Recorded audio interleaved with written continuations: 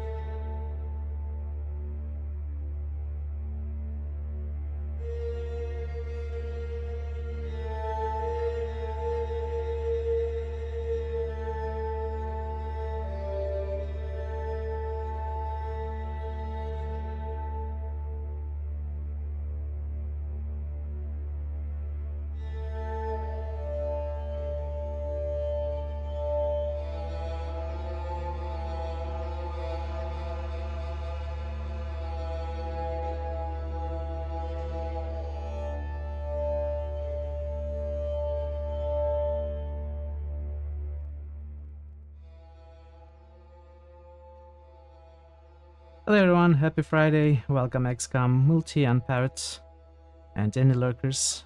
To have you all. Today we are going back to Tyranny, possibly for the last time. We are at chapter 3, the final chapter, which is much shorter, which is supposed to be much shorter than the chapter 2, which we finished last week. And today I think a lot of exciting stuff is going to happen. Yes, I think I will finish this today. In fact, I am considering, even if I have to go late, I will finish this today. But I don't think I will have to go late. I don't think there's much, but we'll see. We'll see how it goes. You know, I will consider it again if we are approaching the usual end time of the stream. But I plan to finish this today, unless something changes or if there is considerably more content than I'm imagining there is. But whatever content there is, you know, regardless of the amount, it is going to be highly exciting. We are going to be facing off against Tunon, Mark, Graven Ash, and Voice of Nerat to begin with. We are going to be probably having some problems and difficulty against the four big the Archons, and we'll see what else is going to be coming up. You may have to elevate your lurkitude. Yeah, I think that's going to happen, Parrots. That's going to probably happen. So you probably shouldn't watch today at all. Yeah, so we don't have any early boosts or anything. I don't have anything else to say. Hey, Thor. Hello? How are you, Thor? Good to see you. How's everyone? How's your Friday? I hope you're having a fine Friday.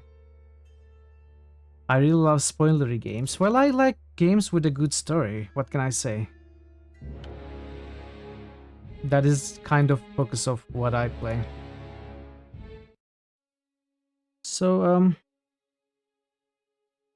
I did do a little bit of maintenance of stream, as I usually do.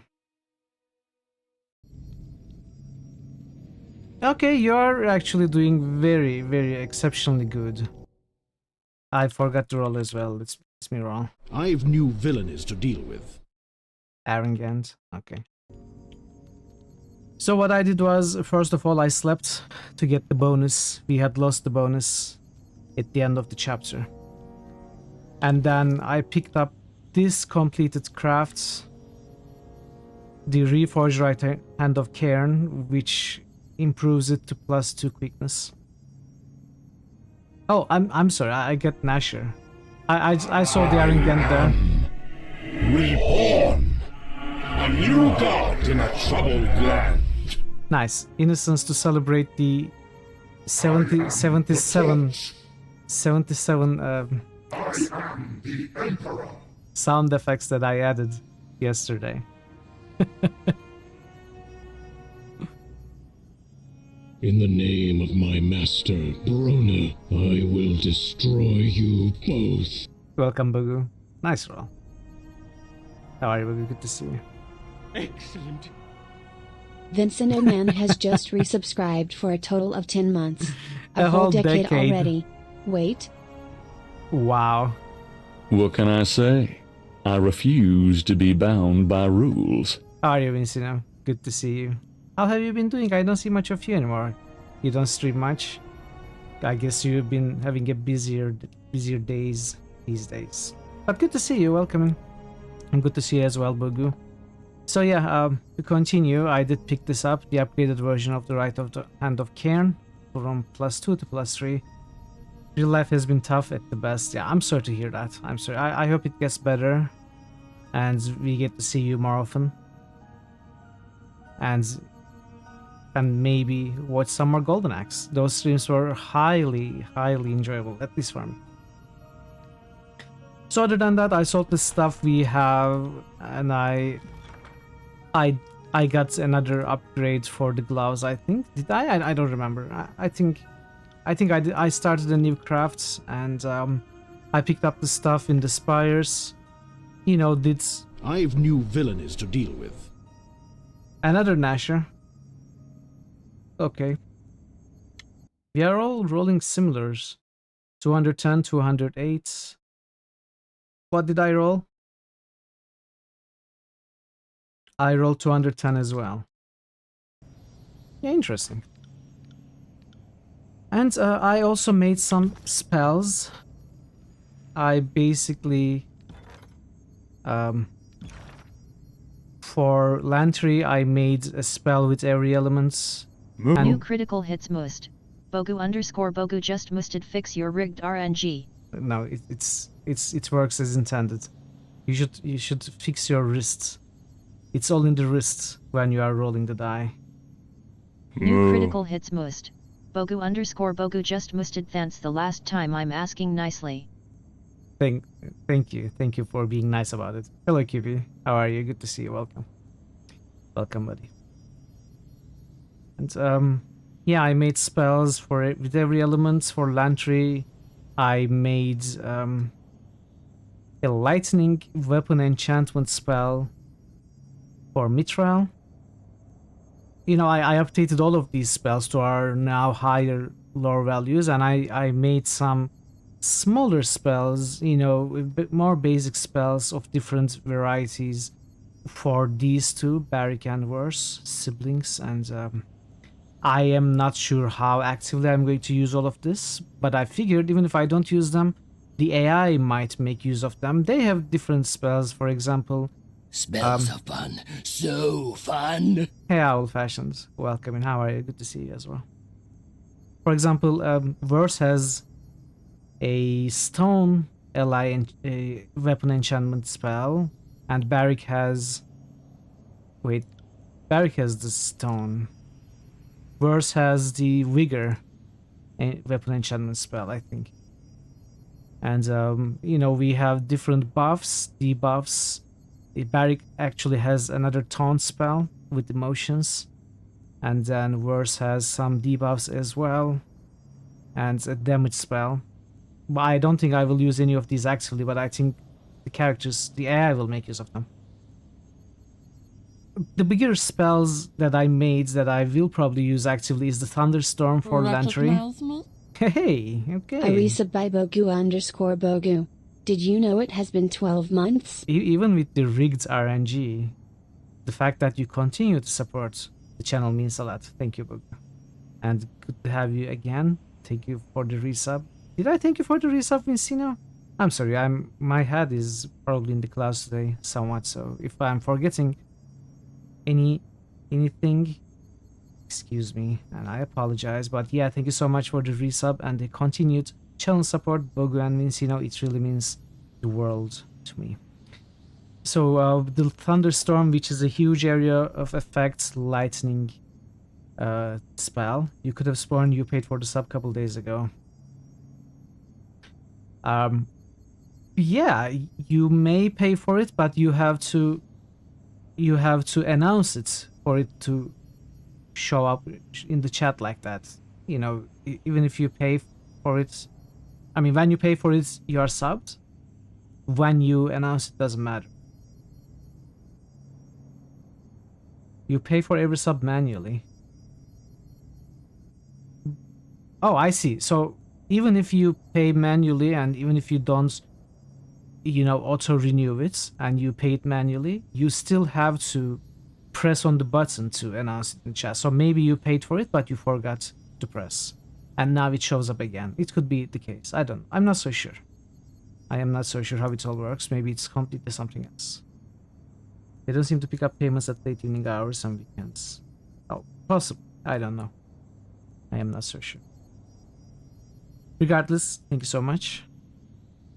I appreciate it. And our Path of Frost spell now has Mage Fire because it is now working as a fire and freeze spell. And then I have this Jaws of the Earth, another AoE spell from the Stone Core Sigil, which also bleeds the enemies. So there are two big area of effect spells. And then there are a bunch of upgraded spells. Timer, I haven't started yet, QP, but thank you. I am explaining what I did off stream. Showing off. Other than that, I did get some training for Lantry. He was the only one who needed training. We got the training for lore. Obviously, we are going big on lore, over 200 now, and that did not result in another level. So we haven't leveled up at all of stream. We have one new missive that we are going to read, which arrived when I was traveling through the spires. You might remember that the response arrival time was 1 hour, for the missive that we sent to Bloody Marks, and I'm curious to read what he answered, because we had asked him for a meeting place, for a showdown. So that might be something we do today. Regardless, as I said, today is more than likely going to be the final day of Tyranny. The poll is going on Discord, and Might and Magic 7 is winning. You have precious few hours if you plan to change that, or if you want to solidify that Might and Magic 7 wins. But I don't think the other games have a chance anymore.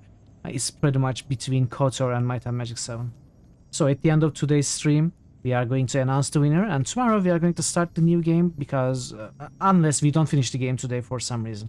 But yeah, so let's start. We are at the Mountain Spire, our main spire, where we ended yesterday, except it's night, because I traveled around the spires and I slept for an hour. You wanted to see Revenant. I'm sorry, Bogu. Most of the people don't get what they want in the stream. That is the sad truth of the democratic system that we have here with the votes and all. Only the majority gets what they want, but a lot of people don't. Hate to lose.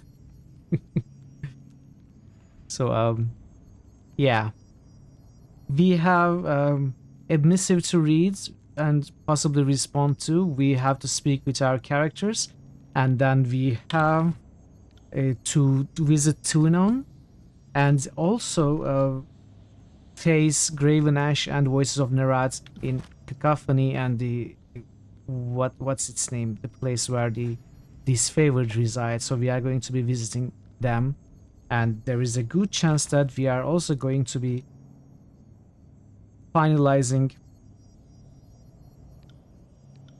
What happened to that quest?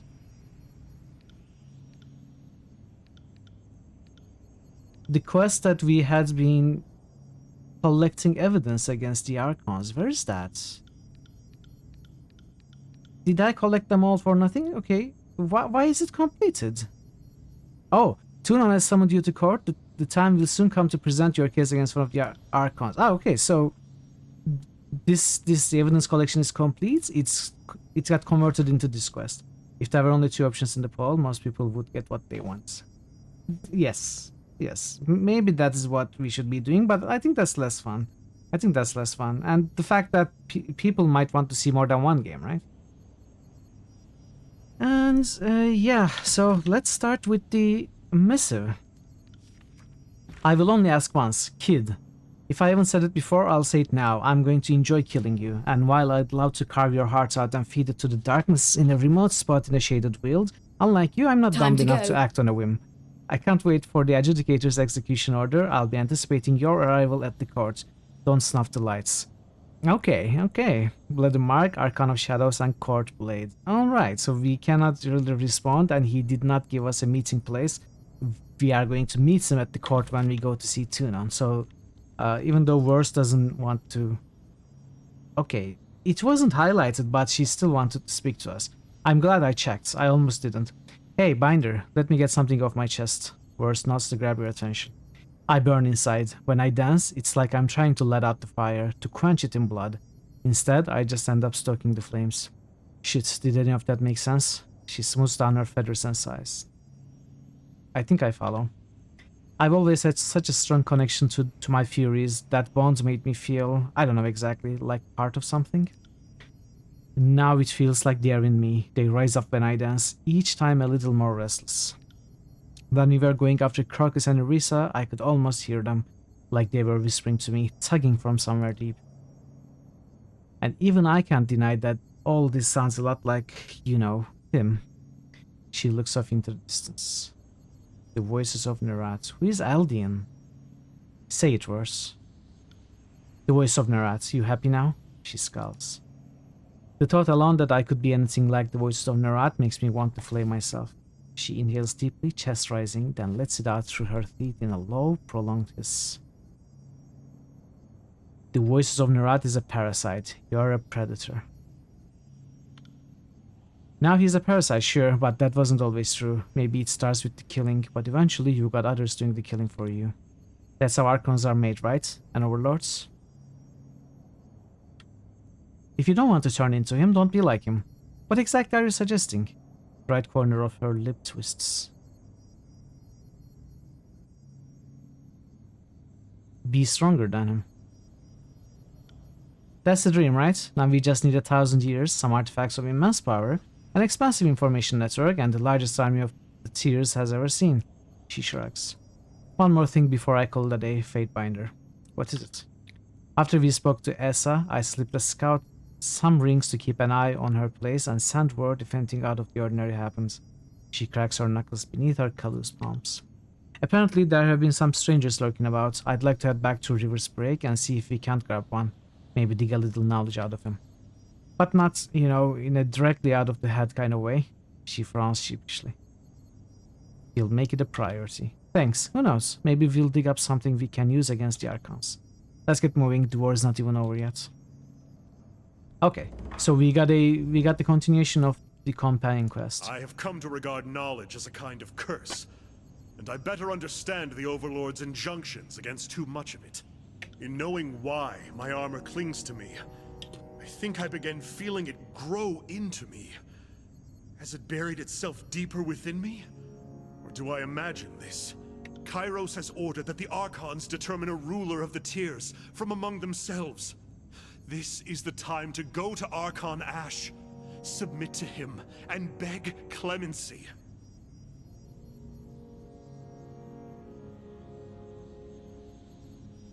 I should have asked Verse to leave the Scarlet Chorus and join me.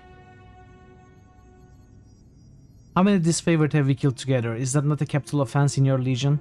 Take the final step. Reject Ash and pledge yourself to me. How dare you, Archon? Any atrocities I have committed have been as your weapon. The General understands that a soldier follows orders. I am Graven Ash's shield before all others, and nothing you can say will convince me otherwise. Ash's otherwise admirable devotion to his troops has curdled into obsession, Barrack. To protect his people, he would burn every peasant and town in the Tears and salt the remains. You intend to convince me that it is a weakness that General Ash loves his legionnaires? Of course not, only that in his devotion he misses some of the paths available to him. Do you want to slay every man, woman and child of the Tears, Barrack? No, I would not. And yes, the General displays moments of overzealousness. What would you have me do, Archon? Do you, Barrack, son of Barraconan, hereby resign your commission to the disfavored legion and the Archon of War? I do. Do you furthermore swear to me your fealty? Do you swear to serve me as Archon in all things and protect me with your life? I swear it. Then I do accept your oath and extend to you my protection. Rise, my warrior. Barrack rises to his feet and cranes his helmed head in either direction. Nothing has changed, Fatebinder. You convinced me to renounce the Archon for nothing.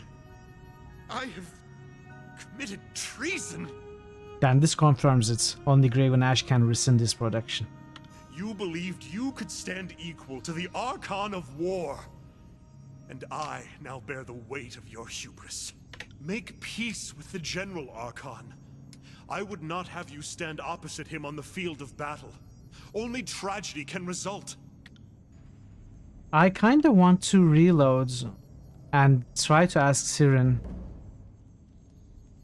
Siren, try to ask Verse what happens if I tell her to leave the Scarlet Legion. You know, we did it with Barrack, nothing really happens. I have only 10 reloads in this playthrough in the 46 hours. I think I can afford another reload. I really want to see this. I should have chosen that. But yeah, let's reload and speak to Verse again.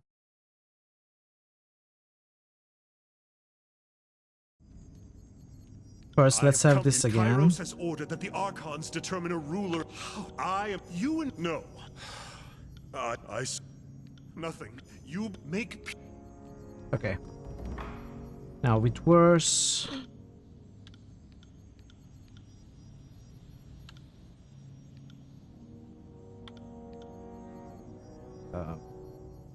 If you don't want to turn into him, don't be like him. You know, let's choose this as well. Worried about the Icon of Secrets? All the time. In the end, either he hollows you out or finds something worse to do with you. Sure, he can rip people's thoughts away, but what about the slower, more insidious stuff, like how he fashions his eyes? She shudders. I guess that's what worries me. He's already made me his eyes on you. What if he wants to make me his eye too? Okay, let's not choose this. Oh, if you have any interest in Path of Exile, tune into a stream calling Casting Exile Con at midnight CEST for some juicy news about and 2 cosmetic MTXS Twitch drops. Yeah, I think it is going to start like an hour after my usual stream end time. And I think they will probably like give more details about Path of Exile too. Leave the Scarlet Curse. Leave the only place I've ever felt at home, the group that gave me a purpose and taught me to dance? I think not, she smirks. Now, I might be convinced to slit a certain fiery green throat and claim the chorus for my own. Okay, so nothing actually happens. I think it was worth it though. It was worth the reload. Speak with Lantry. Finishing the last pen strokes of a node running about his left arm, Lantry looks up at you with a nod. Not to steal your glorious day in the sun, but I must say, now all my notes on you are suddenly worth 10 times their weight in iron. My journals will melt the linens off the ladies, I tell you. What's that you say? Buxom, nubile lasses with an interest in old men who know history. You need a definitive Tractatus on the trials and tribulations of the Archon of the Tears? Ha! Well, you're in luck. Lantry, I didn't expect this from you. I think one can safely conclude that you have the Overlord's attention, and that of the Tears. Soon, all of Taratus. You realize, I trust, I hope, that nobody other than Kairos has ever cast an edict until you. Are you sure history hasn't edited or forgotten those who could rival the Overlord? Well, I have a hard time believing that someone would cast an edict and not have it noticed.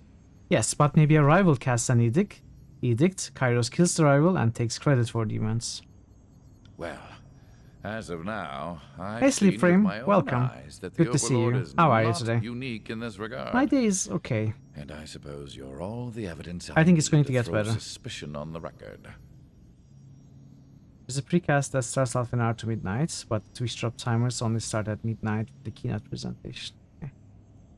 I will lurk in the ExileCon streams. I don't think I'm going to watch. I might watch a summary trailer for Path of Exile 2 later, after today. Now, if you are right, that implies the Overlord has no qualms silencing and murdering those who pose a threat.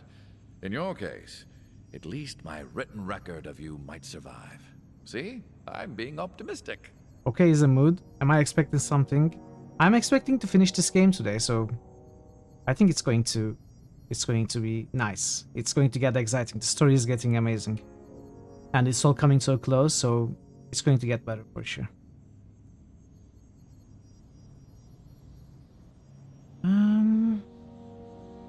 I'm sure right now Tunon is hating himself for not executing me years ago. The Adjudicator will have to readjust his thinking, no doubt. His executioner has become far more dangerous than he could have foreseen. Can't wait to see the look on his map. Yeah. My newfound powers don't change the fact that I'm loyal to Kairos. Wait, no. Happen to know when Kairos first cast an edict? Good question. In parts north, it's commonly held that Kairos' Edict of Dust was the first, but it was cast in the year 11. It was just the first edict to ripple across the whole of Taratus. If you lived somewhere that used to have antelope, you probably think that's the first edict of the Overlord. I'm sorry, Parrots. I'm sorry. But here, the answer is given to us by the Overlord's own sense of posterity. Year 0 of Kairos' calendar is said to correspond to the day Kairos went from warlord to wearer of many crowns. A victory won when the first Edict of Storms shocked both the Cloud Barons and the realm of Medrev to capitulate. Hey Ray, good to see you. How are you today? Happy Friday, happy weekend. How are you doing? Antelope? Is that an animal? Yes, or it was at least, until they were all wiped out by the Edict of Dust. Doing good. Or, That's as good to best hear. We've pieced it together from the records. From what we've gathered from their skeletons, they were some sort of mute beast man that ran on 4 legs. Mute beast man that ran on 4 legs, okay. Antelope are not like beast women. Gathering materials to craft a legendary weapon in Guild Wars 2. Ooh, sounds exciting. Only thing you need to grind is... What is that? I don't know what that is. It looks like a reverse uwu. Is that a reverse uwu? Antelope have hooves for fleeing. World versus Beast world, okay. have claws for killing. Sorry, I know Antelope close to don't nothing about are Guild Wars spooked 2. easily, are large but helpless. Such They are lovely like material. poison, are prey. Silverback tribe hunted antelope extinct. She sniffs and flicks the sage-appointed stare. Old Ink Mystic tells many strange, stupid tales. Thinks to know everything. What is world versus world? Is that some kind of PvP versus two different servers, 2 different realms? What does it mean? I suppose I'm more of an expert in living things, like birds, and can't quite confirm. Okay, so or deny what I you're guess saying, right. But just forget I said anything. 3 realms in free-for-all. That is interesting. Sounds fun, but I'm not a PvP person. I wouldn't do that as either. I think you are like me, Ray. I almost never do PvP in any game, honestly. Like, unless it's worms or something, obviously it's all PvP.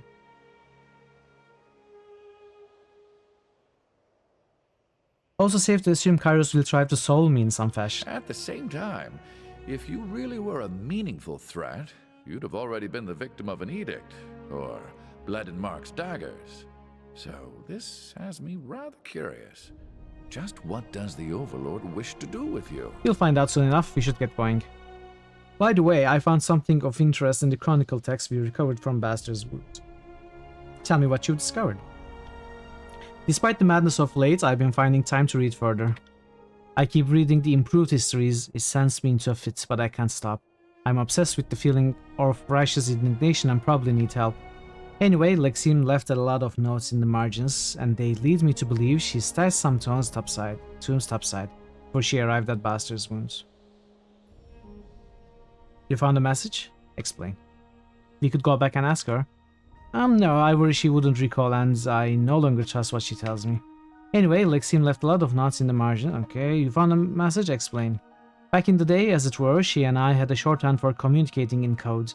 Lexine has many notes to herself written in some corners, and, well, I can't read her scribbles. She mentions another hiding spot, but to decipher the directions exactly, I'd need a copy of Histories of Sunder, revised, in my old cottage. If my old cottage is still intact, I have a copy there. That's all I need to hear. Let's go find it. Perfect. I'll lead the way whenever you're ready. Okay, so another thing I'm going to do is I'm going to talk to the other companions, just in case. Crimson Shadow watches you, unblinking, black pupils dilating wide across her crimson eyes. She parts her lips as she scents the air. Alpha smells good. Makes Beast Woman want to hunt. Kill. Fate Binder wants Beast Woman? Had any good hunts lately? Good, yep. And many more than 5. The Beast Woman... Okay, this is what we had before. Pack of rot-smelling chorus in Apex lands. Humans tried to scamper flee on sight, but Beast Woman was already in full sprint. Legs were pumping, blood was surging fast, heart throb, throb, throb. Flicked claws and slashed through backs, ears filled with screams. She pants happily at the memory, tongue lolling between her teeth. She's crazy. Was fun for Beast Woman. I bet it was. I bet it was. I'll go now. You do you. Hail, mighty Archon. Eb salutes you with a nod, pounding her staff to the ground as she stands in Your attention. newfound power runs in the face of what I thought I knew. All my life, I've been told Kairos alone can issue an edict. And yet, here you are, proclaiming mastery of the lands just like the Overlord. I can replicate her powers, but I'm not just like the Overlord. You mean his powers.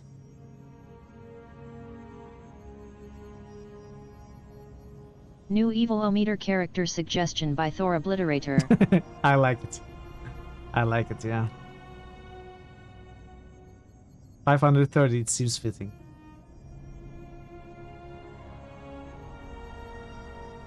What do we say? What do we say?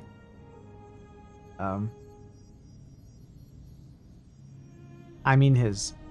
You say that now. Let's see if you still feel this way when the reality sinks in, and your mastery of this newfound power solidifies. The world now bows to your mere utterance. Each day you will grow stronger, while the world becomes weaker in comparison. Put another way, if I could do what you do, the world would be at the mercy of my depravity. Cursing the name of Eb, Archon of Fecund Fluids. Let's hope your moral sextant isn't as crooked as my own. Your newfound power runs in the face of what I thought I knew. All my life, I've been told Kairos alone can issue an edict. We heard this. And yet, here you are, proclaiming mastery of the lands just like the Overlord. Perhaps there are others besides me and the Overlord? I should certainly hope not. Taratus isn't large enough for Kairos, and it's certainly going to get very interesting if the two of you start waving your edicts to and fro. I would have felt if someone else were proclaiming edicts. I knew when this one activated the spire. From what I know of Kairos, the Fatebinder is definitely a wrinkle in some carefully laid plans. I think so as well. If anyone has cast an edict other than Kairos in the last 431 years, I'm certain we would know. There would have been witnesses and evidence that outrun Kairos' march west, and the sages would have heard of it. Your newfound power runs in the face of what I thought I knew. Okay, it's All fortunate. my life, I've been told Enough about me Kairos for the moment. What is it you need? Let's return to our travels. So I am mostly curious about Siren, about the what we found for her that might improve her powers. Without looking about you, Siren released a long, dejected sigh. Is something bothering you, Siren? You seem sad. No, everything's fine, Archon. But I appreciate you asking. She wipes at her nose, glancing away. I've made some progress on that ancient musical score. I'm almost completely sure it's the same music I hear in that crystal we found.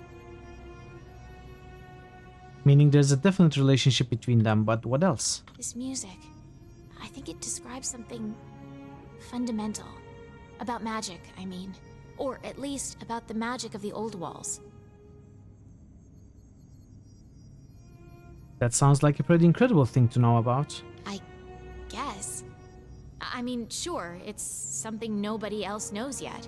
Except maybe Kairos. I'm certain that weaving this song into my own music will strengthen it. Or at least let more of my power slip through this stupid hat. Who knows? Maybe the old walls will hear my songs, and then I'll be able to awaken spires too, or sing edicts, or both. Your voice will shake the The tears. tears? Don't underestimate me. I'll shake this whole ugly world. But truly, thank you for all of this. I'm indebted to you. I'll add my power to your cause, I promise. The more interaction we have with Siren, the more I like her. And the more I feel like, I always knew that she was a victim, but it shows more and more as she allows herself to be more vulnerable and genuine next to us. It shows even more that she's actually one of the few good people in this game.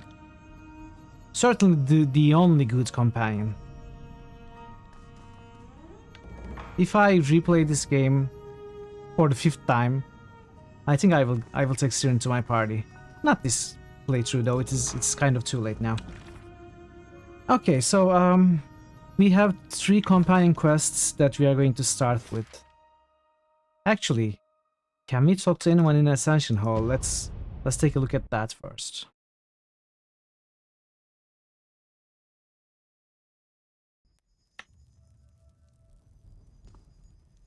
I often wonder what Cairn would think if he could see our guild now. Would he be proud that his legacy has brought us to this? Or would he curse the ruination he has caused us all? Her unlikable traits are a result of defense mechanisms from her childhood traumas. Once she trusts you, then you see why she's the best girl. Yeah, that's exactly right. I still hold out hope for our freedom from Kairos. Pleased to see you in Ascension Hall, Fatebinder. Matthias nods with pride, but looks troubled all the same. Is something wrong? He sighs. I have been troubled ever since we settled matters with Amelia and Stratus Harridan. Matthias crosses his arms and taps his shoulder. When I consider how close we came to killing Amelia and her child, it puts me to mind of my failings as a leader. I was ready to commit an atrocity to destroy lives because I felt I had no other choice. He shakes his head. Even if the baby may never know what I would have done, I will always know.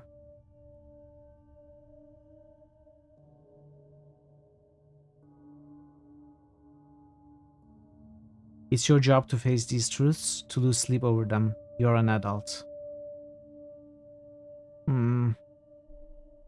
I think that is kind of underestimating his feelings right now. You were ready to make a difficult decision for your people. I would find hope in that. I think this is a better option to twist his negative feelings into something positive, at least to attempt. His mood perks up a little. A difficult decision, and with your help, I found the wisdom to make a better one, didn't I? Perhaps you're right. In any case, the storms are cleared, so I should spend more time rallying my troops and less time pondering what might have been. I have questions for you. Of course. What would you like to discuss? Where does Stalwart go from here? We are still picking up the pieces of our realm and figuring that out. The question on everyone's mind is how closely we embrace the values of the past, given that they led us here. He shrugs. A new Stalwart is coming, and for once we will be dictating the terms of its rule. Tomorrow will be brighter than yesterday, which is the only assurance any of us can hope to find. When the fighting starts in earnest, will you be ready? He snaps to attention. Of course, now that we've whittled down the disfavored presence and cleared up the Edict of Storms, we have time to train and prepare ourselves like a proper army. When the call to action comes, Stalwart will stand by you. That's all, farewell. Fatebinder, or is it Archon now?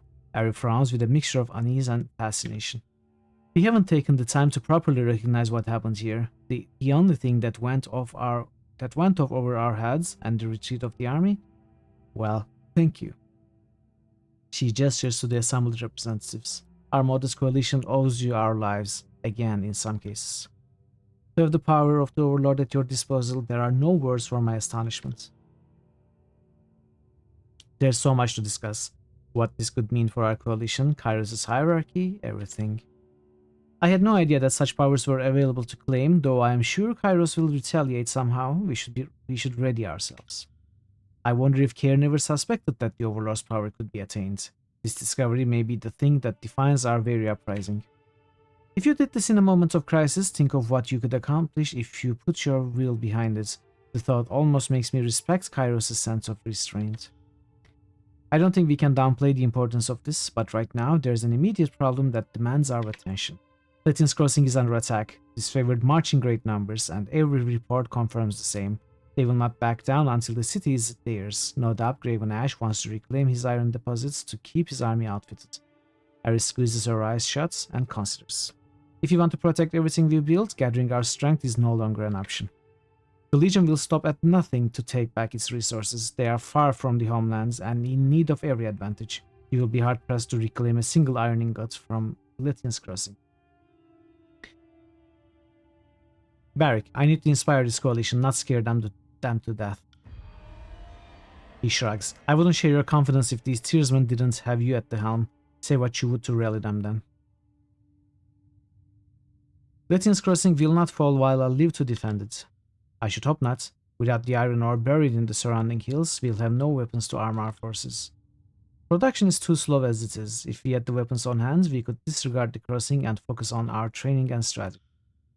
Am I supposed to take that on the chin? Captain, if your soldiers aren't already keen to the Overlord's fighting styles, then no amount of weapons we put in your hands can help us now. Maybe if you had focused on the war unfolding outside of your borders, we wouldn't be in this position. Do you two hear yourselves? We can't have the coalition fall apart now. Bickering over petty conflict is why Kairos crashed the Tears resistance in the first place. We were prepared to come together as equals. Now look at us.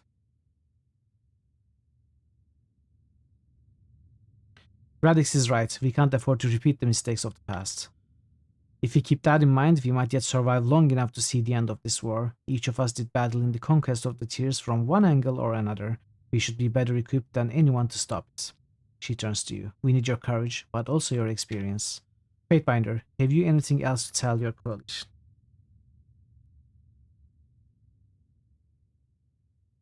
Okay, your overlord has a new name, and it is Mithril. No. I brought you together because you are the finest of those you would defend. Don't fail them.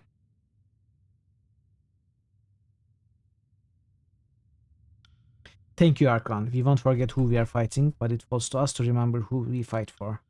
To Latian's Crossing! Oh, we can talk to them. Okay, we can talk to them again.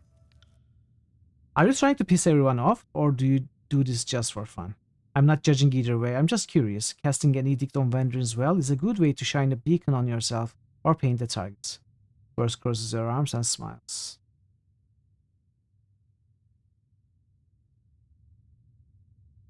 I put us all in danger. I should have never done it. I lost loyalty. Ah! See, going around questioning yourself, if you ask me, that puts us in more danger than flaunting the Overlord's magic. Grow up here and stick to your convictions. In a world where a legal clerk can cast apocalyptic spells from the top of an unassailable tower, who's to say what's right or wrong? Okay, that makes me sad. I rarely lose loyalty with anyone. It's not much though. It's not much. We weren't at 5, and we haven't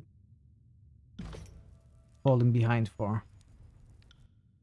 I can scarcely believe it. You proclaimed an edict. You wielded the power of the Overlord, for a moment perhaps, but it was enough to turn the tide of the battle in our favor. That simply doesn't happen. The Overlord's magic is as unknowable as anything on Terratis, as mysterious and, well, I was about to say as unapproachable as spires, but you have cleanly dispelled that notion. What do you suggest I do next? It may be too late to mend your ties with Kairos' hierarchy. If you continue to prove your worth, then perhaps you can be invited back into the fold. I suppose that Kairos needs some time for introspection, as do we all. I have questions for you. What can I do for you? Nothing. Okay, so we have a bunch of things to do. We have the companion quests to complete. Then we have Latian's Crossing to save. Where is Latian's Crossing?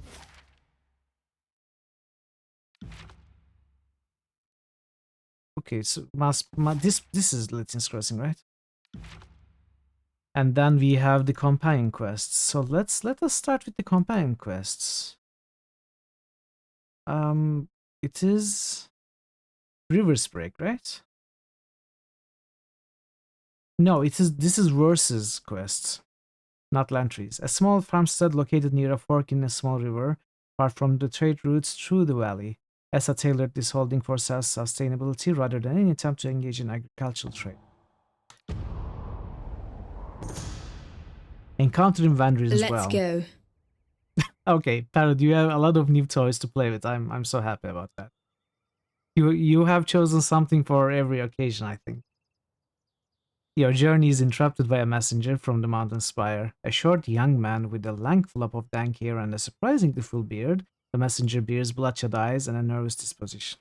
By the way, you may have noticed that the Out of Mana sound effects are not available separately, but I have implemented them into the randomizer, so they are actually in the system, together with the Diablo 2 Out of Mana sound effects now. But you cannot... need more mana. Yes, which one was this? I need mana. These are from Diablo. New critical hits boost. Owl fashioned just boosted Nox.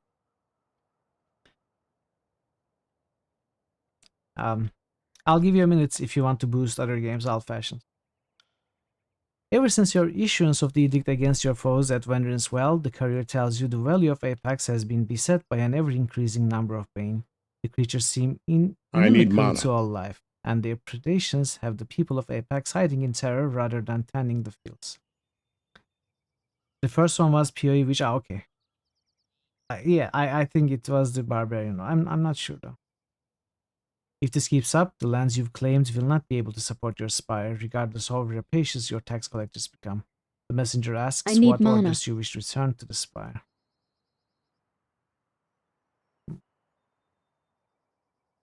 Inquire further. You press the messenger for more details. He tells you that there have been scattered bane sighted throughout the valley, but they are thickest around Wanderer's Well Citadel and the mountains that ring the Old Dominion. They've attacked a handful of travelers and devastated livestock throughout the valley. Given that the farms are still recovering from the conquest, the rise of the Wandering Guard, and the subsequent civil war between Archons, it couldn't be a worse time for Bane to appear in Apex. Give your orders. Consider how best to deal with the threat your edict has stirred. 2 non-favored 3. Request aid from your allies. You prepare a missive of your own, but which allies will you reach out for aid against the Bane? The Court of the Fatebinders. Ooh, Vlad Draco. Okay, that's a pretty nice find. You address your missive to Nunowell, Fatebinder of War, in the Bastard City and request his aid in the Valley of the Apex. You notice that normally you wouldn't task the Adjudicator's agents with such a menial task, but you thought he might enjoy the opportunity to set his mettle against the Bane. You suggest that Rogalus too may be interested in their study and could certainly add to the surety of a victory over the Arcane Hours. The messenger takes your missive and leaves to find the bird to New critical hits boost. Board game heaven just boosted Revanananananana Batman. Let's go to here. We've got the Nox by Owl of Fashions. We've got Revanananananana by Ray. New critical hits boost. Board game heaven just boosted Tez. Arena Nananananana Batman. Now you need to find another game with Na in it. See, New critical Dungeon hits Siege doesn't boost. work. Board game heaven just boosted Dungeon Siege. Batman. You could say Dungeon Siege, maybe. It's the closest that I can get it to work. Thank you for the boosts, Old Fashioned and Board Game Heaven. Okay. We've got Reputation with Vender's Guard and Wrath with Tunan's Guard. Tunan's Guard reacted with dismay at your actions. Why? Why did you react with dismay?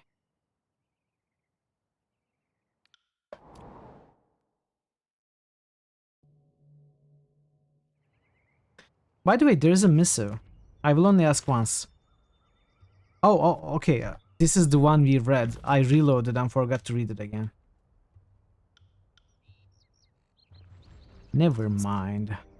Windsborn ash assaulted your senses even before you reached River's Break. By the time the farmstead came into view, the burning smell was joined by those of charred, rotting flesh and blasted vegetation.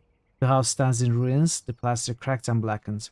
Burr steps forward, arms slack at her sides, mouth slightly agape. There's a Baranana Batman, yeah. Yeah. What the Kairos 11 shit? Careful, Wars, it could be a trap. One with all of the subtlety of a beast in heat, maybe. Her hands slip closer to her weapons. Let's poke around, maybe there's something here that'll give us a better sense of who did this and why. Sorry, I can't. The charred and smoldering corpse. Esa, fuck. Verse sinks to her knees in the ashes and touches the charred and peeling face. After a moment of silence, she looks up to you, then shakes her head. I could have given her a clean death, and instead she ends up here, burned alive. That's mercy for you. She glances down at her blackened palms. We'll find whoever did this.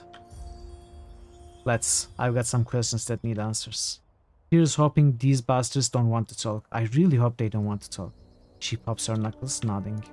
Sorry, I can't. Shattered crates These were lie here scattered before, and burned weren't across they? the ground. Can't say they seem very useful now. Deep gouges mar... Somebody pried this door Trouble open. sure seems to like you. Oh, nines. Okay. Okay. I like that. Hey, Nerd. Welcome. Someone with iron. She runs a finger along the doorframe. The disfavored may have the collective brain capacity of the crate filled with stone. It's the last thing you'll see before you die. Cersei. Cersei, one of the most terrible characters from Game of Thrones. Pretty appropriate for the cat. But they treat their weapons like each one is the daughter of Kairos. Disgraceful. The Overlord and the Great General gifted us iron that we might spill the blood of our enemies, not to lever someone open a stubborn door. Not to lever open a stubborn door. Barry glares at the door, his head bowed. Crates and plants littered... Give me a moment to read. What a mess. Whoever came here decided to throw down among themselves. If that doesn't scream Scarlet Chorus, I'm the last queen of Apex. My life for Hey, ire. Gigi. Hey, buddy. How are you, Gigi? Good to see you. How is Tyranny going? We are closing in on the end. I think we can finish this game today. How are you, Gigi? Good to see you. The corner of the ruins... Look at this fate binder. Burst points at the blasted remnants of the wall. I've set a lot of fires in my time, and this is that very special pattern of burning that only happens with magic. She kneels, fingers running I over am the not ashes. so easily betrayed. Okay, another Bloodlines character, Prince Sebastian Lacroix. Nice find, Sleep Frame. Nice roll. See these marks? Sigil work, and too clean for blood chanters. Probably a sage, were I to guess. Sages did this? If you know of another organized society of magic users who like to control information, I'll happily look their way. Good eye indeed. I believe this was done with the Sigil of Fire by way of the Sun Queen, as opposed to that of Thousand Ember's erratic brand of fire. You can tell by the tint pattern? What does that mean? At the burn edges, the overall blast pattern suggests a thorough understanding of modern expressive techniques, while the key blinks dropping into silence. And now I'm boring us all. Apologies. Can't do that. The overhang Is there behind the anything tree better seems to than have collapsed old, from the fire. familiar scent of a burned-out farmhouse. The stench of charred wood haunts the air. Faint tracks disturb the soil. Nice find, Binder. Burst sinks to one knee. These tracks are faint, even with the earth as dry as it is. Whoever left them was traveling light. They couldn't have carried much gear. Her attention turns to eastern horizon. Tined.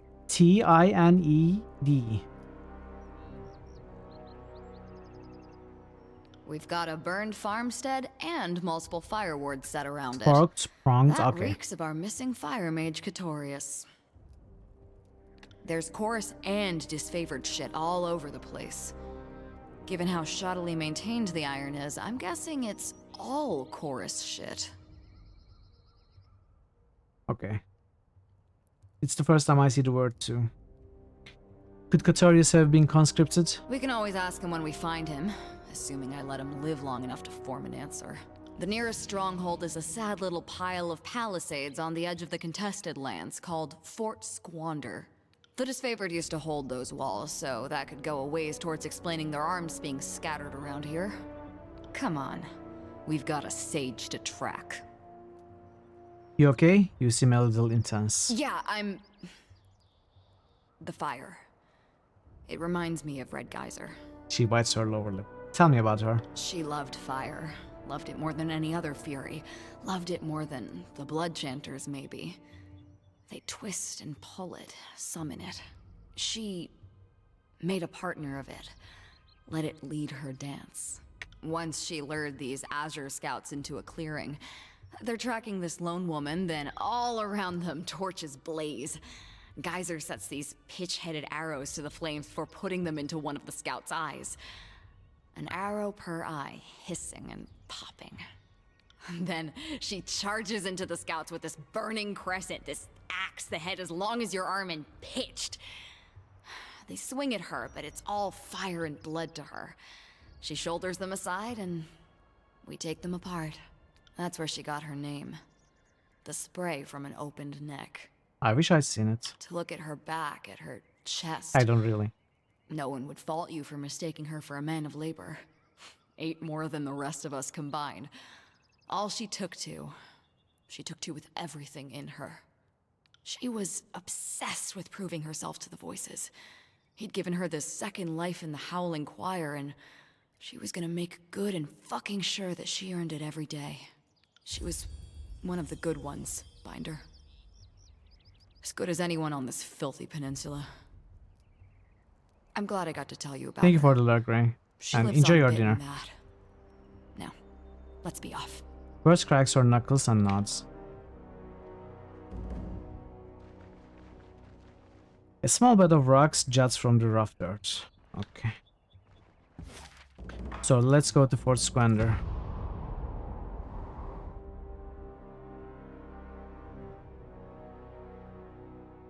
Here they come!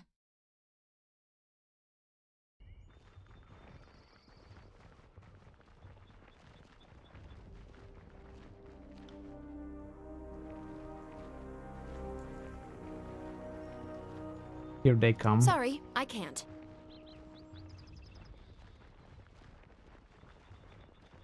Sorry, I can't. Here we go. They don't come, we go to them.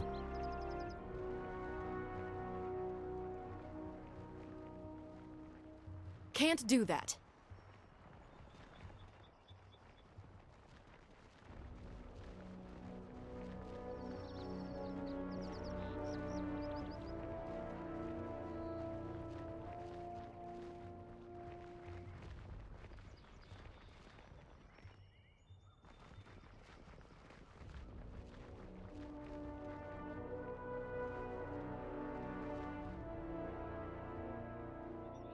You're too late.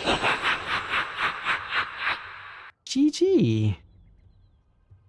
Wow, okay. That's pretty high. Nice, nice. This man is manned by a skeleton crew. Could be that half the choir men are outrating, but I don't like it. Her nostrils flare. Either way, this is our best opportunity to get in and out without having to cut our way through 100 chorus scraps. Unless it's a trap. Never far from my mind, Fatebinder, but it pays to keep on one's toes. Work smirks. Let's say you and I go bind ourselves some fates. Blood stains the wall, thick as layered paint, and the dead flies stick to its taggy surface. There seems to be too much gore to be the result of battle, but if it's supposed to be the decor, its meaning is lost in its mad excess.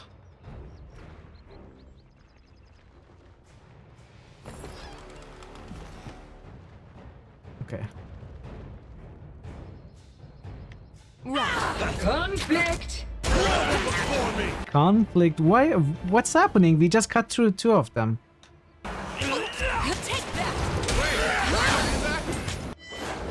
How did they die so fast? Murder!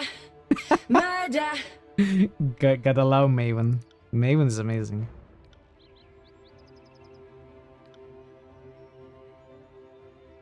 Okay, let's try this. And let's try this too. Why not? Wait, not this. This.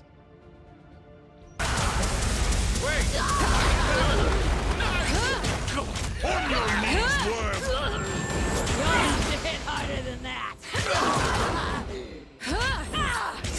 I'm feeling that one for a bit.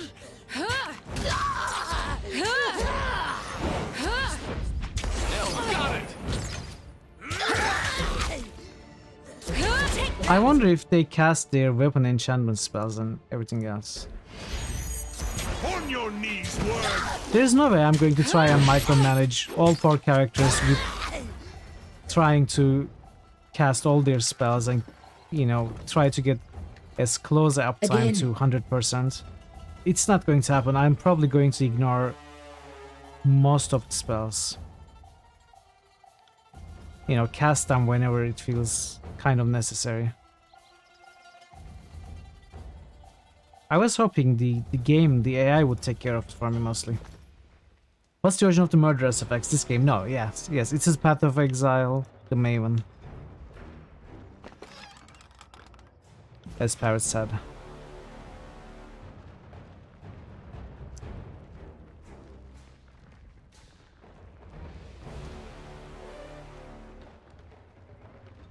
Boom, boom, boom.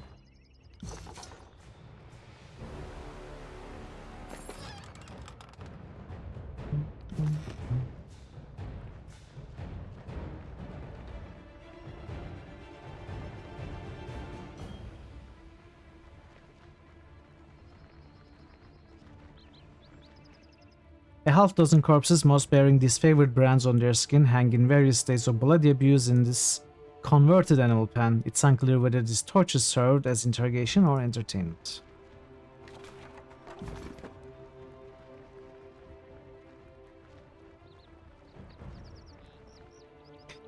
Rust-marred iron weapons have been strewn haphazardly in this corner of the fort. Some seem to be vicious knives, broken down from larger swords, while other blades boast new barbs or serrated edges.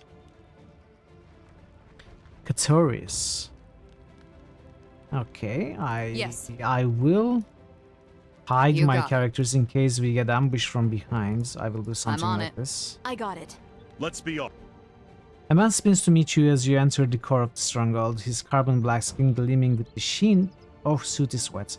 Sweeps of grey ash smear his red robes, and he grasps in his hands the staff of a blood chanter, orange flames kicking its length. Worse, Archon. His eyes flicker to you, and he bows his head slightly. Then you know who I am and why I am here. That should make things quick and easy. Her eyes shimmer with the reflected light of Catorius' flame. Catorius, what a pleasure. Lantry scratches at his arm with the point of his quill. Lantry, I see your tumescent support of the Overlord hasn't withered with age. I am but a simple servant of 12 Fatebinder. He offers his open palms, empty of all save smeared ink and the quill dangling from between two fingers. And I am the Archon of Youth Everlasting. He chuckles, a sound not unlike gravel shaken in a bag. Introductions are in order. Archon, allow me to introduce Catorius the Younger, sage of the School of Ink and Quill, master of the Pyric arts. He bows slightly, flourishing his hand towards the fire mage. Catorius, this is Mithril, the Archon of, well, of the Mountain Spire, I suppose.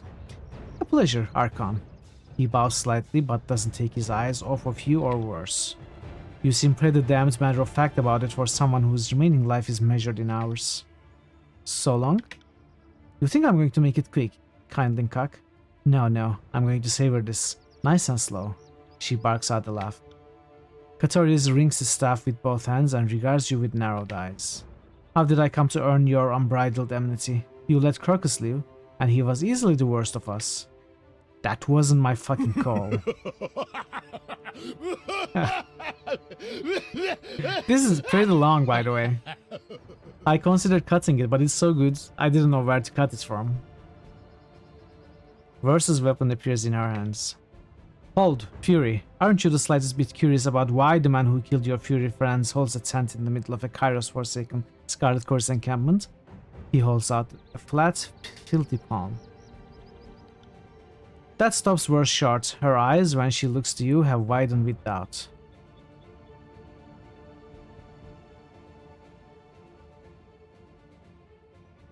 It's all been a ruse. Ruse? What are you even talking about? Verse blinks at you. Clever Archon. I'd heard that the Adjudicator trains his agents well in the arts of reason, the sage nods.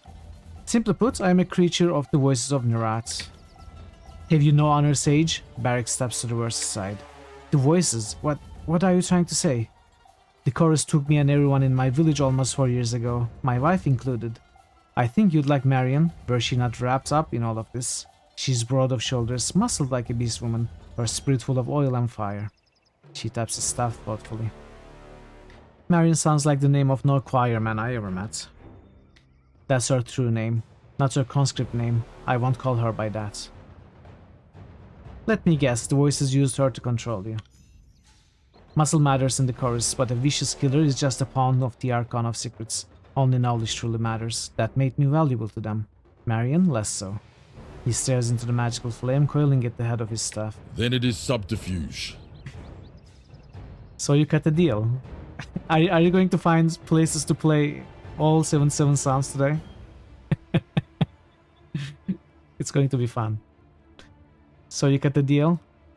Her upper lip curls back, revealing a sharp yellow canine. Too many, yes, I know. Maybe I should have added them in waves. But I thought I would add them all after starting. You know, you find the system and you do it for every sound, right? There's no reason to do it partially after figuring out your system. I told them I'd do whatever they wanted so long as they kept her out of their more sacrificial operations. He lets loose another long sigh, shoulders sinking slightly as if under his growing burden. As a tearsman and a sage, I could go places with the voices people couldn't join causes that they couldn't. Long before the Takis clan reached an agreement with the sages to slaughter the garrison at Vanrun's Westadale, I helped Takis Themis plan his resistance. The voices allowed the Oathbreakers to slaughter the Chorus expendable gangs as distraction for their true objectives. The voices thought worse and our sisters expendable. Bullshit, Ishvir is worth 2,000 conscripts. A sisterhood that dances together like ours? There is no more vicious force on the whole fucking field of war. I think you're right, or something like right. We weren't supposed to kill you, and we weren't supposed to take you alive. The voices wanted you to witness your squad's deaths. The sage nods vigorously. But you didn't kill us all, you took Geyser. Versus words carried the chill of winter.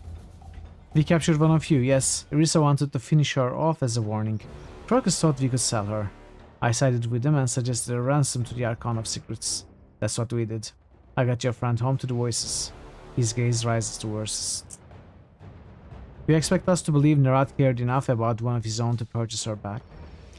I'm not sure it matters what you believe. You lie. Red Geyser, my sister, is dead. Mismatched eyes glare from beneath a lowered brow.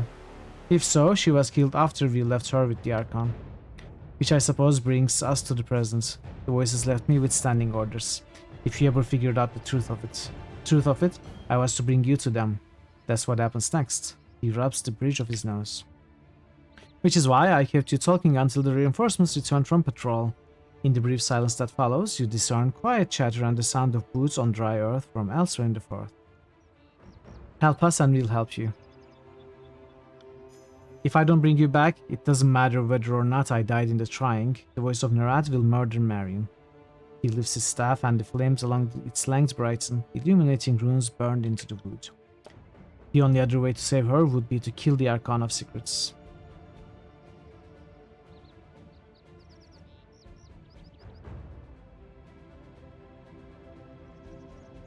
Archon of Secrets is one of the most notorious characters in this game. I am not sure, even if we are given the option to make peace with him or even make him submit to our rule, I'm not sure if I would like to leave him alive.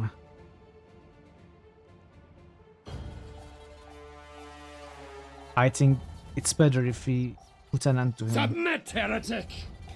No. We won't ask him to submit.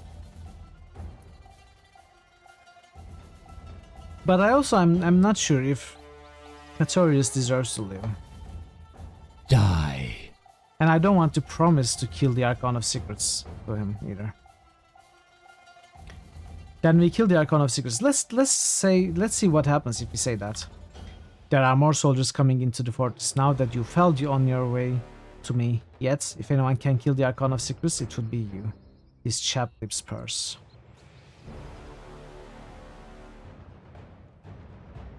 I can and I will. Not me, us. But first we have to get free of here. Then this conversation is over, right? Murderous anger flickers with reflected flame in her eyes as she glares hungrily at Katorius.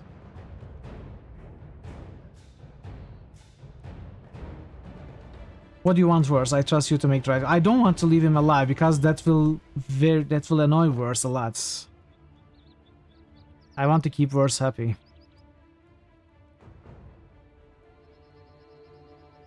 What do you want, Verse? I trust you to make the right call. Easiest choice I've ever made. I'm going to enjoy this dance, Katorius. Poor Red Geyser. Verse grins at Katorius. That's a damn shame, Archon. Looks like your friendship with this Chorus rat will be your demise.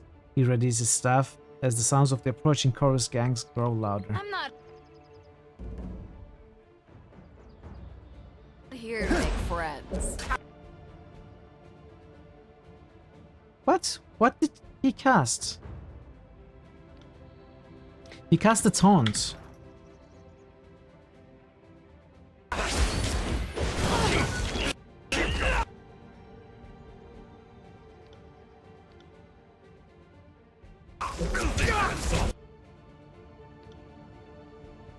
All right, let's do this. What a rush!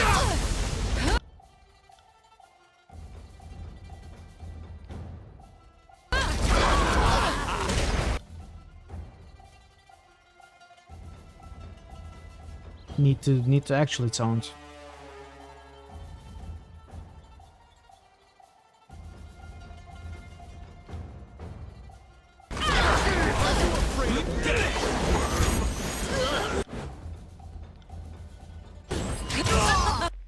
Okay, that one's dead.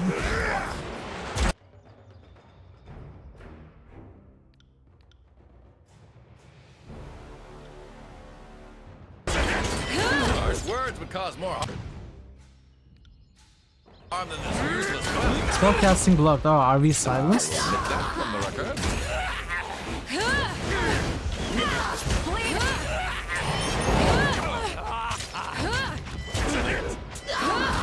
Get back here! Something was silencing us. Take that! Fall before me!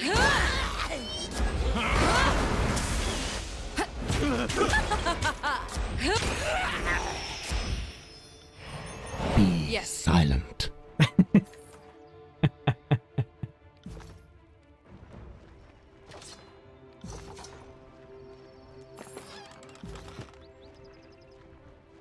They should have thought this through.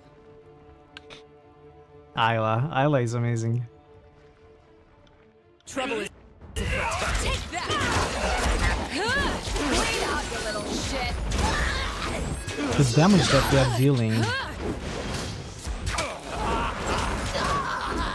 Fall before me! Sweet merciful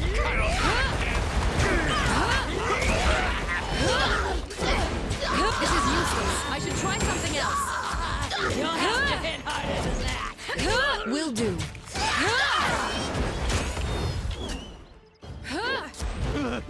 Bleed out, you little Wait, do you have shit. the... You'll have to hit Oh, harder. never mind. That's fine. Hey, Ale. How are you, Ale? Good to see They you. need a tactical error. Happy Friday, Ale. Good to see you. Trouble is afoot.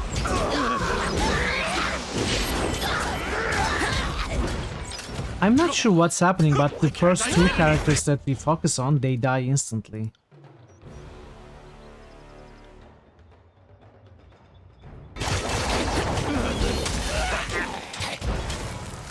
This is useless. I should try something else.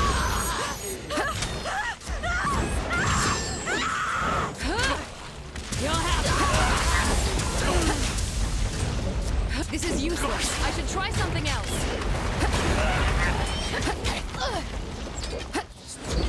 That was a success. This is useless. I should try something else. My name is Legion, for we are many. Hey, Legion, you don't know what to get for lunch?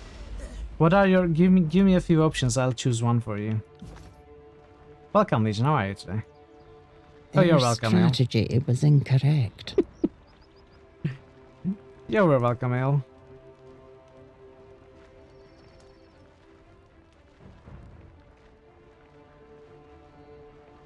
Did you finish Talos, by the way?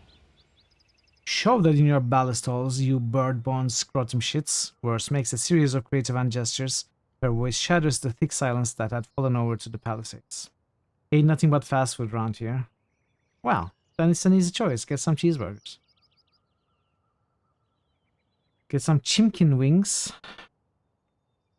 That also works. You're doing well. How am I today? I'm okay. I'm doing okay.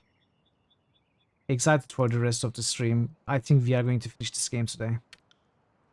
Screw Catorius, screw his stupid wife, and screw the Archon of Secrets. He laughs as a cool breeze rolling off of the mountains to the west unsettles her feathers. You still with me, Wars? Yeah, way to yank me out of the moment, Binder. I was close to enjoying myself. Lapsing into silence, Wars stares up into a sky still smeared with the smoke of the burning library, puts both hands on her back, just above her hips, and stretches, jetting her pelvis forward until her spine releases a series of satisfying snaps. Nothing simple in your wake, isn't it? With the voices, I listened when I was supposed to listen, reported everything I heard, killed what he told me to kill. Black and white, black and red anyway. She smirks. I guess it was always complicated. I just ignored my complexities. I can't operate solely on gut instinct anymore. My gut would see this whole damn peninsula burn to cinders, and then what? She massages her right eyebrow. Trust is worth strength. I didn't think I was strong enough to move in, well, influential circles. And that, I don't know, makes me nervous.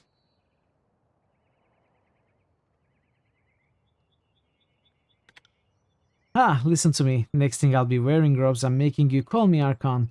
Let's finish this later. I want to get out of this hole, Binder. She brushes dust from her palms.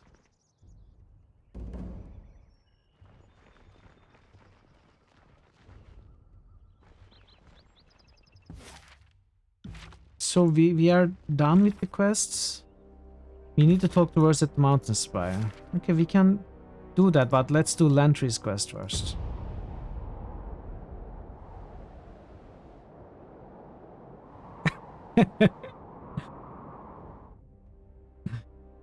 Revenge of the Burrito. Hunger rises within me. Yeah. Wait, oh no. I have to fix that. Okay.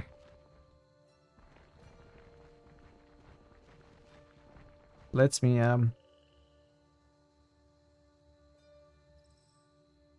give you a quick fix. The cake is a lie.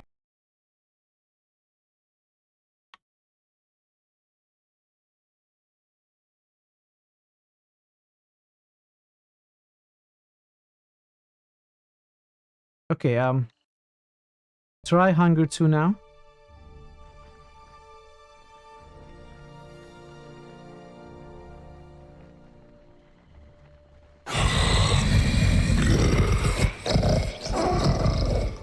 Yeah.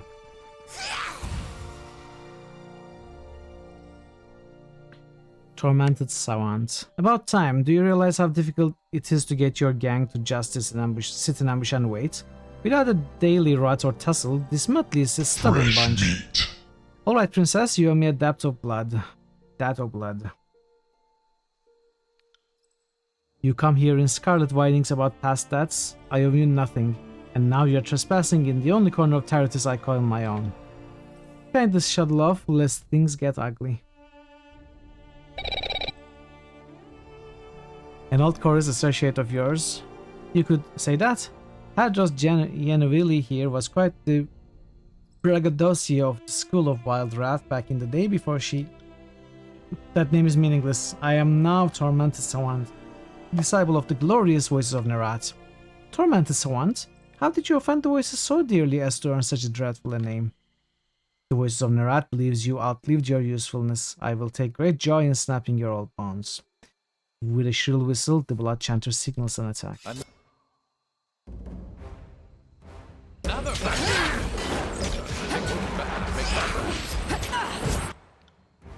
tear your socks out by your ass.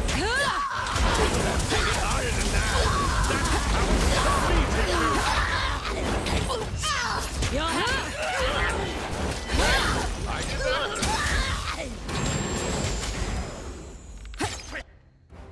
Can we focus on this first? bleed out, you little shit.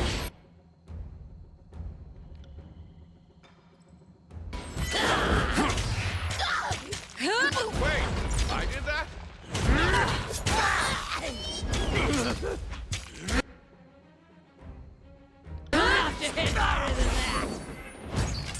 Let them think they can hit me. Fuck. I'll tear your scum out. Did I accidentally lower the difficulty or something? It's still not hard. Fire at. I'm not sure what's going on. Why are they dying so fast? I'm an exhausted mess. I don't know my own strength, apparently. Can we pause for a few hours of medicated bliss? Truly the greatest soundbite in the channel so far. That one? I got good. I guess so. I guess so. It just feels weird because it wasn't like that at all last stream. These buckets of each contain some sort of bush or scrub. The bushes have been dried up and dead for years. My negligence. I was going to make ink from those leaves. These shelves contain countless numbers of scrolls organized in a way that can only be described as chaos. I assure you I have a system for what goes where. The writing desk looks as though it was well used. The current parchment on it is only half written, as if the writer... watching from that desk. When you're older, you'll start liking boring things too. As if the writer had to leave in a hurry before finishing it. These shelves contain countless numbers of scrolls organized in a way that can only be described as chaos. When you're older, you'll start liking boring things too.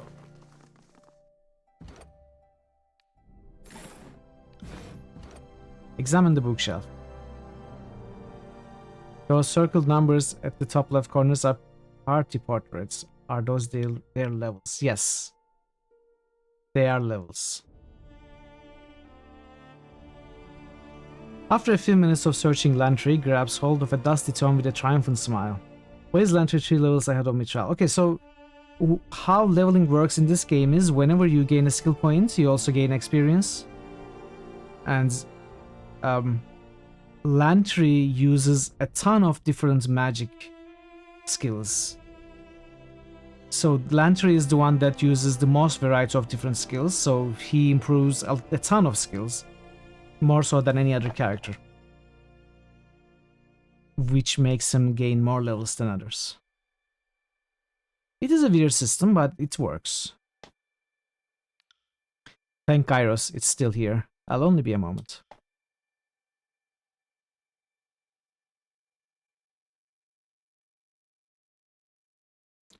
An hour passes as Lantry flips through the pages of his book, slowly spelling out the coded message as he goes.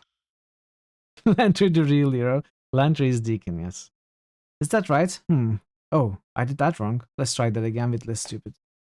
Find anything? I forgot we did the code backwards. Word paragraph page instead of page paragraph word. This is dreadfully embarrassing. Bear with me. Understood. Apologies, I'm slow, but I'm cute. I'll get this figured out short, trust me.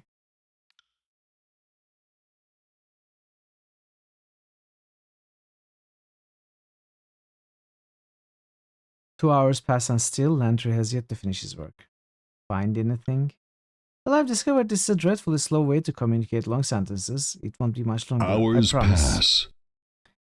Claire silently. With a gruff clearing of his throat, Lantry dives back into his task with nervous energy.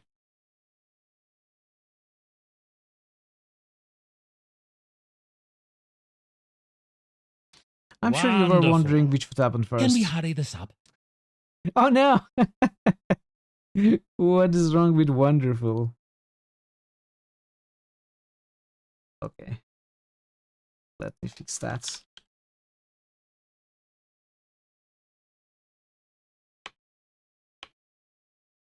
Fixed. Here's another. There was another? Which one was it? Which one was it, Parrot? I'm sure you were wondering which would happen first, me finishing this task or dying of old age. I'm pleased to report it's the former. What did you find? Well, I have a set of instructions that will take me nowhere near any village or town I can think of, and that sounds like an ideal place to hide things. Lexime didn't know you'd be summoned to the wound, yet there was a message for you in her works. Something isn't right. The one I spotted. Ah, okay.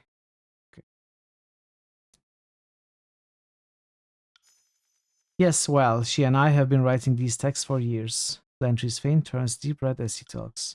I think she started leaving me this message before the war, and I'm coming across it maybe later than intended. How do you know this isn't a trap? Consider someone was waiting for me here. I can't rule it out, but we are deceptively competent in battle, so the joke will be on them, right? Any idea what's hidden there?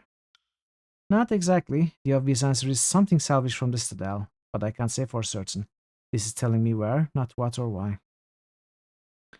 Oh, okay, Parrot, yeah, got it. So are we done here? Indeed we are. Thank you for your patience. The directions have us looking for a field of indigo. I couldn't tell you the name of the nearest town or village, but the message includes enough landmarks that I can probably get us there. Let's get going. It counted as a rest and we got rid of all our wounds, but we also lost the spire bonus, so we have to rest and get the spire bonus before we do anything else. And we will also talk to Verse while we are there.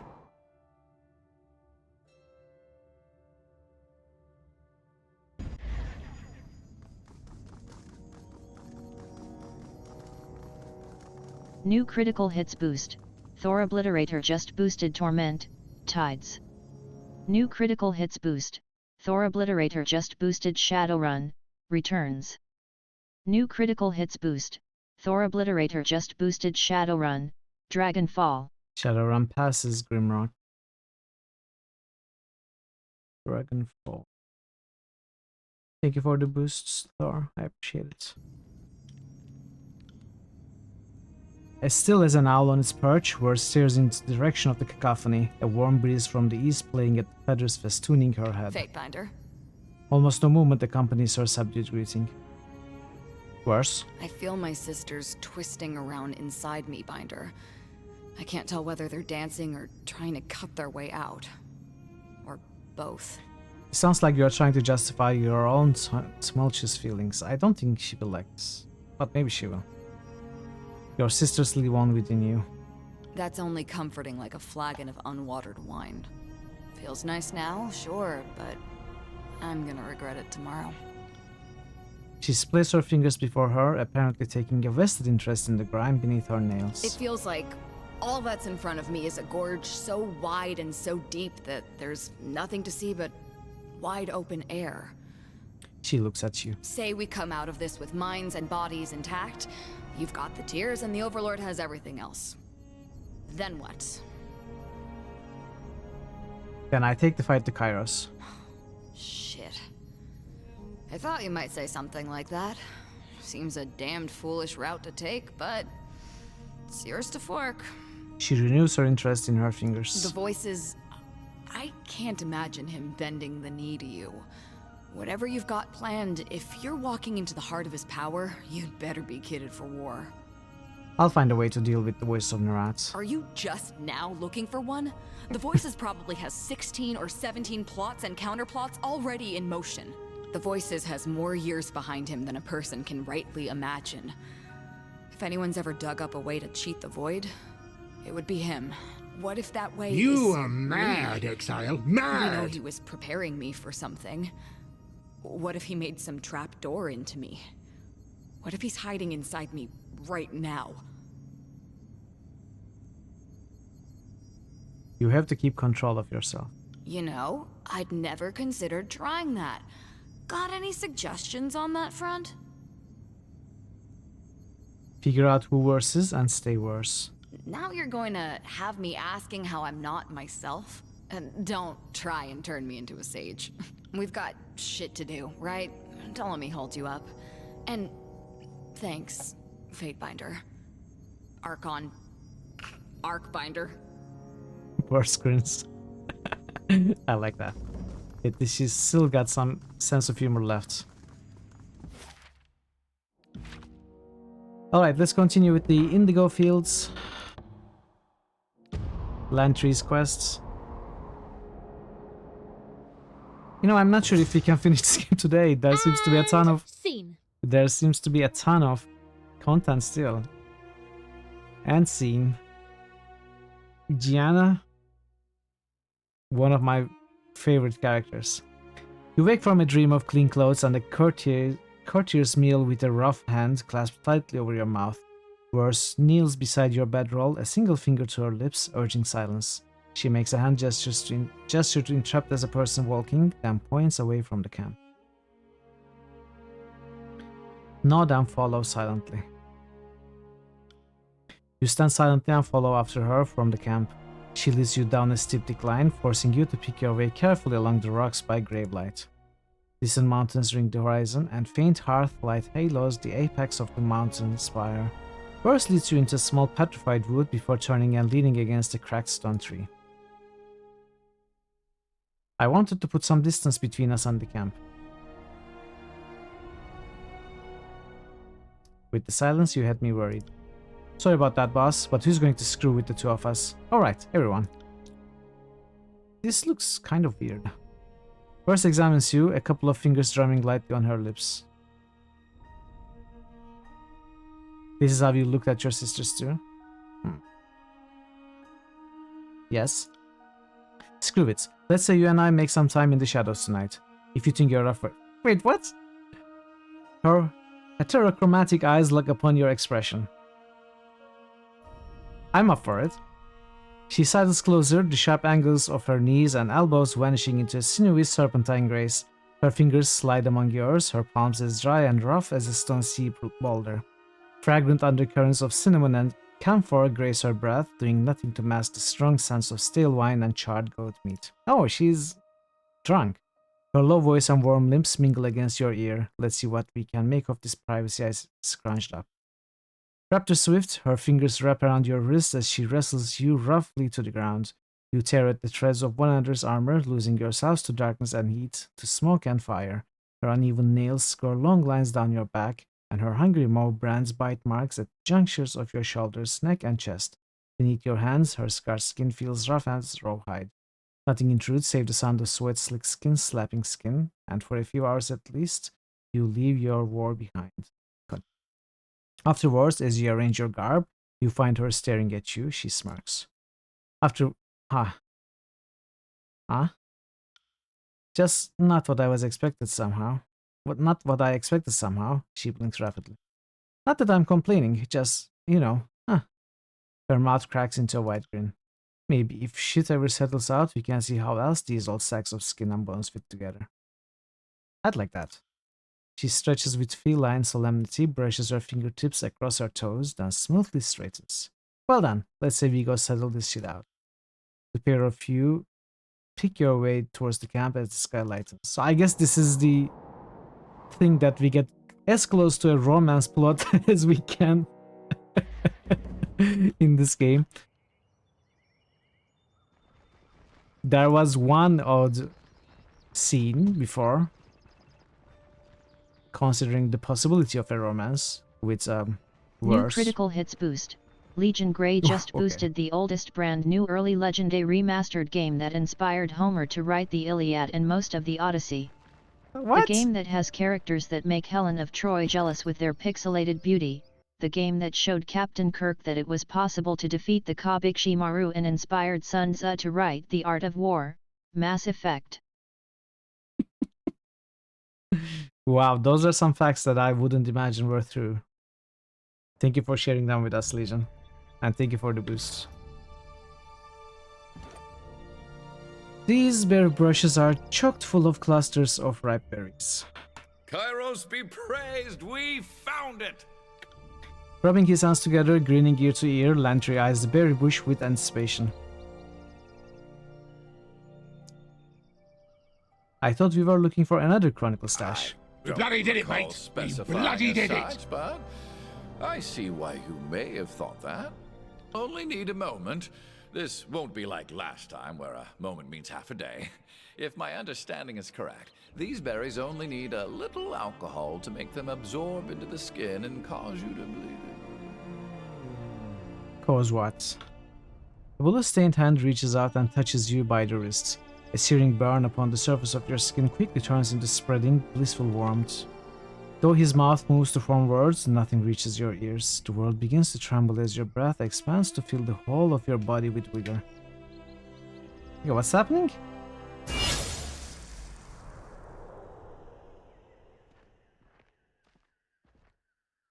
Oh, this takes me back. A calm of tranquil haze creeps in, unhinging your muscles from your mind. For 8 days, the Archon of Shadows would lurch from the dark, jabbing your posture back into right order as first sign of a slouch. As the berries dissolve your motor control, the muscle memories of those 8 miserable days rush in to fill the void. Moments of the past come briefly into view. At first, the figure of Tunon takes shape, followed by faces from your childhood until memories of recent years flood your mind's eye.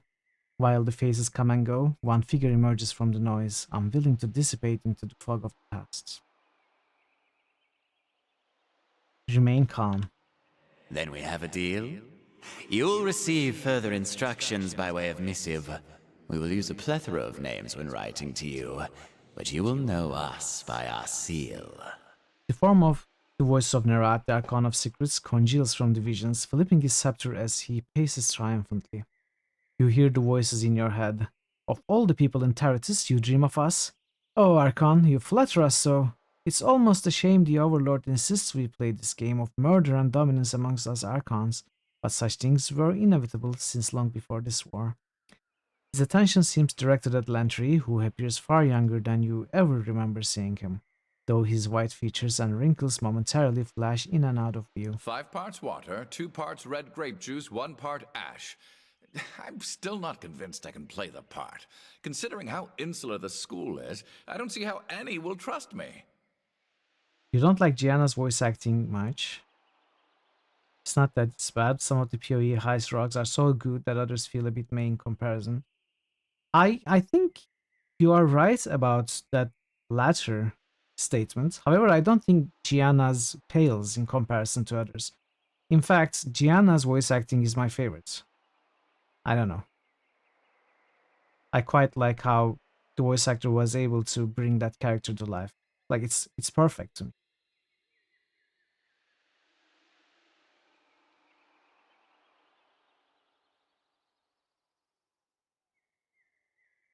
Addressing the voices. What are you doing? Address Lantry. So this is when you made your allegiance with the voices? Allegiance to the voices? So you must be seeing... Oh, which explains why I'm seeing... Oh, this is confusing. Wait, you already have someone there. How do I meet up with this person? What did we tell you? Your first objective is to blend into the school. Besides, if our other sage is discovered and you're close, we lose you both. You have so much to learn about this craft. Address Lantry. When did this happen? This must have been 395. Oh, he was such an eager little scribe to be. Shame he never listened about the wisdom of traveling in pairs.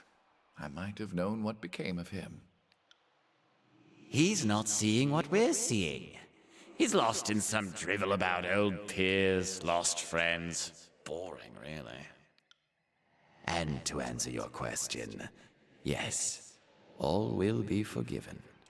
The Archon passes his scepter from one hand to the next, humming with each toss. You hear the voices in your head. Speaking of forgiveness, you still owe us 1 Pelox Florian. Do you think we've forgotten? Well, maybe we have. It's possible you're remembering it for us. It's so confusing in here. Address Lantry. What will be forgiven exactly? I mean, Lantry doesn't see, right? But can we talk to the voices? I think we might be able to. I'm not so sure. What will be forgiven? Address the voices. Laughing hysterically, the voice of Nerat says nothing. Instead flips his scepter into the air in long, arching tosses. You hear the voices in your head. Yes, just what did we forgive old Lantry? Whatever it was, weighted against the decades of services rendered, you got the better end of the deal. Yes, my answer is yes. Yeah, We're going to have a beautiful future. Serve well, and you just might be a part of it. Archon's head spins slowly each time its face passes you. The expression on the mask becomes more and more twisted and taut, until at last its features are no longer a face.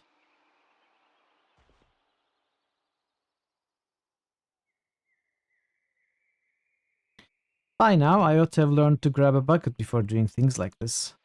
The visions of Nerat explodes into a thick red fog that dissipates into a translucent crimson haze. Another figure steps out of the haze. Chiasmus. And it will be the third time I turn you down. Even the youngest scribe learns that repeating a thing does not make it more true. Then what am I plan for a second archive? Pretend I'm wrong. Pretend Kairos isn't coming. A second world would be rings well spent considering the schools of tides and wild. Remain calm. Our defenses rival that of even Sentinels stand keep, yet you would waste your efforts building for the day that fail. My dear Lantry, stick to your chronicles. Your job is to record our decisions, not to decide what the records will be. You know I hate it when you talk like that. Even the most adult scribe learns that covering your ears and doubting a fact doesn't make it go away. If we surrender before the war breaks out, we have a chance to... The enemy needed muster a single battalion and you're ready to give up? The very dumbest thing we can do is let the Overlord's reputation undo us without a fight. So long as I'm in charge, we will not cover.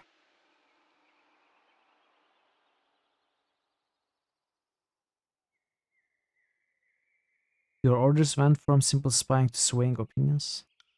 Not exactly. I think I started speaking well of Kairos here and or there. Somehow, the voices learned of it and encouraged me to keep it up. I was joyously studying history, and so on the one hand, I'm becoming fond of certain peers, and on the other hand, I'm learning that Kairos is this inevitable, ever-consuming force. Inderi Ayla, yeah, maybe Karst could be your nut tips. You guess Gianna, Tulina, Faustus, your least favorite drugs in terms of voice act. I'm not very fond of Nanette. I don't even remember Tulina or Faustus. Vinderi is amazing. He is exceptional. Ayla as well. I don't know. I like a lot of them. They are all very good. So no, I didn't need to be ordered to advocate for Kairos. It was merely the most expedient way to preserve the people I loved. Did others see your point of view? A handful, yes, but my convictions placed me in an unpopular minority. Before the war, many thought fearing Kairos akin to childish night terrors. Most took me for a fool. If Kairos invades, well then we owe you one big you were right, and won't that make you feel great? And if Kairos doesn't invade, well then you and everyone in the tiers wins. The Chronicle will note your hubris. Not if an objective chronicler is doing the writing. Your passion and convictions are a troublesome sign for one trusted to observe all things as they are. Perhaps you are not fit for this role.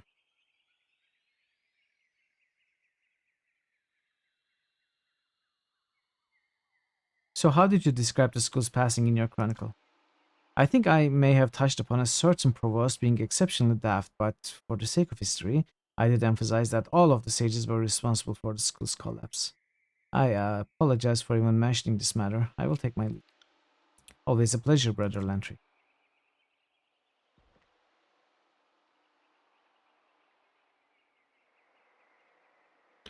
Are you seeing my memories? Because it sure felt like Fatebinder Kalia was grabbing my crotch and I would have remembered that.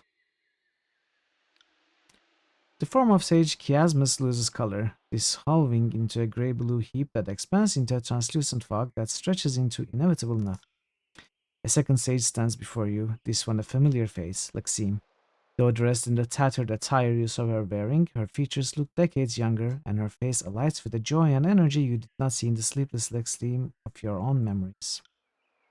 No, splay your pointer and lazy finger like so, then do a two-thirds twist. Try to follow along with Lexime's magical gestures. Your hands slowly trace the same patterns, your body still lagging from the berry's debilitating effects. Try as you might, you can't seem to work any magic from the gesture.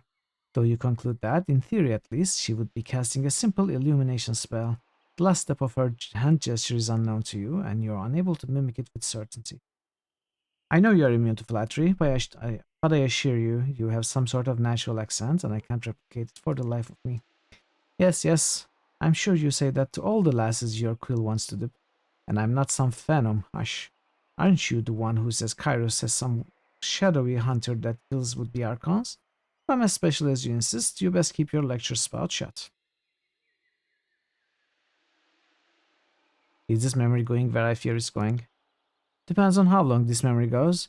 Once she suggests writing sepia on her back, maybe look away if such things trouble you. Well, considering the Princess of Stalwart has all sorts of eyes and ears across Terratis, if you have it on good authority, it simply must be true. I'm trying to be serious here. When the war starts, field study will get curtailed, and we'll have a fight on our hands we can't survive. I have a few cottages throughout the tiers where we could hide. We could make our way into the mountains, use our magic to hide. This princess term demands an explanation. So it turns out you can convince a lot of dumb people, especially young nobles with more rings than sense, to give those rings to a noble cause. It helps if you can write good letters, but it helps even more if you pretend to be a wealthy and buxom princess of Stalwart. It's such a useful strategy that a lot of sages copied my trick. Is it like Nigerian prince trick? I want to be here when it happens to chronicle it. I would assume that this is what you want as well. So Lantry was sending phishing emails, or rather, what were they called? Missives.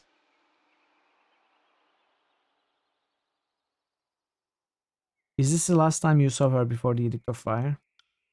Third to last. The next 2 times were too little too late. What I want is irrelevant. We'll burn that bridge when we come to it. May it be a long way away. Now, I have some spare sepia and we have several hours until dinner is served, shall we?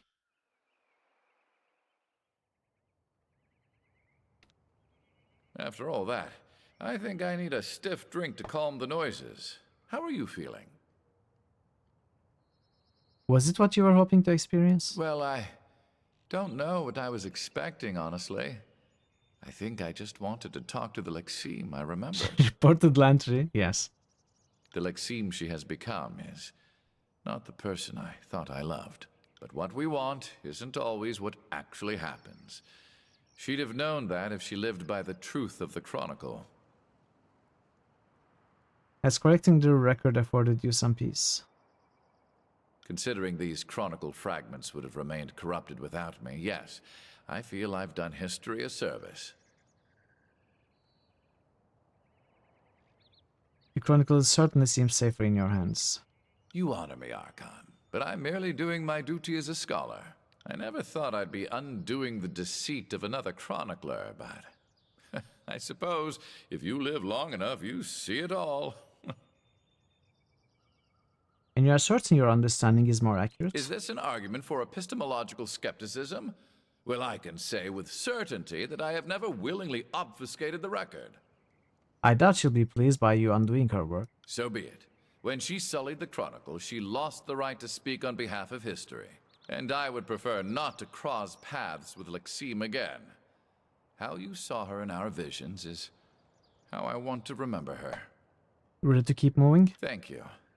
I think I needed this last interaction with Lexime before I replace her pages in the Chronicle. Well then, enough chatter for now. Let's be on our way. Okay. Right. That was Lantry's quests.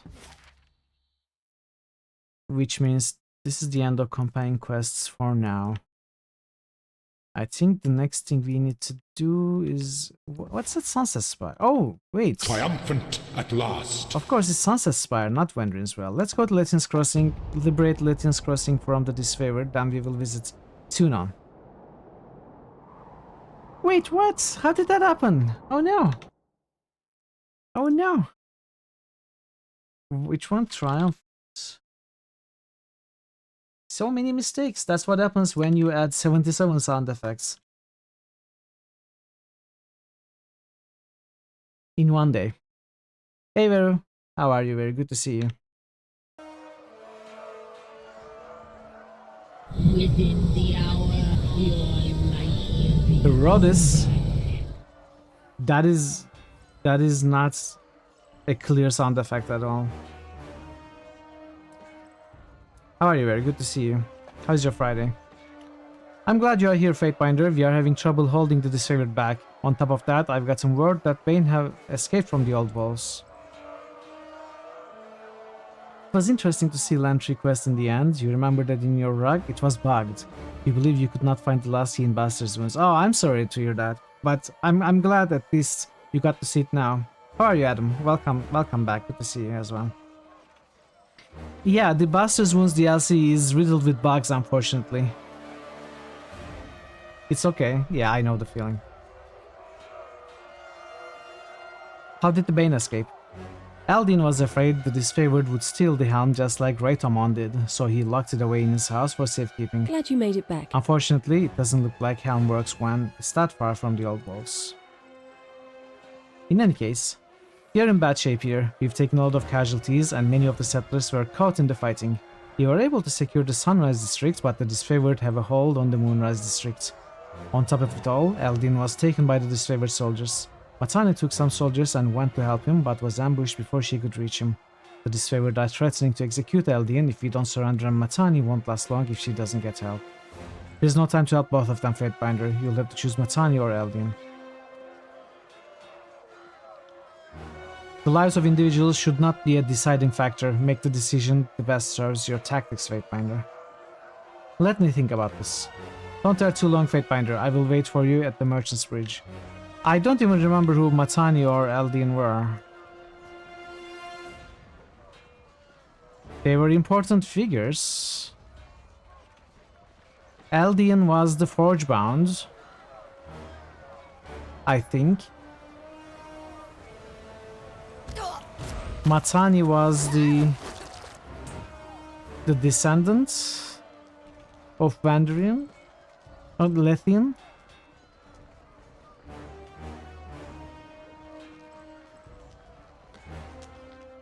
Something like that, or the other way around.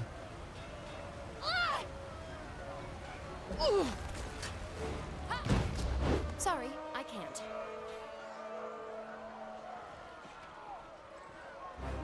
Sorry, I can't. I'm ready, let's do this. Very well, I'll hold the way open for you. Good luck, Fatebinder.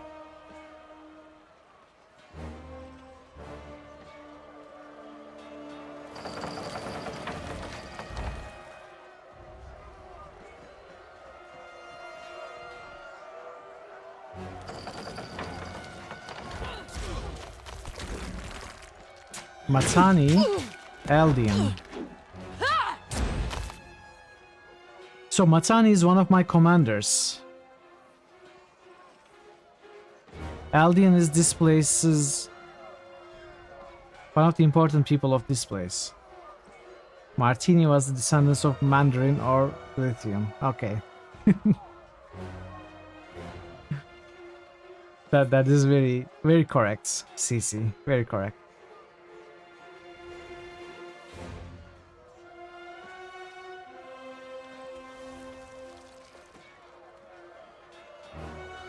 What's happening? The game is not responding right now.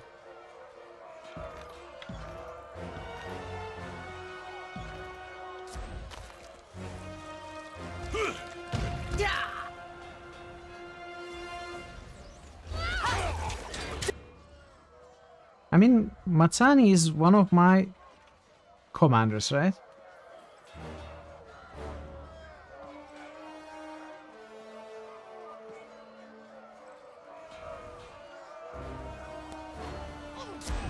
Harsh words are cause more harm than this useless weapon. That's how it's done.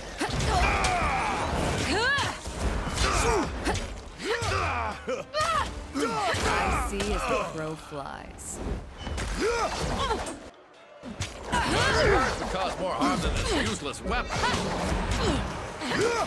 Yes, I chose option 3. Harsh words would cause more harm than this useless weapon. Wise choice.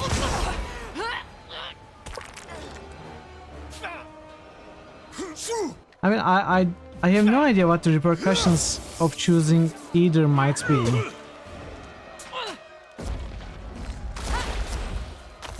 Send me your champion! Can we save both? I need to try a different weapon. Okay. They killed Eldian.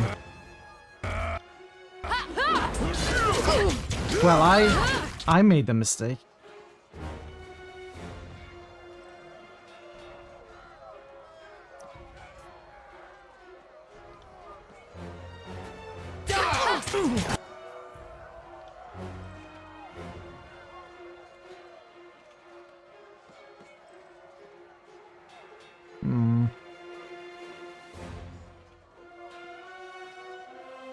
New critical hits boost. Parrotwise just boosted Grim Dong. New critical hits boost. Verumamo just boosted Dark Lands. New critical hits boost. Verumamo just boosted Kingmaker. New critical hits boost. Verumamo just boosted NWN2.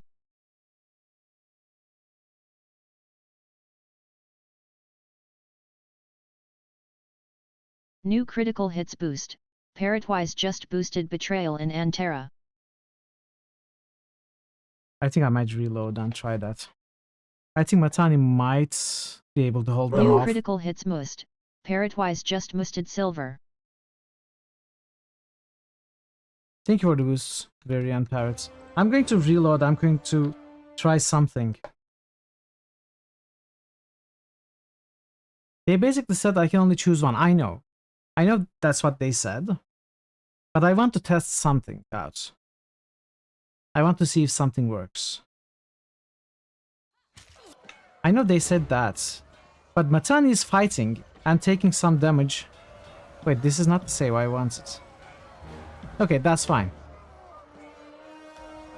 Yes, I'm wondering if I can defeat scripted events, and I cannot, no. So she dies immediately. So what I thought was, I wasn't sure if it was scripted, and since Matani seemed to be, you know, being able to survive the fight for a while, I thought maybe I could save Eldian and then go, if I kill them fast enough, I could save this one as well. I wasn't sure if it was 100% scripted. That's what I wanted to test. But it is 100% scripted, so I will reload again and go with my original choice. I just wanted to see how that works from a technical standpoint. So let's go and save Matani.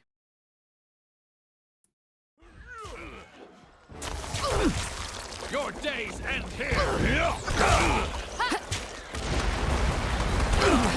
Harsh words cause more harm than a useless weapon. This weapon, come and face my iron!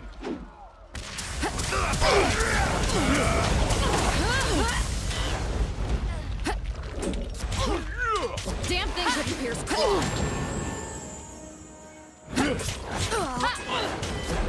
This is useless. I should try something else. This weapon is entirely worthless.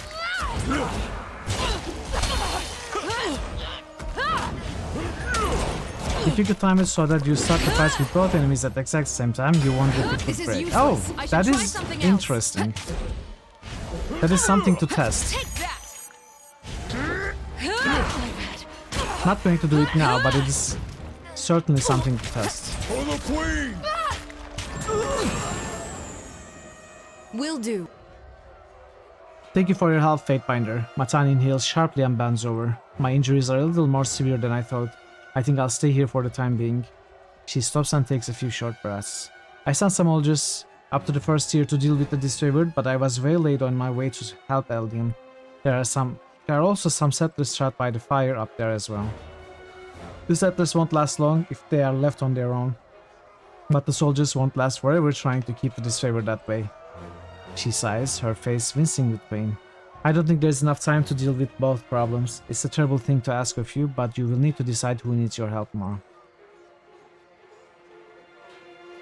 Where are the settlers again? Okay, we have to go to the first tier and save either the soldiers or the settlers. Probably not, you'd probably have to start the fights at exactly the same time to the tick. I don't think it's possible. You installed Return to Krondor, the GOG version. You weren't able to get it to run windowed, not even with the X windowed. That's a problem for streaming. I think I can get it to work with the different tools that I have. I will find a way, and as long as it runs, even full screen, it is going to be possible to stream it with full screen capture. That's not a preferred method, but at least it's going to be possible. I will take a look at it if it looks like it's going to get selected. You have to choose quickly. Take this bucket to use on the burning barricades. There are barrels full of water throughout the crossing should you need them. If you get wounded in battle, return to me. I'm no healer, but I will help however I can. For this favor, have raised the drawbridge to the upper tier and are guarding it. If you want to get up there, you'll need to shoot the winch holding the bridge up.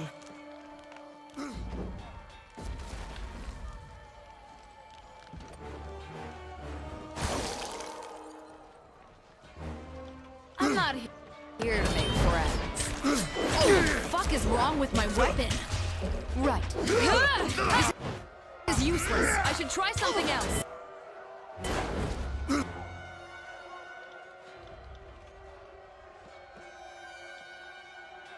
That one.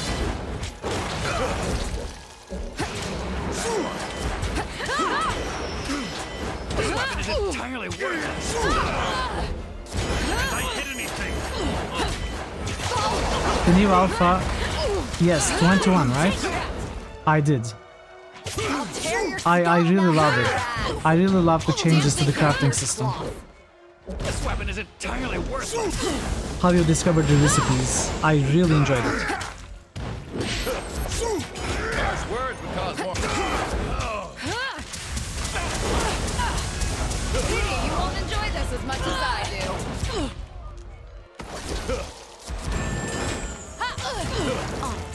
You need to focus. I like that you don't have to really invest in certain stats just to make certain items, yes. Petey, you won't enjoy this as much as I do. The perks just make it easier for you to find what you need. And if playing in a group, you can share the recipes. You can give the books to someone else, which makes a ton of sense. And I really like how they smoothed out the progression as well. Like, you could very easily skip the lower tiers of iron tools, for example. You would, with your perks, easily start with crafting the 5th quality. Now it doesn't work like that. It is smoother, and you have to take the steps. Feels better overall. Send me your champion.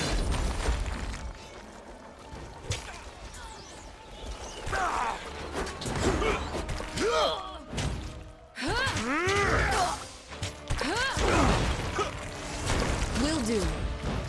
See that? I'm not entirely useless.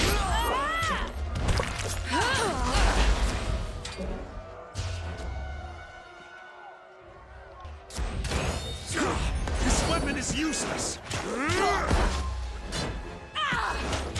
You can still just hold out for magazines, especially for your weapon of choice, since investing a weapon skill increases the drop rate of books for crafting those weapons. Yeah, Right. Are you afraid of death, worm? exactly. Time to change weapons.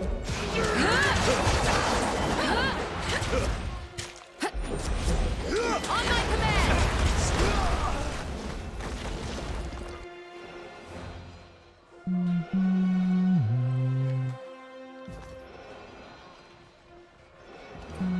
I feel much improved. Let's give you weakness.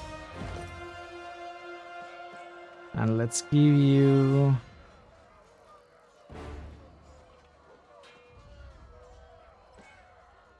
breaking the wall. Wait, I already have it. Art of the blade.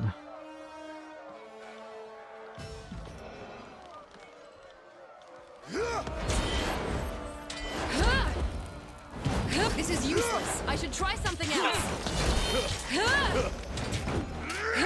For the glory of Kairos! Pity, you won't enjoy this as much as I do. Far worse. This is useless. I should try something else. No, sorry. Bleed out, you little shit. See that? Feast my ire! I got it. Grovel before me!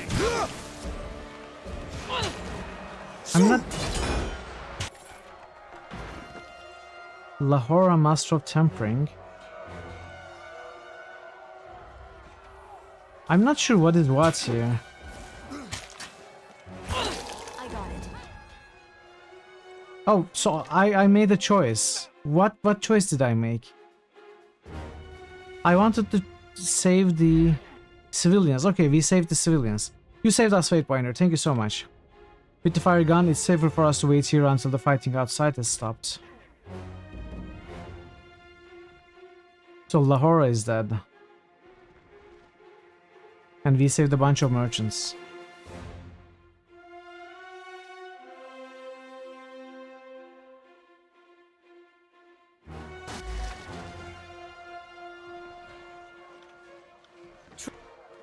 Trouble.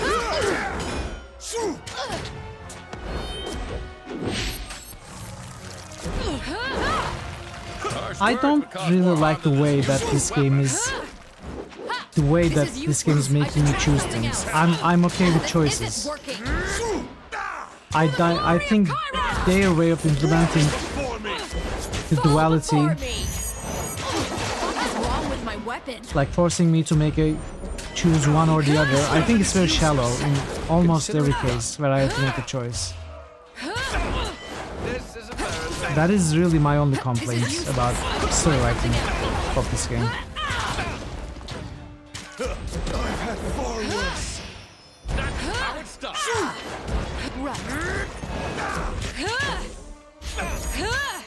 Damn thing couldn't pierce cloth.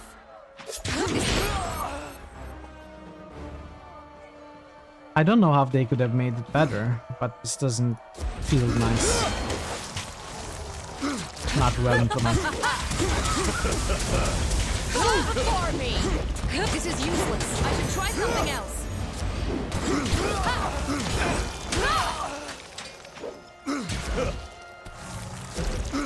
I am a shield wall unto myself.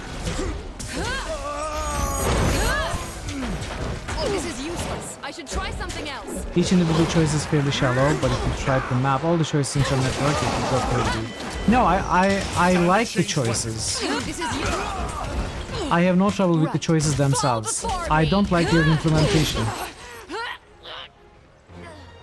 Like how it feels in the actual gameplay. You know, especially when we had to choose between the Forge Bounds and the Brotherhood. That was the worst example, I think.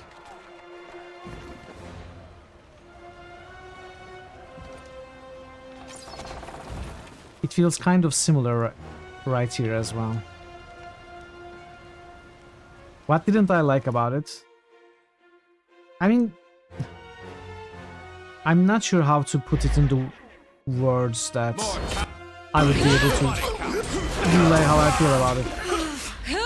This is useless. I would have to, you know, think harder about how I would like to express that. But during the gameplay, it just didn't feel good to me. Damn thing couldn't pierce cloth. Like up until that moment, the Bronze Brotherhood had no problems at all about saving that other person's Dania. I got it. Like we were doing great with them. We had good relationships with the Brotherhood representative. And then we save Xenia and she says, "Oh, I will never work with them." And the other NPC says, "Oh, you're right, I will never work with Xenia either, so you have to choose."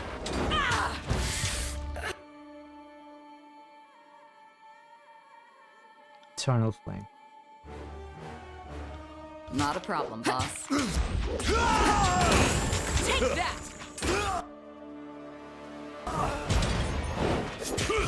The UI or the fact that it... No, the writing, the story. I'm talking about the story. The actual writing of those parts. Pay attention, kids. You might learn something. Smash to pieces. Some choices feel arbitrary. Yes, that choice felt very arbitrary. Like, our character is able to speak to people and make them do pretty much whatever she wants, right? She's great with that ability. In that dialogue, we weren't even given an option to try and sway their choice, like try to change their minds, make them work with us. Both of them. Like, it was impossible because that is how the game is balanced. You have to choose one or the other. Sorry, I can't. But the fact that we couldn't even try, we weren't even given one dialogue option that would try to get them to work with us.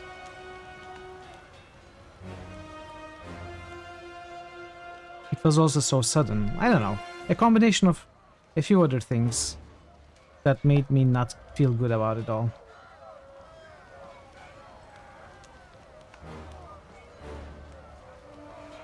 As sometimes DMs, sometimes players want to try a roll on something which is impossible. Right. Yeah. Really like being told that it's impossible. Well, you don't have to tell them that it's impossible as a DM. You can let them make the roll, and then you can give them a failure. At least they tried. That's what matters. Let's go with more quickness.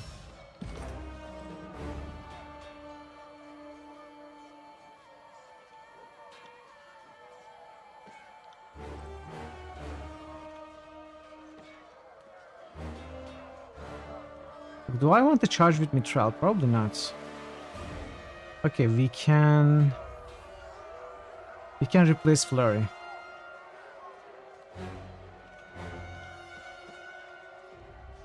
Would you be happier if the game had let you try but being scripted to fail? That it irritates gamers too. It would be a start. I would have liked to see a choice at the very least. So this is Florian. I don't know what this is. We have to make another choice here as well. But I'm not sure what I'm choosing between.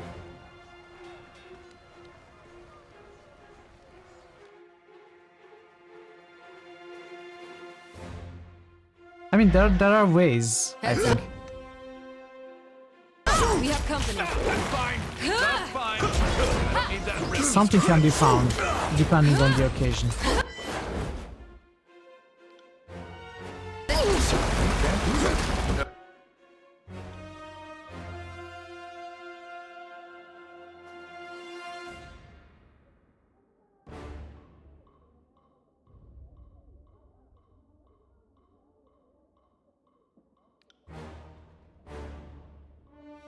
Oh, sorry. I've had far worse. I'll take care of it.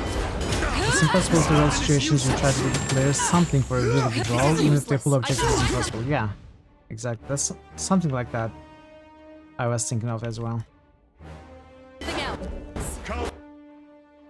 Face my iron. Look. Okay, Lantry. Lantry is in trouble. Good work. Lantry, you need to leave. Go away. For me. Come back and face me. Okay, this is not going well. Let's see, what can I do? I can try this. This sort of violence. Oh. Unstoppable. I got it. Better, faster, and strong.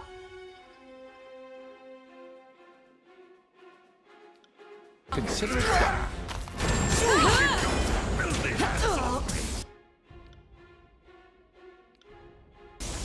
This is useless. I should try something else. Damn thing couldn't pierce the cloth.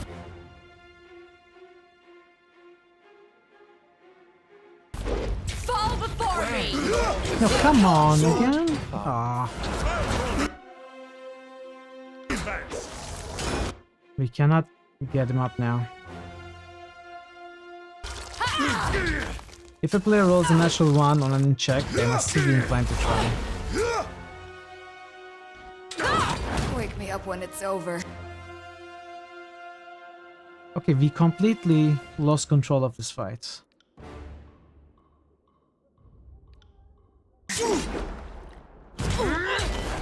I got it. Will do. This weapon is useless. I'll do it for the gold. Let's be off.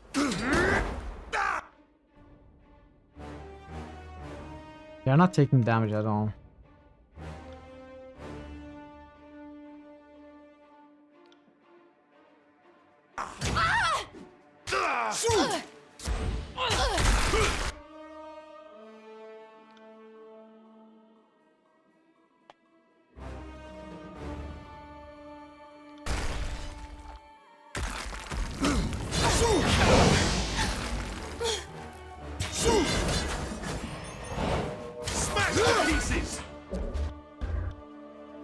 on.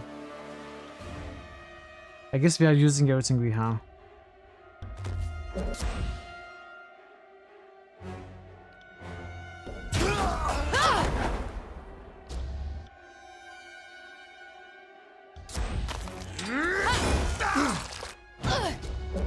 I can't move.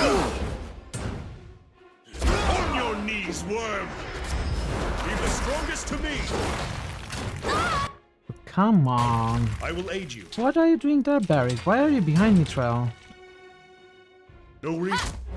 Okay, Mitral is... That was such terrible positioning. Are you afraid of death, worm? Why can't I hit anything? Die! Why can't I hit anything?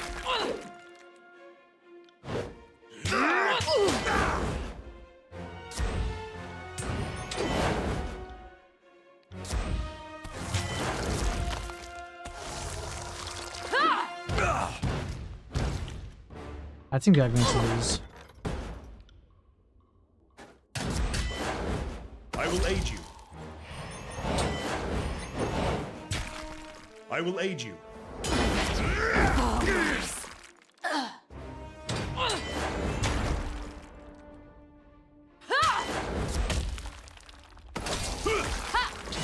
Come on, die. I will aid you. What else do I have? Lift my feet.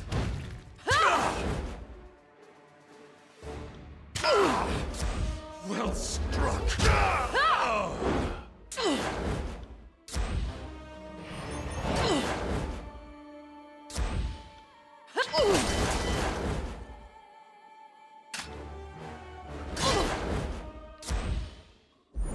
I will aid you. I'm casting everything now.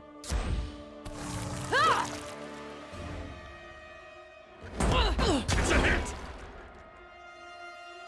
It's a hit, good job. Time to change weapons. Grovel before me. Let's have it then.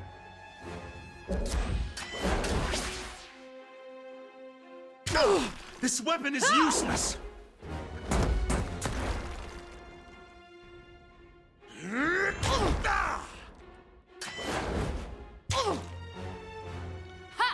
On your knees, Come on, worm. Adair number 2.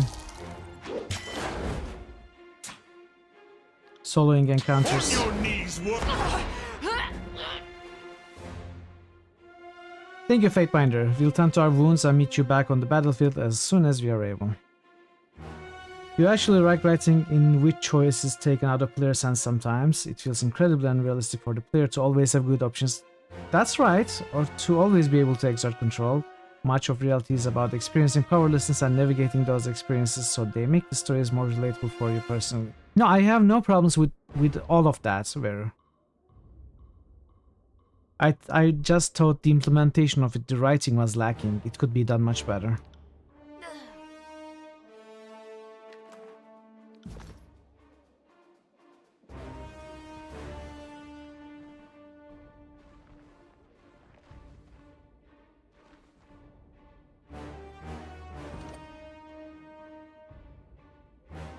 Let's go with might.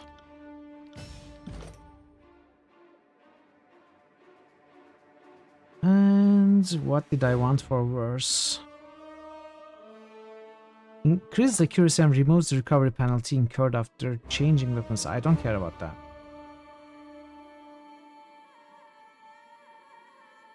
Gain immune to the burning and bleeding afflictions. Okay, I think this is very good.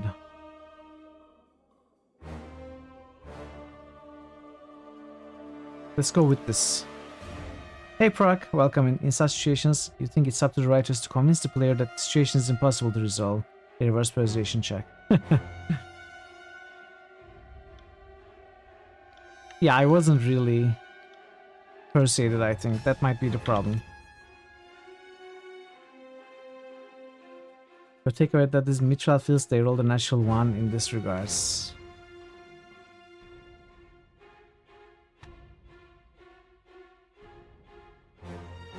Yeah.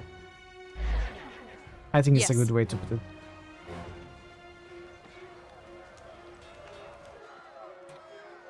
Fatebinder, hurry, we need you. The Bane are in danger of breaking free from the Old Walls entrance, and the Disfavored are advancing on the Sunrise District from the upper tier. They are slaughtering every settler in their path. Please, you must help.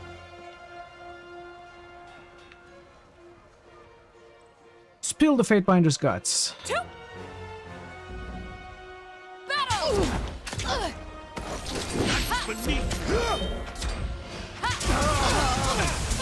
Pay attention, kid. You might learn something.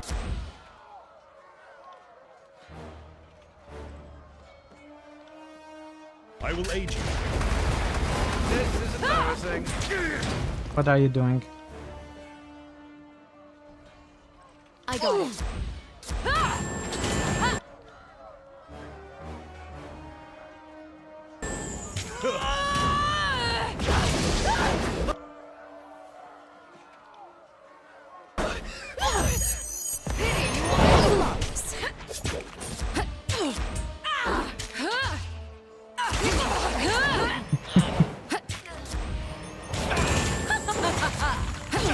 Time to change weapons.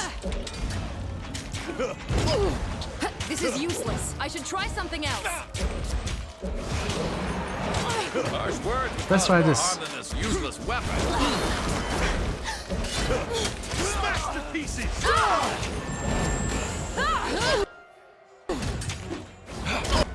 No wonder she's dying. Pity you won't enjoy this as much as I do. Right.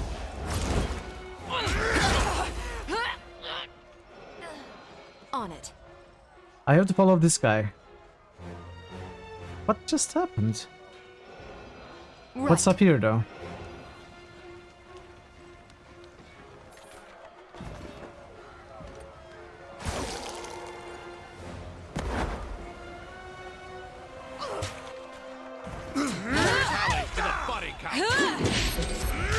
This is useless. I should try something else. I need to try a different weapon. This weapon is useless. Harsh words cause more harm than this useless weapon. Damn thing couldn't pierce cloth. Time to change weapons. Damn thing couldn't pierce cloth.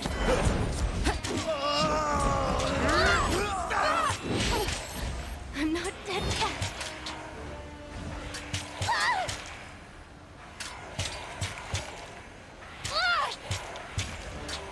So I have to choose between saving...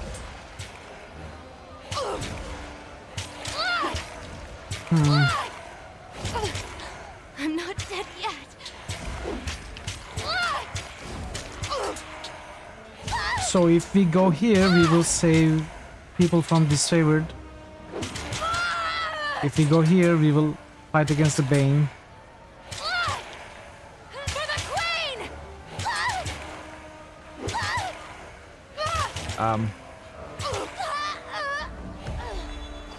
Oh, I made the choice, okay. You're dead. This weapon is entirely worthless. Time to change weapons. This weapon is entirely worthless. This is useless. I should try something else. My wisdom is finally catching up to my age. This is useless. I should try something else. Oh, I miss! Come and face my iron! This is Take me if useless. you I should can. try something else. Ha! Damn thing couldn't pierce cloth.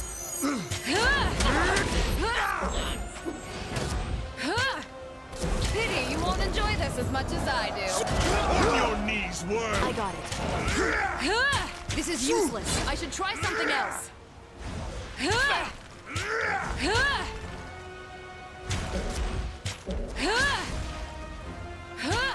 Why aren't you attacking me? This is embarrassing. Take that. Did you pass the Bane or aid the settlers? We aided the settlers.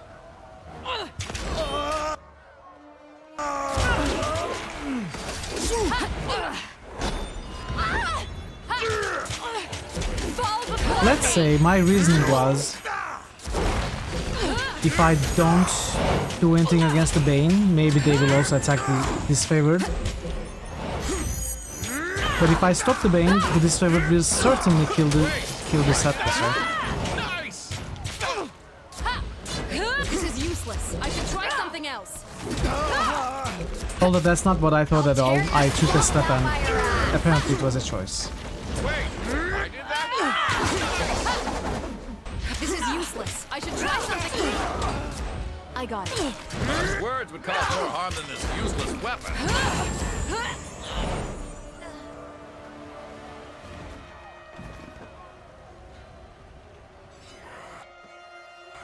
Pay attention, kids. You might learn something. This is embarrassing. Are you afraid of death, worm? See that? I'm not entirely useless. Got dark all of a sudden. I got it.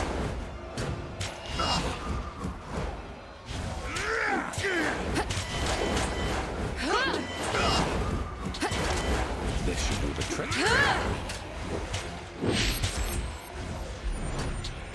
Worse? Get back on your feet, Palenga? or I'll write you a most unflattering obituary. Wait, I did that? Nice!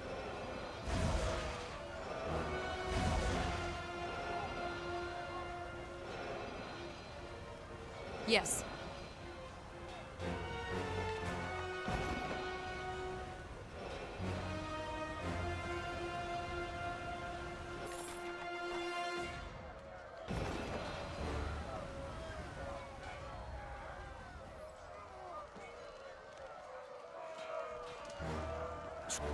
Trouble is afoot.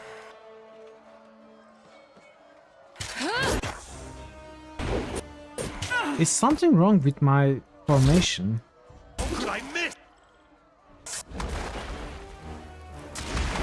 Oh, that one fucking hurt.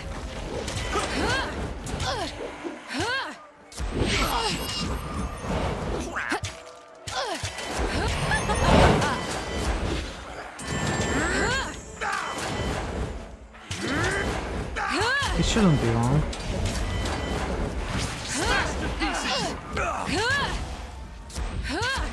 Get back here. Yes.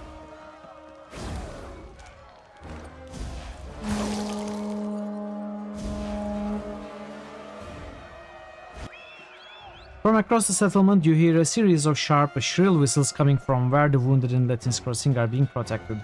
Sounds like the signal to me. We should head to the market area and see what's going on. I got it.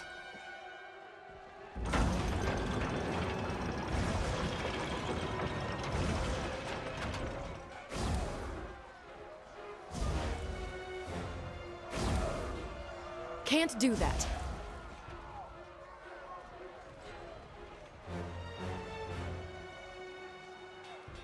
Bronze Breadroot? Are these... No.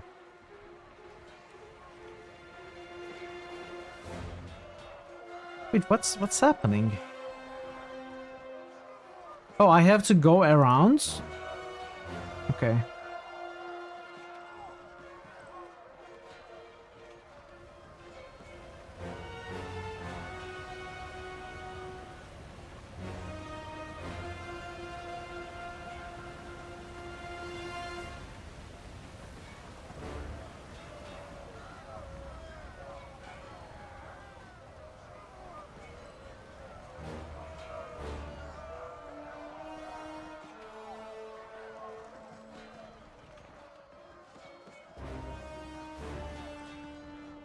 How did you come here?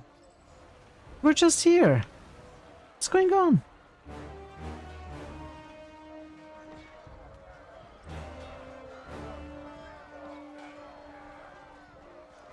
This looks like the version we saved initially.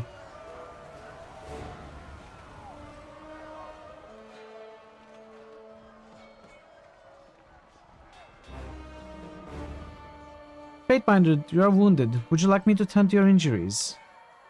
Yes. Oh, all my wounds are healed. Okay. But I'm not sure What's going on? Sorry, I can't. Sorry, I can't.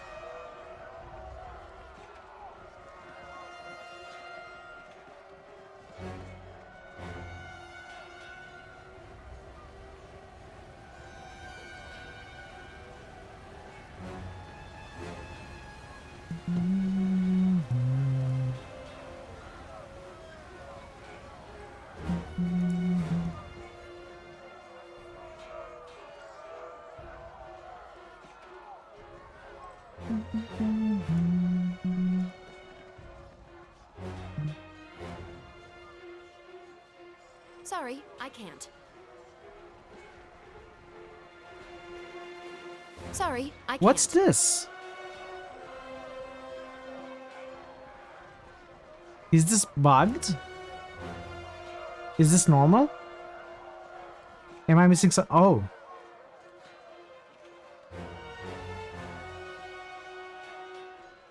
This is not the market area, this is the exit of the town.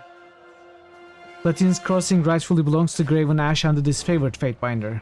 We are here to take control and purge all traces of your influence from the settlement. You are making a mistake. Flee back to Ash while you can. His lip curls in a sneer. I have my orders, and there are no words that will sway me. Stand down, soldier. We bring order to this settlement, and if you do not see reason, we will be forced to take action against you. Barrick, how regrettable that we find ourselves on the wrong side of this war. Nevertheless, I must heed the great general's warning, even if it ends with you on a spike. You leave me no choice. Kill them all, no survivors.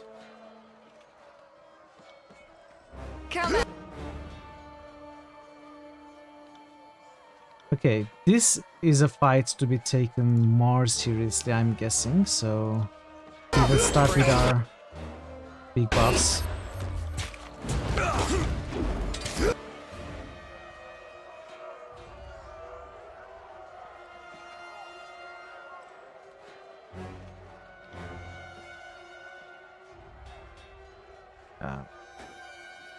Let's start with our AoEs here. I'd like Fury's Rage, but that would mean putting words in the middle of all this. I would probably regret that if I did that.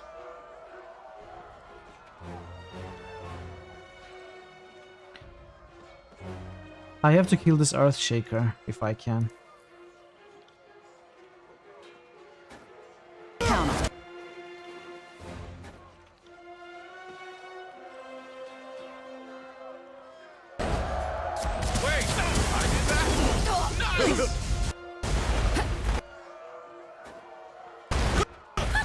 Did I tell you to do this?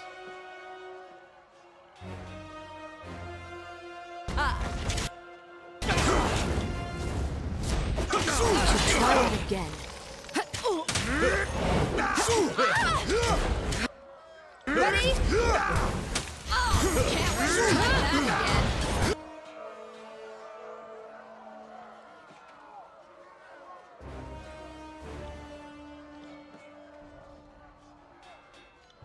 Let's try Order of Hero Mithril. Maybe we'll keep them away from her. Consider it done.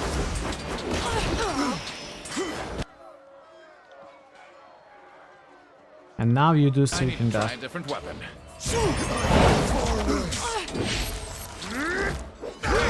I did that?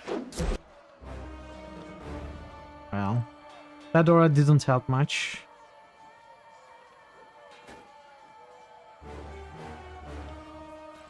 Need to finish this one off.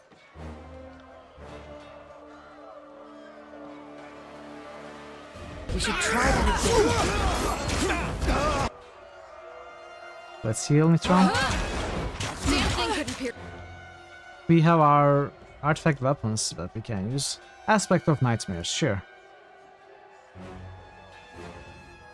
And you have Stalwart Surge. Here's cloth.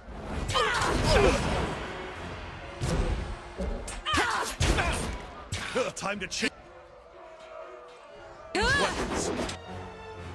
What's happening?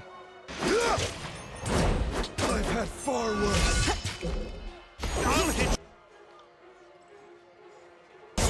as hard next time!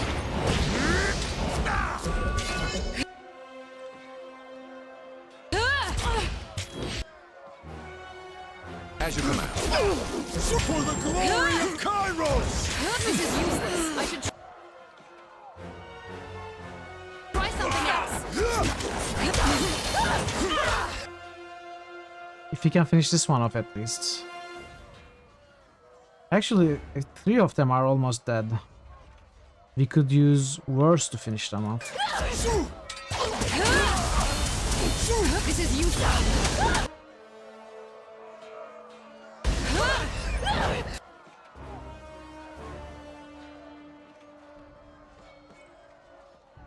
Mithril can finish that one off, hopefully.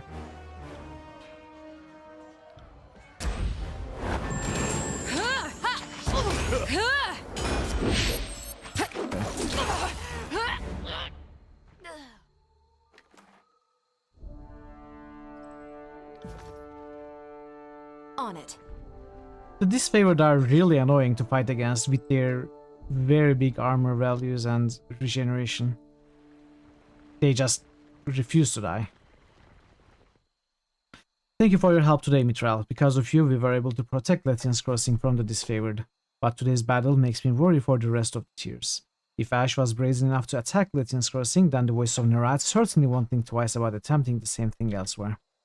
This is simply the beginning. If something isn't done about the Archons, they won't stop until the tiers are in ruins. I'm sworn to the Voice of Nerat, but if he can't defend himself, then he's no boss of mine. I say go for it. What about Lethian's Crossing? I will do everything I can to restore this settlement as Eldian would have. We have a responsibility to the people here and need to repair the damage done to Lethian's Crossing and its citizens. You do what you need to do. Finish this. I'll take the other Archons down. Matani salutes you. If you stand against them, the Archons have no hope. You've proven yourself to be the force of change the people need. Travel to Cacophony, travel to Ironheart. Sorry, Okay, I can't. those are some of the, I think, those are some of the final quests. Taking down the disfavored and the Scarlet Curse. But we are going to visit Tunon first.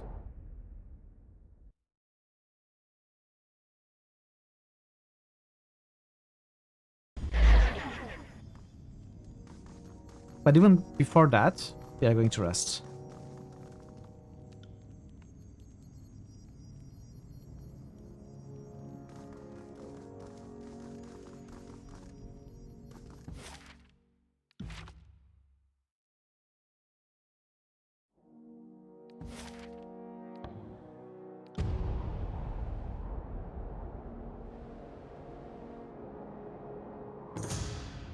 A group of youths about a dozen years of age are at play just outside the ramshackle farming village.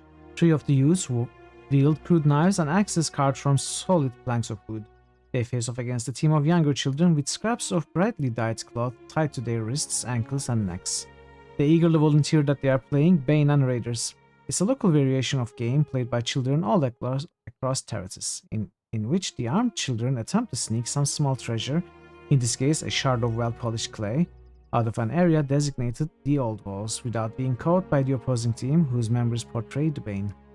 Knowing that such games tend to be most popular in areas where Bane have recently prowled, you ask the youths if there have been any recent sightings. They excitedly inform you that just last week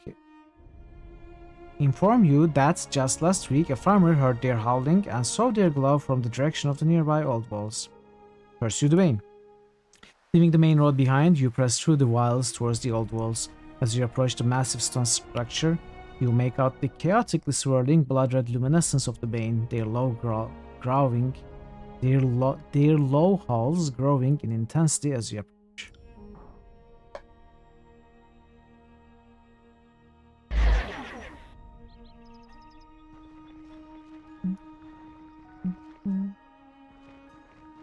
Is that Malice? No, they are wisps. So we can use the fact that the red ones are much faster than the blue ones to our advantage.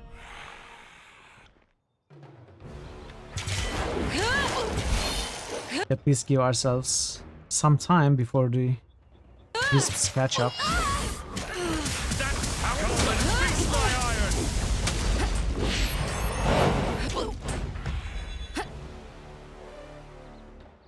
As you... I'm afraid.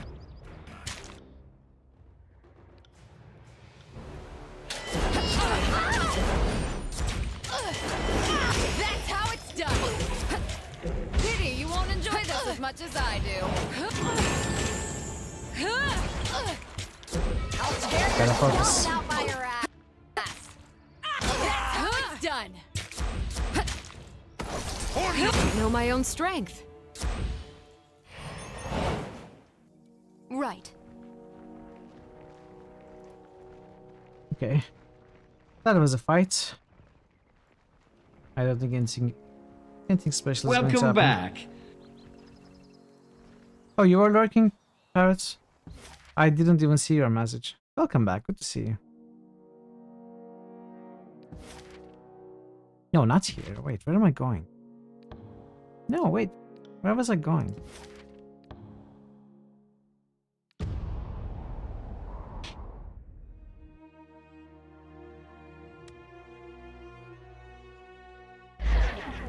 You didn't see it because there was no message. Ah, okay. Paris is standard and imposing sight for both conquered and unconquered alike. We actually read all of that. Okay, this is going to be interesting. So Bledenmark isn't here.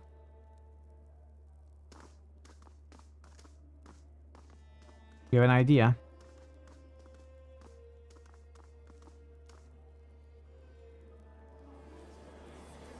$1 million experience.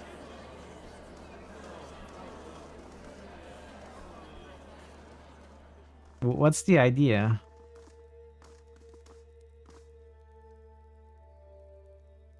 It is. Fatebinder, thank you for answering my summons.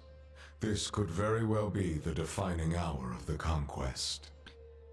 The pleasure is mine, Your Honor. Your manners do you well. All the same, we are here for justice, not pleasantries. I first want to make it clear why we've assembled today. After the collapse of Vendrian's Well and the start of the Civil War, it became clear to me that there must have been some great fault on the part of the Archons. We come together to root out the source of our troubles, and determine which of the Archons has sowed more chaos during the war. I think the answer to that question is obvious, Adjudicator. Given voice to it, here is but a formality to confirm what we already know. Tunon turns to aim what you can only assume is a stern look. He refocuses back onto you with cool stoicism. We propose that we get a super high cost redemption using either point scheme to resurrect the previously completed critical hits title. It goes back into the list with 0 boosts and has to go through the whole thing again. Oh, really? Really? Making me go through Baldur's Gate 2 for 100 hours wasn't enough? You want another playthrough of Baldur's Gate 2?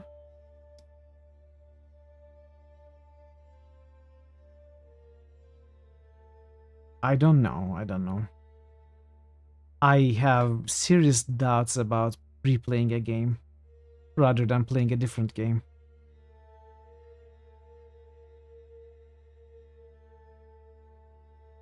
I don't know.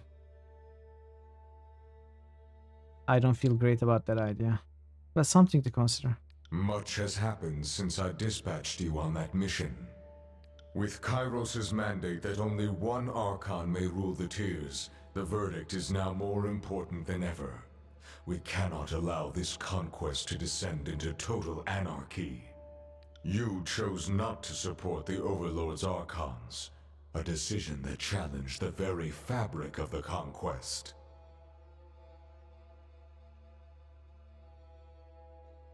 Say nothing. It would seem that experience has not tempered your manners, insolent one. This trial will move forward with or without your cooperation. What do you mean? Why am I insolent? Like my other options weren't any. There weren't any nice options. Like we could either attack him or we could say I'm the only Archon fit to rule. Or we could say nothing. Why am I being insolent? In your professional and objective opinion, which of the two Archons is guilty of sowing the most chaos in the tiers? Both are guilty. They should be executed. Gang boss blinks. What? That would have to be a serious concerted effort to get it back up without a seniority boost at start. It would also mean that that effort will go towards a game that we played and not towards new games. So there is a serious chance that every 6 months we keep playing some very popular game. Which is not altogether a bad thing, but I don't know.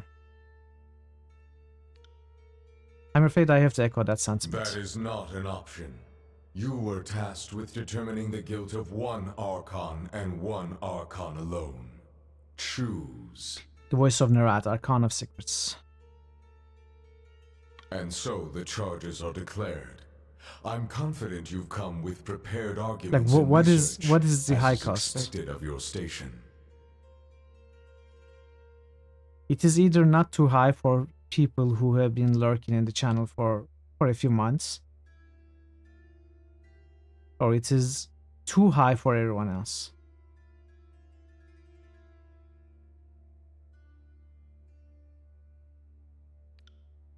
I will stand here and patiently sit through baseless In accusations. accordance to Kairos' legal custom, you will state the crimes against the Archon and offer up your evidence. The court will weigh your claims on their merits. I would encourage you to make as many claims as possible. Bringing charges against an Archon is no small matter. They are not accountable to Kairos' laws with the same rigidity as an average citizen, so it may be more difficult to justify their guilt. Understood. I won't be told any legitimate claims from the court. Provided that you have the evidence to back them, of course. To make a claim lacking evidence will only harm your case in the court's eyes. Is this understood? Yes, I'll back up my accusations with artifact. I don't remember my evidence. Like, as a player, I don't remember. You no doubt recall the categories of infraction to which Archons may be held liable. They are sedition, incompetence, war crimes, and the hoarding of forbidden knowledge. Rogueless nods to you. It's not every day that we are called upon to determine guilt on such a scale. Tread lightly. Sedition, incompetence, war crimes, forbidden knowledge. Then we are ready to begin. Something State like your 100,000. claims, Fatebinder. 100,000 natural at your own 20s. pace. Ooh, okay. That is interesting. You are considering natural 20s, not experience. Bad news, no dialogue options. You have to type out a legal thesis. Ah, no. I should have been more prepared for this. Then we are ready to begin. State your claims, Fatebinder. You may proceed at your own pace. I accuse the Archon of sedition most foul. Sedition, no small matter to weigh against an Archon, but if you believe the voice of Nerat has colluded with the enemy, then have one. Present your case, Fatebinder. The voice of Nerat gave disfavored battle plans to stalwart defendants. Bah! As if any credible evidence could be dredged up from that junk heap of a realm, whatever you found is probably so smeared or torn as to be illegible. You found evidence of such a crime? Shocking that the Archon of Secrets would allow any trace to fall in wayward hands. But Stalwart is far from the Archon's reach. Simply fascinating. Do you have any further evidence supporting the claim of sedition? Under the voice's orders, Archie and Bronze smuggled iron weapons to the Wandering Guard. Then the Archon of Secrets treachery runs deeper than even I imagined. I fear this news harms the very foundation of our offensive. Thank you for delivering it to our attention. If I choose natural 20s for such a case, that will stop people from boosting. Possible. I don't know. Do you have further evidence supporting the claim of your sedition? I make no more claims of sedition, Your Honor. The Archon is guilty of incompetence, Your Honor. Voice of Nerat has suffered charges of incompetence in the past, but always proved himself a capable leader and brilliant strategist. I'm curious if your evidence will prove otherwise. Go on, Fatebinder. The court's attention is yours. Siren started a cult devoted to worshipping her in Latin's Crossing, causing chaos in the region and hampering the war effort. What? How does this reflect on the voice of Nerat? Siren's flights of fancy are hardly new. If people were blamed every time Siren did something she wasn't supposed to, Kairos wouldn't have an army anymore. Blood Mulch is correct, Fatebinder. Siren's actions in and of themselves do not represent incompetence on the part of the voice of Nerat. Her job was to recruit for Scarlet Chorus. Her inability to direct the dedication of her followers from herself to Nerat is on her, not him. What further evidence do you have to support this claim? The law states that an Archon is responsible for his own vassals. Voice of Nerat cannot claim Siren was free to do whatever she wanted without having to answer for it. Or, if the Scarlet Chorus not assigned blame to Ash and the disfavored for the perceived sins of Cairn, is this not the same? Should an Archon not answer for the actions of someone in their charge? Let's go with subterfuge. Tunon nods. The voice of Nerat has failed to properly control his subordinates, causing the destabilization of a region very important in arming Kairos' army. This claim will be added to the list of charges against them. If they never boost, they never see their own one favorite game replayed over and over. I mean, they can... what I meant to say is they can stop boosting until they resurrect the game. And to resurrect it again in 6 months or whenever they can. I don't know. It's just the cons. I am mostly thinking about the cons right now. There may be pros to this. Obviously, there are. It is a good idea. I just don't know how to implement it. And I also have serious thoughts about replaying games. I am finished arguing for incompetence, Your Honor. I mean, imagine me replaying Baldur's Gate 2. The next time I won't be reading all the dialogue. It will be a completely different experience. I will probably have a different party. I don't know. Let's say instead of 100 hours, it's going to take 40 hours.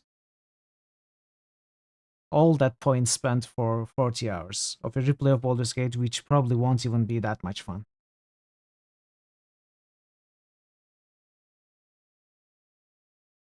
I don't know. We should return to the matter of the charges. The Archon has perpetrated vile acts during this campaign. I accuse him of war crimes. The voice of Nerat has a tendency to interpret Kairos' law as he desires, but I hope this practice hasn't spun out of control. Tell me of these war crimes, Fatebinder. Jagged Remedy was conscripting from the Unbroken when his forces were forbidden from the region. An infraction on the Stalwart territory to which Graven Ash placed his claim. This shows some disregard for the disfavored operation. Do you have any war crimes? Do any war crimes come to mind? The voice of Nerat wanted the Forge-bound monster taken from Latin's Crossing.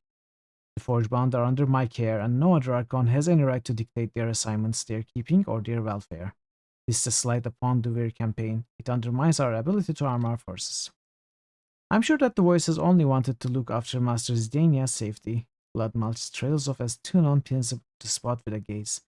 Statement retracted. Do other war crimes come to mind? I have exhausted my evidence of war crimes, Your Honor. Very well. Have you another charge to levy against the Archon? I have made my case to the best of my abilities, Your Honor. Very well.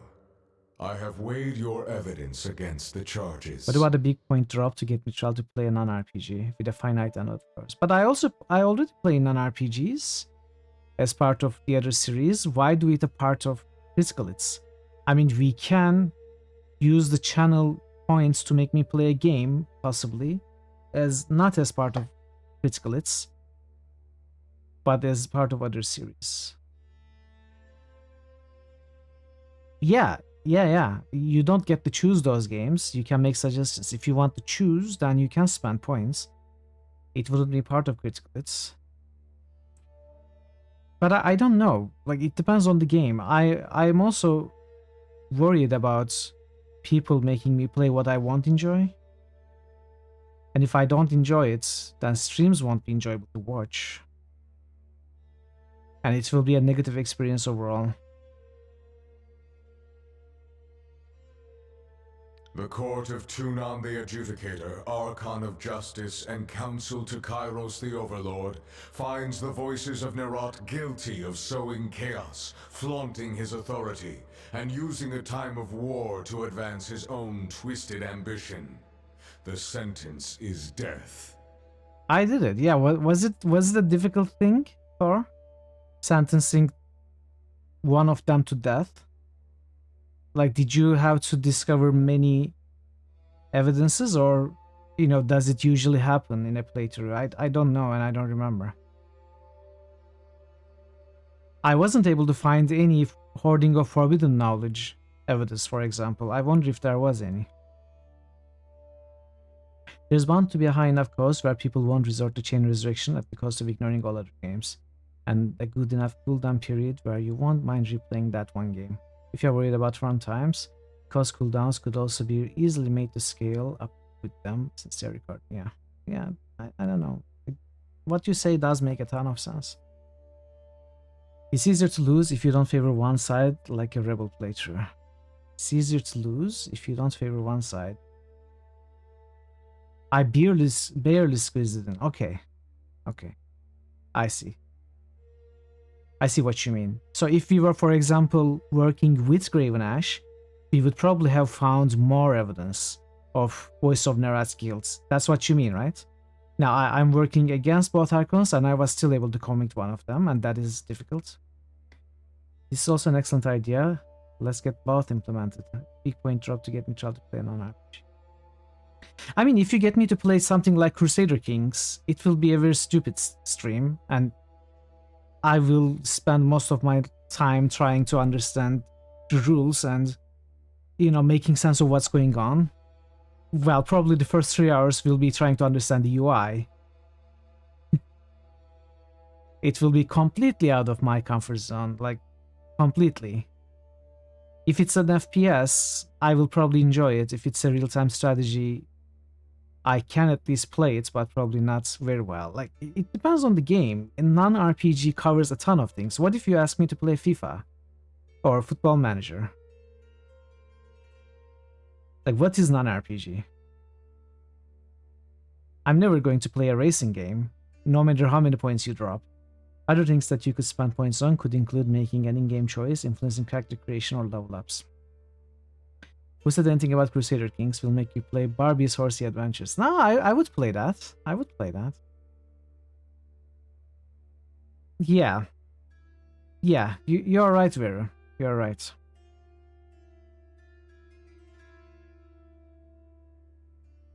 I mean, I have reservations about all of it, and I would love to speak about your ideas and my reservations, because it's most likely going to be my reservations that I will speak about. At length, I would love to talk about at length. Maybe on Discord, like we have suggestion pages. Maybe we can open up a thread and everyone could put their opinions in there. So we could speak about this more at length rather than just now. But I'm not able to think clearly about all of it. If you had tons of points, you'd have a hard time not trying to get Mithril to play Elden Ring, because you secretly think he'd actually like it a bit. I don't know, Vero. You would have to gift me the game, because I will never ever pay any money to Elden Ring. I can guarantee you that. So if you can gift me the game and also drop the points to make me play it, I would play it. What mockery of a process is this? The charges are all fabrications against my master, and I won't hear of it. The Court of Tunon has ruled, you overripe pustule. I suggest you hold your tongue. See, that's what I mean, though. That's what I mean. I don't actually want you to gift me a game. I don't want anyone to gift me a game. But if you want me to play a game that I don't have, I won't be able to buy it, especially if it's a new game. It's impossible for me to buy new games right now, with the economy as it is. So, it won't be possible for most games, especially new ones. Especially if it's something that I don't usually play, like a Souls-like. Even if it's an old one, like Dark Souls 1, I won't have it, because I was never interested in it. It will mean I will have to buy it, which I want, and I don't want you to buy it for me either. So see, there are tons of cons, tons of things to consider about ideas like that. In accordance with Kairos' laws, the court headsman will deliver the verdict and its consequences to our former colleague. I summon Blood and Mark to appear. Tunon bangs his gavel to the floor. He was right in front of me. This guy is so cool. Shadows below and flare ominously, thicker than blood and deathly, seeping and gnashing, eating at the throne room from the farthest edges in, closer and closer. gripping steel Nash until finally, for a single held breath, even the air goes black, and the light has been swallowed. Then there is light again, and Blood and Mark, the Archon assassin, standing before you, shrouded in shades and daggers and death, and with white teeth flashing in his mouth as he laughs. Kid, Adjudicator, he regards you each, eyes two coals that burn as he speaks. And who will this blade be cutting today? The usual, or someone new? Actually, I'd like to carry out the execution myself. Now, see, that's what I like about you, kid. You are so malleable. He tips his hat to you in farewell and amusement, flourishing a shadowy dagger between his fingers. Don't get yourself killed, or I'll have to clean up after you. The court has greater need of legal minds than it does of headsmen, but I will allow this predisposition. Wait, what whoopsie naughty thing did you do, Parrot? What did you do? Deliver this writ to the guilty and execute them with the court's approval. First, there is the matter of the petitioner who so blindly followed their corrupt and reprobate master. The adjudicator turns the attention to the disfavored and Scarlet Chorus petitioners. Even through his stoic mask, the intensity of his gaze is evident. You made a little popcorn a lot, yes. I knew that. I could smell it. I can still smell it. What can I do for you, mighty Tunon? Blood Mulch winces and takes a cautious step back. Verbs can have a little popcorn as a treat. I doubt it's a little popcorn.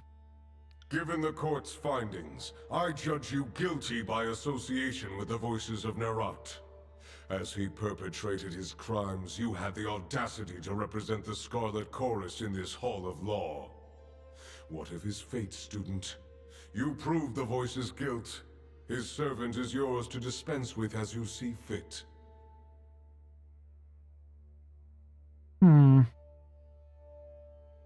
He should be stripped of rank and made to serve the court. Made to serve the court. Or execution. No, we are merciful, right? He should be stripped of rank and made to serve the court. Because we will make the court serve us soon enough. As fair and compromising. You did it for Exile Khan. You convinced yourself you are preparing for a fun little watch. Yeah, you did well. I'm glad that you did it. It's not an auditing. Business is concluded. Do anything you can to make your time more enjoyable whenever you can. That goes for everyone. You've already eaten half of it. Well, you can make more. I'm sure you can make more.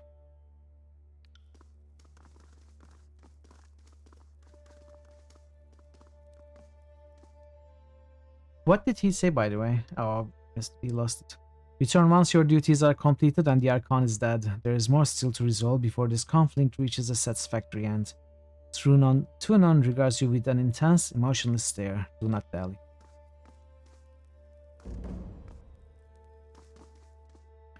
Regards, Mitral. You look as if you need something.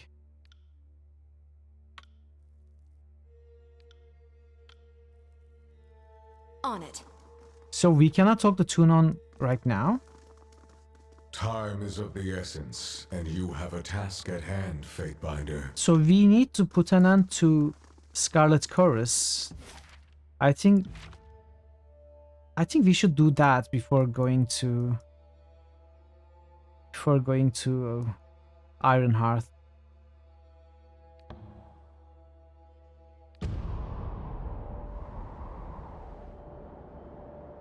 If we kill Voices of Nerat, I'm not sure I'm going to kill him, but I think I will. But I might be able to use the writs to convince him to submit to me to spare his life.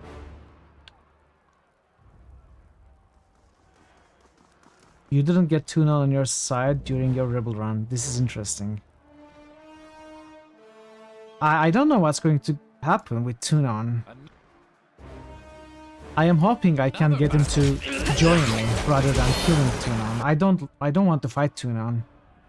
I think Tunon is a very impressive character and I want him to stay alive and on my side. I don't know if it's going to happen.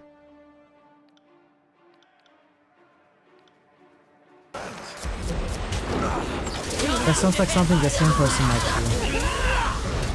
do. I mean, it's not about insanity. I think voices might be too proud and arrogant to think that I can actually execute them. Fuck is wrong with my weapon? Take that. And that might be how and why he refuses to join me. We'll see. You'll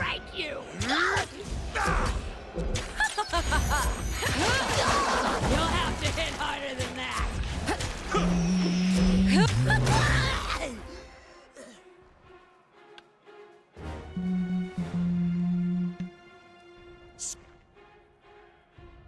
Send me your champion.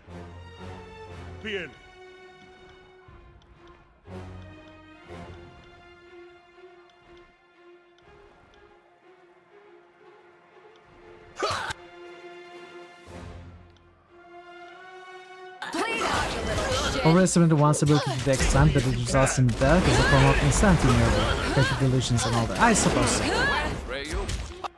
I suppose you have a point.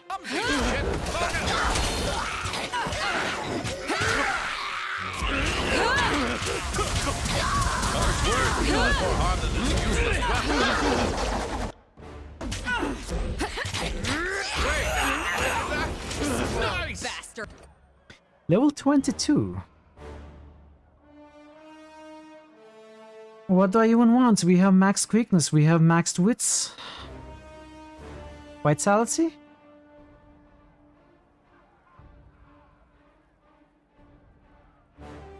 Vitality. Voices strikes you as a very reasonable people. Undefined the person as occupying a single body. Sounds like a very reasonable something. We have max preservation and sage. No. Yes.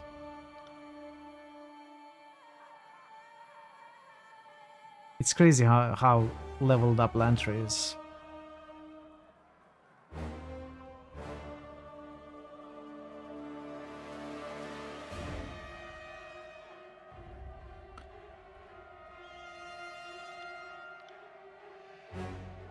What don't I have enabled? Arcane Judgments.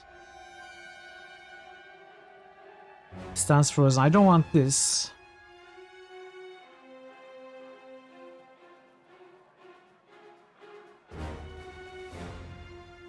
I don't really care about this either. So let's...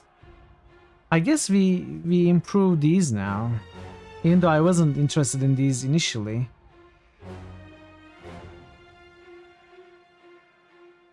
Let's get the healing skill up more. Resolve is always worth. I suppose you're right. Resolve is... Although I find that Resolve isn't nearly as important as Resolve in Pillars of Exile. Okay, I'm going mad.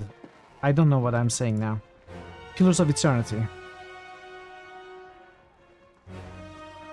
Poor Lantern doesn't get to show off his sick pan throwing skills. No, that's not going to happen. That's not going to happen.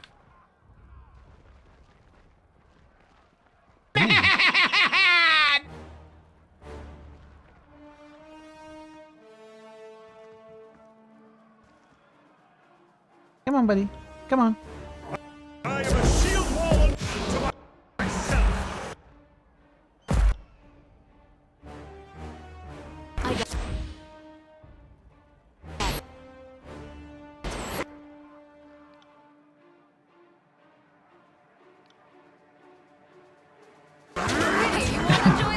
Thank you for the luck, Pat. This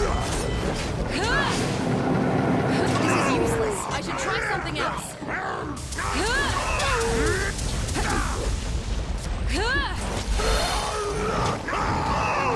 This is useless. I should try something else.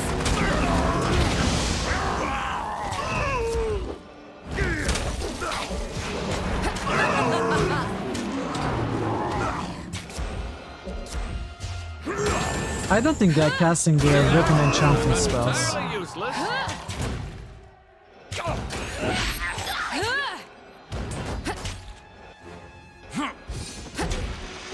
I got it. Can't do that. Imagine making these sounds in a VA booth. I think they have a lot of fun during voice acting sessions. Like, I'm imagining them rolling on the floor with laughing occasionally with the mistakes and failed sounds. Frenzy, oh. Sorry, I can't.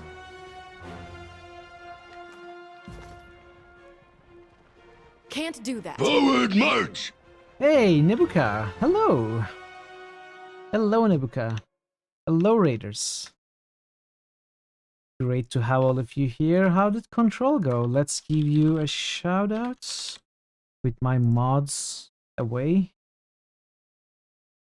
We're looking through sound files. Evolumeter. Fucking stairs with ease.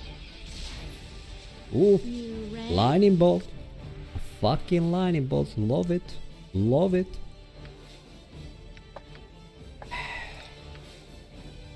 I love this clip. Can you drink this before it hits, or is it's over? Stand back and watch. Only take me to a licensed cleric. I hate that spell so much. I hate that spell so fucking much. It's incredible. Especially because that one guy should have backstabbed that motherfucker. It should have happened. I did the quest. I did it. This is how runs ends. Consultant fine enough, really liking the game. Yeah, I wish I could watch more of it. You know, that's one game that I can watch without having the worry of spoilers. But unfortunately, I haven't been able to watch much of it. How is Tyranny going? It's going very well. We are approaching the end. I think we will finish the game today. Right now, we are fighting against one of the bigger armies. And I don't think there's much left to the game. Like, this is not the very end, but we will be going towards the very end. This might be the either final or second to final big fighting area. I'm obviously just guessing, but that's what it feels like. It's going well, and I'm glad you had fun with Control, and you're enjoying it.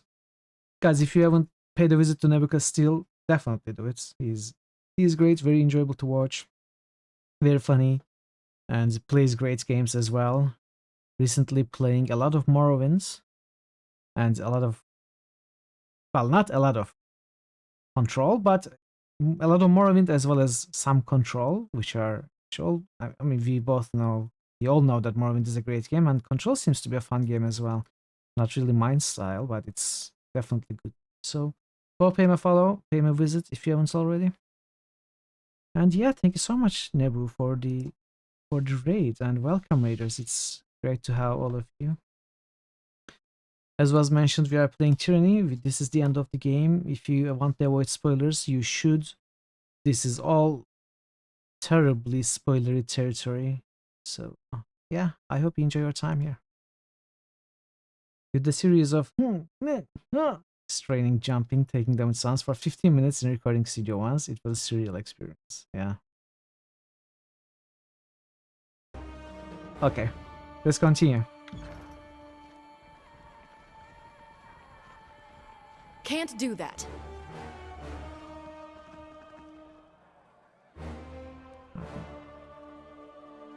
I'll send Ah.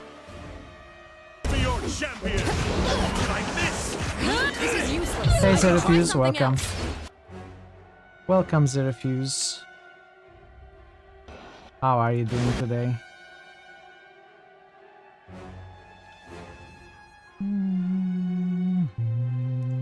Let's use this. This is... Let's try to kill the Fury. I think she's a Fury. I'm not so sure.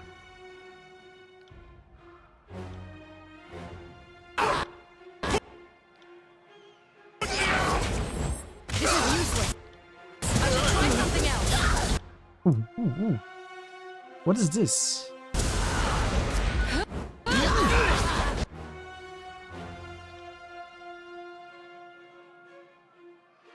So much damage taken. Much better getting over being sick. Oh, I'm glad to hear that. I'm glad you're recovering. That's cool.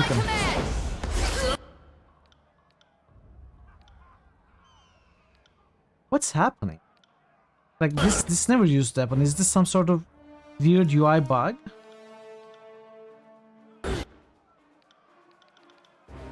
Why isn't this happening? Oh, spellcasting. Oh, okay. We are silenced, I think.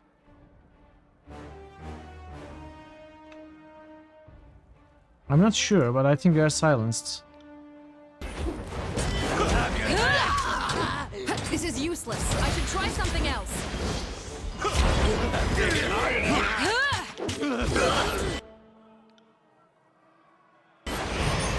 You won't enjoy this.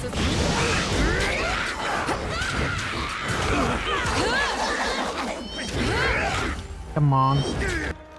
This is useless. I should try something else. Consider it done. Oh no. No. We can do this. This will grayed out on the main bar. It wasn't from cooldown. That was silence. Okay. Heal yourself.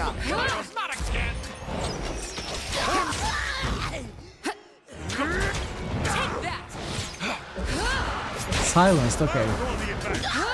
This is useless. I should try something else. Wait, I did that? Nice! As you command.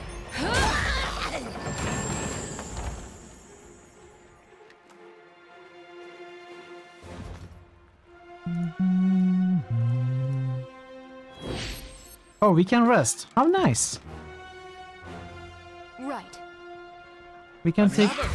What's happening? I told you to run back.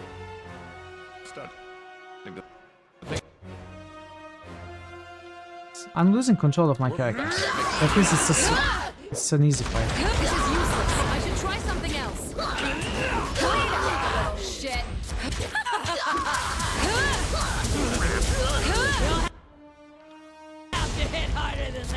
This is useless. The problem with those huge area of effect lightning and stone spells that I have made is that they are way too random. Interesting. Like they barely hit any enemies. Sorry, I can't. When they do, they are very effective. If they do. Like Nebuchad's lightning spell that he loves.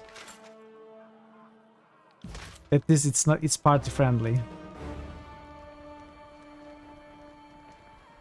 Unlike lightning bolt.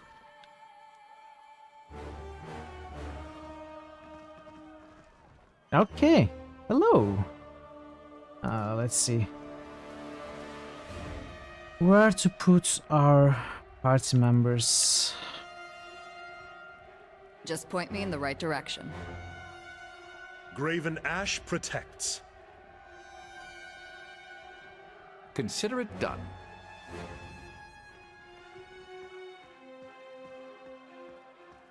On it. I got it. As you command. Just point me in the right direction.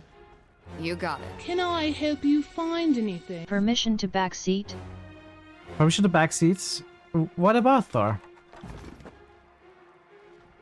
What is it about? I'll do it for the north. Just point me in the right direction. Your campaign ends here, maggot Including of the big unreason. AoE spells. We have no intention of joining the Sure. uncounted corpses. I mean, I don't mind at littered this in your point because path. I'm not sure if I'm going to make any changes to my spells after this point. But yeah, it will be good to know. Your love for these southern mongrels was a fool's errand. We would have conscripted them into service and given them lives under Kairos. You only forestall their doom with your rebellious game. We could have been magnificent together. But instead, we will have your bones fashioned into a scepter, your skin knotted into a belt, and your tongue fed to crows. At least crows know the meaning of respect and gratitude. Deliver writ of execution. No feast today. Only your execution is decreed by the court of Tuno. There's an accent that reduces the size of the big AoE but increases number of projectiles. Oh, interesting. I'm not sure if I have it. It's more hits in a smaller area. It's devastating. I didn't see that. Maybe I missed it. Maybe I didn't pay enough attention, but I'm not sure if I have it. In fact, I chose an accent that makes the area bigger. I didn't know how it would work, so in hindsight, it feels like a mistake now. But yeah. You would bend I the can take a very look at laws it of Kairos after this against fight. me. He snatches the parchment from you and quickly reads it. Steam flies out of every possible hole in his mask.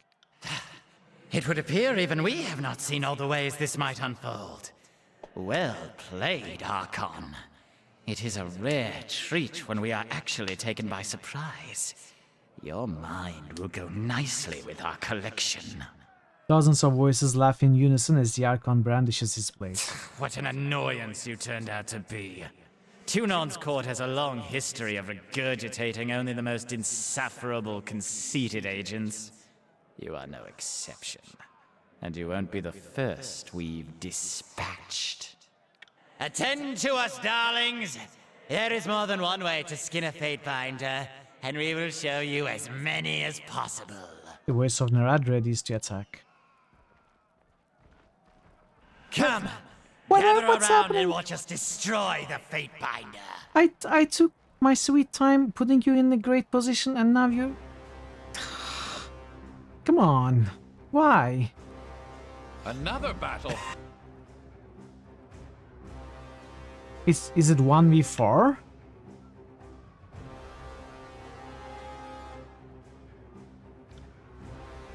Okay.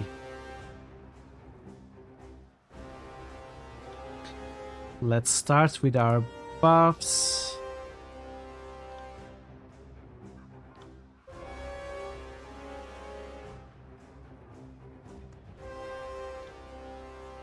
No other way.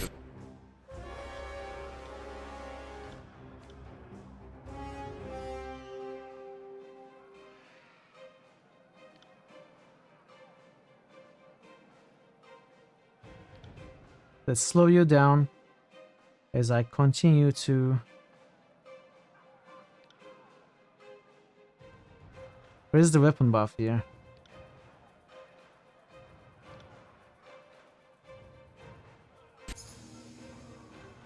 Oh! Loot! What's happening? What's this?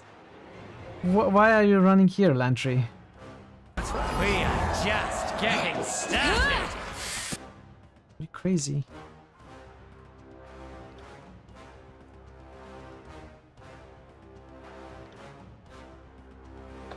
Let's see.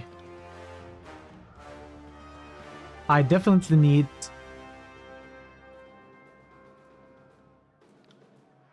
I need to use the Wheel of Ages. But maybe in a little bit. Leave the strongest to me.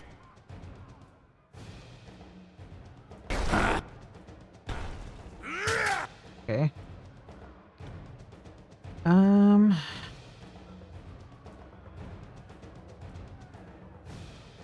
Let's try if Leg Sweep will work at all. Meanwhile, use the Barrick Burst attack while that happens. Even though this is not an AoE situation, it's still a strong attack. What could make this better? Fragment of Horatia.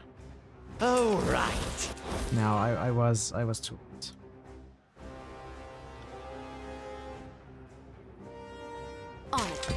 You need to loot it here. Can we disarm Narat? Narat is already taking a lot of damage. Let's taunt them. Not a problem, boss.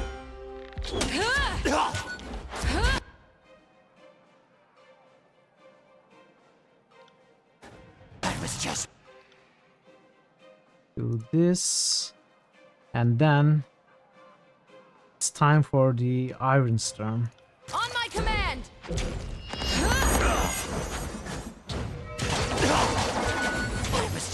No. What is this? Okay, nothing important. I think. No, what happened to verse? Dazed and confused. For so long it's not true.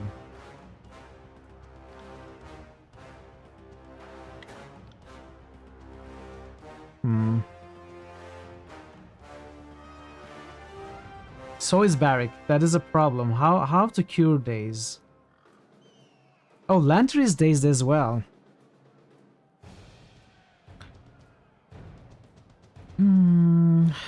I do not have... I never got the abilities that dispel hostile effects.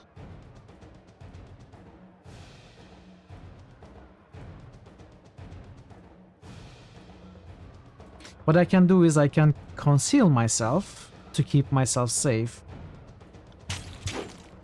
Oh wait, days already ended. That's fine.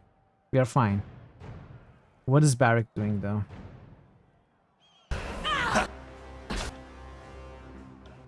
Barrick is being... Oh, Barrick is still dazed. Well, let's try to... Prawn voices.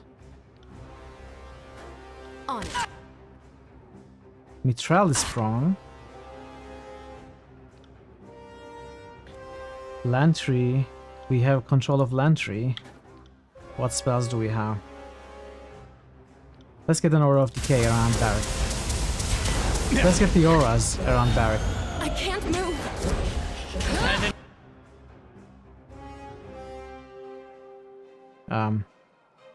Enough of us. How about a little...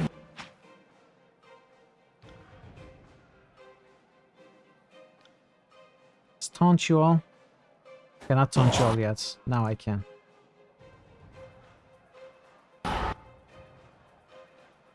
Death from above time. Had enough of us. Another.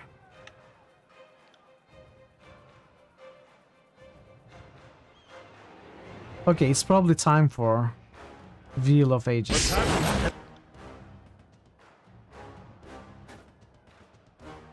I'm sorry.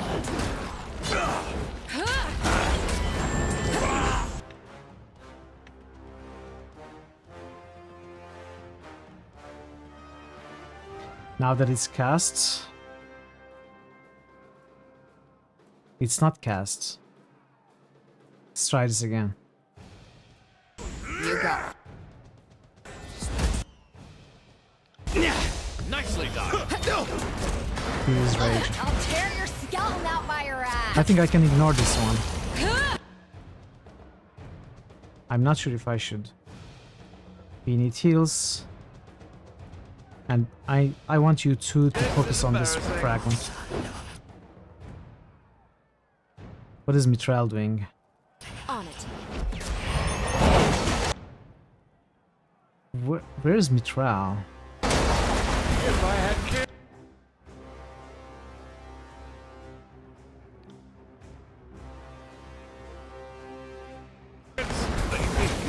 Need to move away from here. I don't even need to heal. Let's see. Let's see. I don't really have anything. Let's try these debuffs. See if they affect Nerat at all. Okay. So I just want to ignore these. I guess they just keep popping up. That's fine. We will focus on Nerat. Oh, right. We will focus on him with the highest damage things that we have. Not this.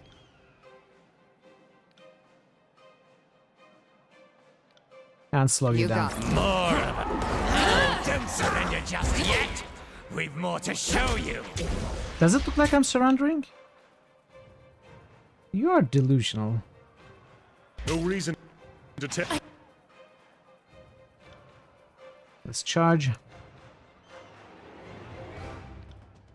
Can't Try the Gravedigger. Do we have an AoE yet? Renew Aura PK.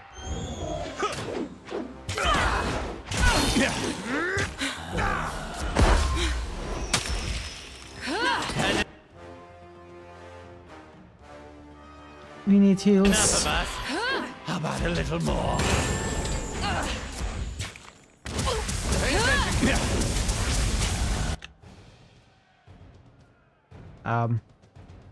Mithril is at 1 health. That's not good. I cannot see where Voice of Nerat is. Oh, this is Voice of Nerat.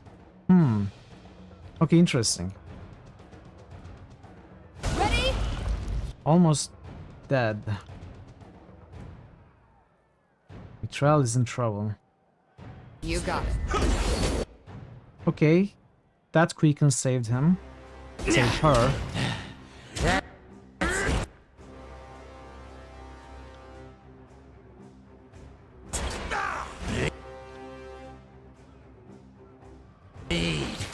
We are just getting started. Come on, die already. Approach us, you insignificant little morsel. We would have a word with you.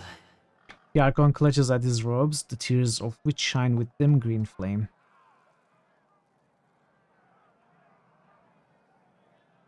Plug your ears? But I want to know what he says. Probably nothing good. Say what you would, creature. Whatever the thoughtless rabble may whisper about this moment, don't delude yourself into thinking you are powerful, that you matter, or that someone out there isn't greater still. We came from nothing. Our deeds defined us to the people, and the people knew us as a monster. Did you imagine we were always flames, voices, and secrets? Think on that. You Archon of misguided decisions. I will heed your words, Archon. At least you know the value of good advice. That will take you farther than any beaten trail, and it will bite deeper than any crude weapon of iron. Something about this strikes the voices as funny. He begins to laugh. Short bursts develop into violent, uncontrollable spasms of insane joy. The voices lets his hands fall from his robes. The very flames that defined him as a shapeless being whip into a frenzy, consuming him as they burn. You hear a distant, incoherent chorus of screams in the back of your head, but as quickly as it rises, it fades to silence. The Archon of Secrets is extinguished before your eyes. No! Not like this! We were so close!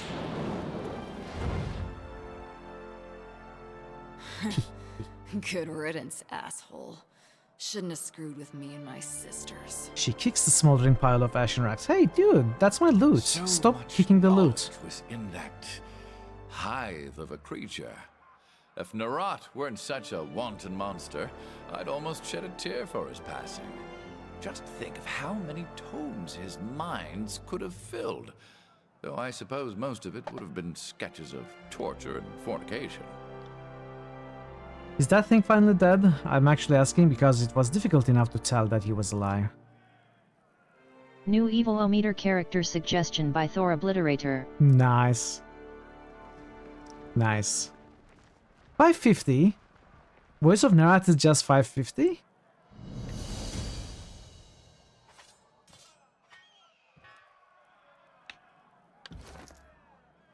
Final Scream. Raise Final Scream into the air and unleash a chaotic explosion of energy. All nearby enemies are pushed back, dazed and confused. Oh, so this is what he did. Duration of affliction scales with the Final Scream's renown. And this is what? This is a one-handed...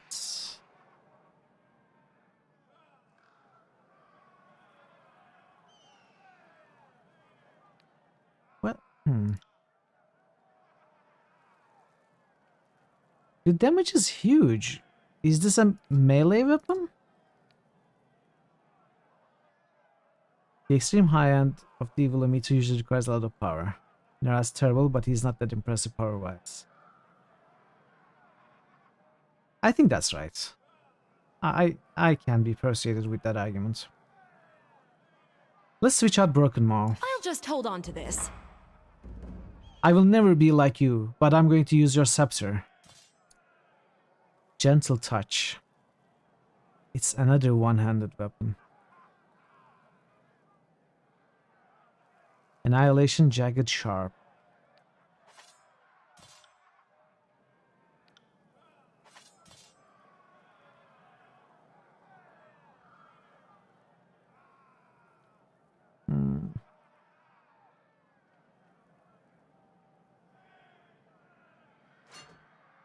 I don't know. I'm not going to use you. You know what? I will never use this. I never used them throughout the game. So that's done. That's the end of the Scarlet Chorus, I guess. Elixir of Quickness. Okay.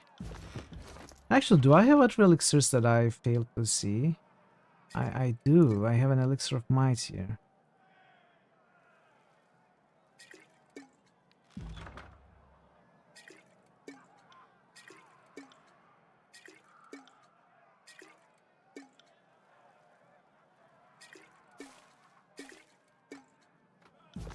Test your might.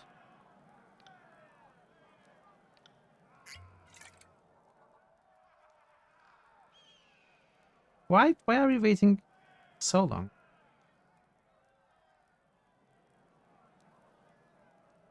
Just chug them one after another. Alright, we got two stats because we needed to get stronger. That was fun. That wasn't an exceptionally difficult fight. And I'm surprised that Fatebinder, I never thought that anyone could get the jump on Voice of Nerat. He outlasted most of his enemies and ate the others. He was this great, bottomless thing. I just assumed that he would be around forever. And now he's dead. It's hard to believe, really. I'm happy, but he also gave me this life, this name. I hated him, but he was incredible. An artist. What I'm trying to say here is that I'm impressed. You've exceeded my low expectations. Do you think the Voices is really dead? If you're being honest with each other, I have my doubts. The Voices could scheme 1,000 steps ahead of anyone. I can only imagine that he had something planned for his death. Some contingency. It could be so complex that we might never recognize it if we saw it. It might not even happen in our lifetimes if you're lucky. What do you need? So I'm surprised that we couldn't get worse to try and take over the Scarlet Chorus. Be its new leader.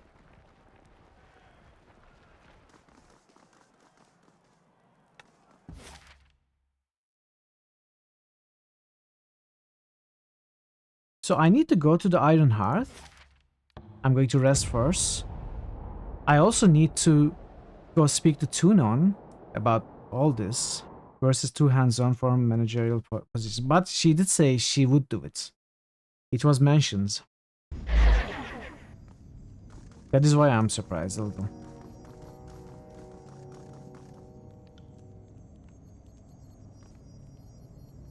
Let's check our quests. Travel to Iron Hearth. Okay, we need to do this. Kill Graven Ash.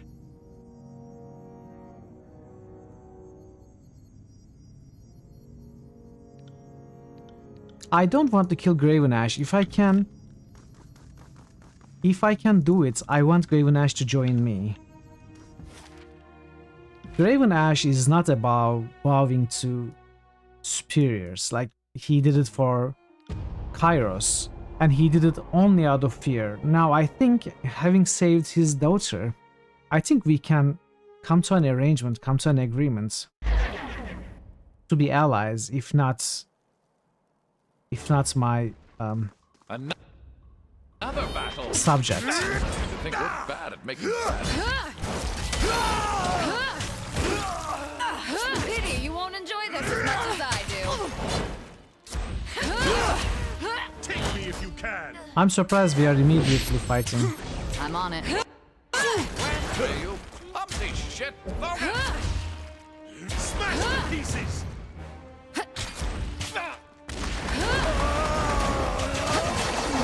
Harsh words would cause more harm than this useless weapon.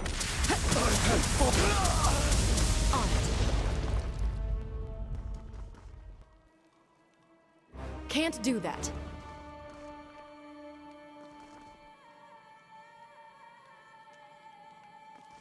Look at that! Fever course! Hey, you won't enjoy this as much as I do.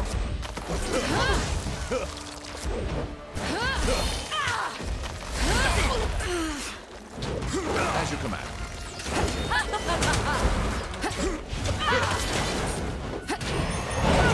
This weapon isn't entirely worth it. Okay, we need to kill this one first.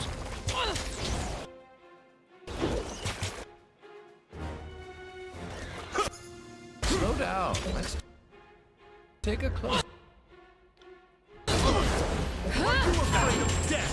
How could I miss?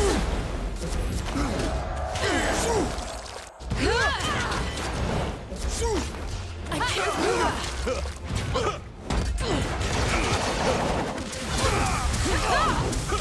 Okay, that was nice. That was nice. 3 of them are down. This is a problem. I'm fine. This is... More finesse, more might, more resolve. I'm not interested in wits for Barrack. We maxed vitality. It makes sense to go for resolve, but honestly Barrack is already very resilient. Maybe we go for some more quickness. Let's try to get quickness to 16 if we can.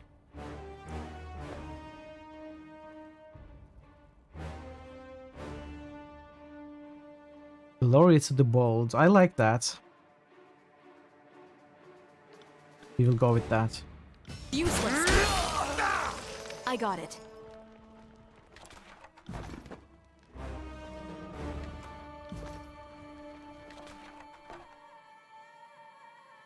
Eoya's calling. Sigil of life. This. Oh, okay, okay.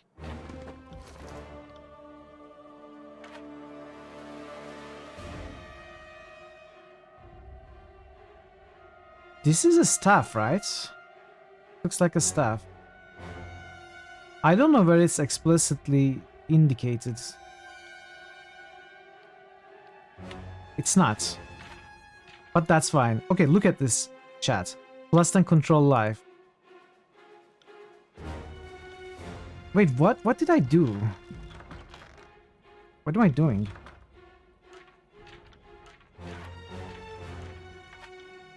Plus 10 control life. Plus 60 control life. Plus 30 old magic skills. We had... Did we have something else?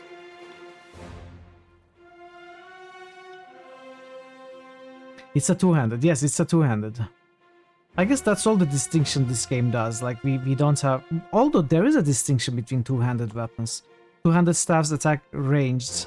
Two-handed swords, axes, etc. They are melee.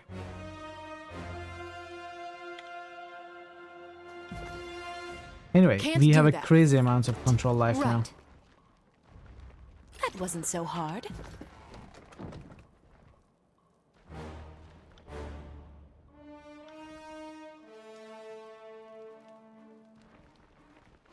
Your days end here.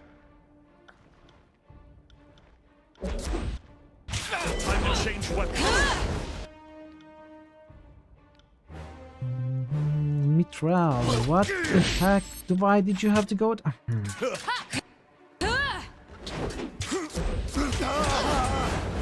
Divine power.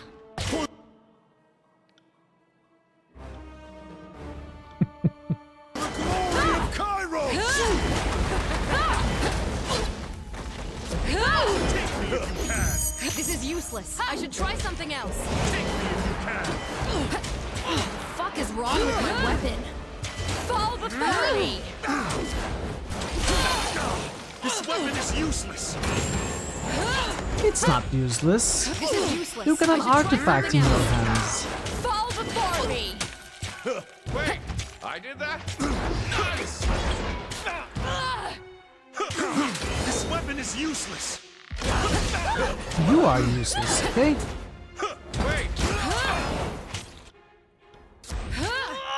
Stupid hunk of metal.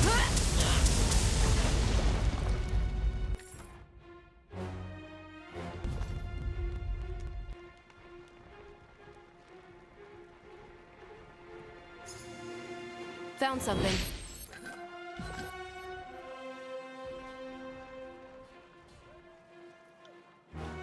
Look at that. Future board. Silenced already? I got it. Oh no, no. The enemy is silenced.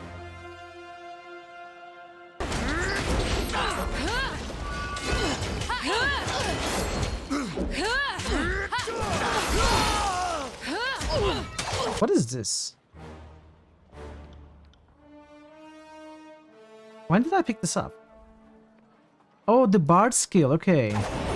The end of the sage tree. Take that.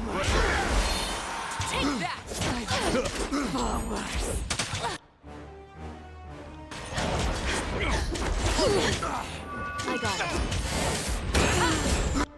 I got it. Okay. This is weird positioning. On it. I don't really like it. Let's give you aura PK. Okay, this is better. Let's heal you all. Pay attention, kids. Okay, Mitral is still in trouble.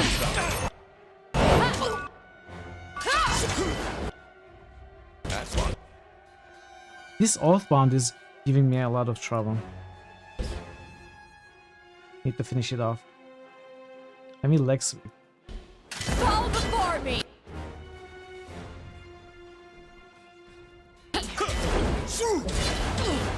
Smashed to pieces!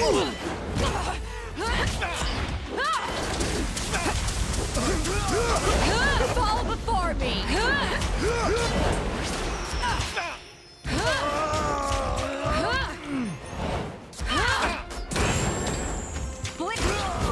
Right.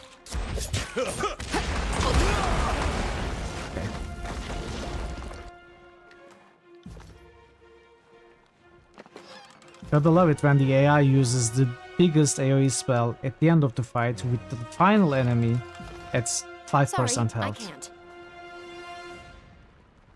And it happens without fail in every game.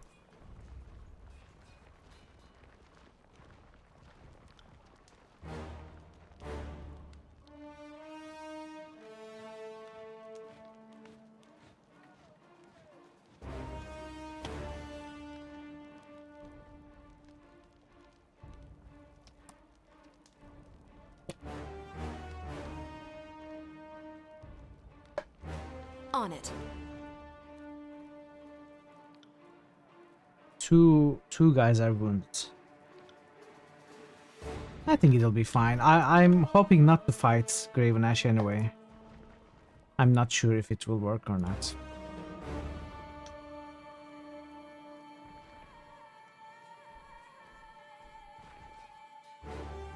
The silence and cacophony tells me that the voices of Narat is dead, and I have every reason to celebrate. But I don't imagine for a moment that you came seeking my gratitude for a job well done. I have actually. So, you see fit to grace my halls with your presence. This will be the last time. I have no wish to consort with traitors. You have held back this campaign against the Tears long enough. After I grind your bones into the dry earth, my disfavored will take back this realm for the vaunted North, and you will be forgotten. If we have 3 attack options, there's no way to even try and convince him. I'm so sad. Why aren't you at least giving me an option? You know, give me one option that doesn't have attack in it, and have him attack me. That will feel better.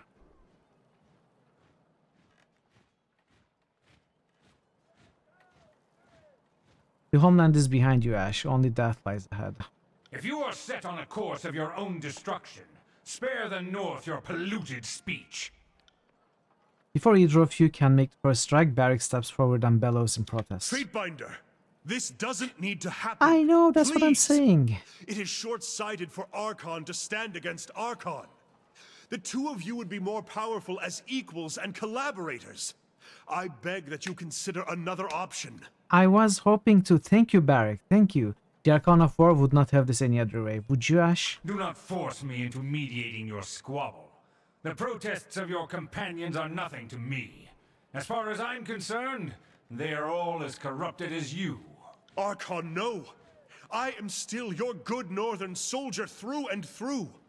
My loyalty, my place in the Phalanx. Phalanx? It's not phalanx. Phalanx? Gone. All of it. We are finished, and I remove you from my legion and my protection. No sooner will I return to the north than your family will be disgraced. Your celebrated name made to rot in the public square. Ashes turns to you with hatred. Gather, my legion! We will see this pestilence dispatched for the battlement of war! Fatebinder, prepare yourself! Teach this one a lesson. We will not suffer insubordination. Okay, at least they are coming in waves.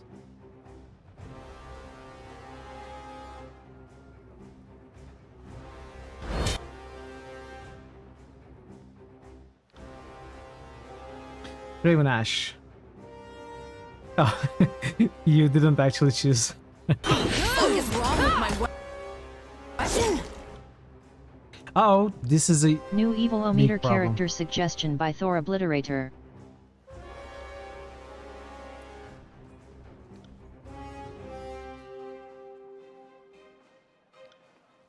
As you command. Actually, he might, maybe, after we kill some of his soldiers, he might still decide to talk to us. Pay attention. Kids, you might learn something. But come on.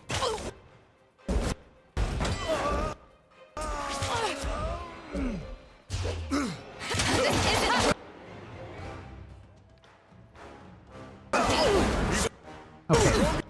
This to me. How could I miss? Are you serious?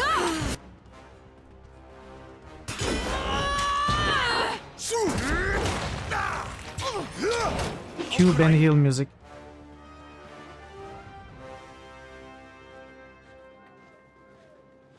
Lantry is knocked down. Miss.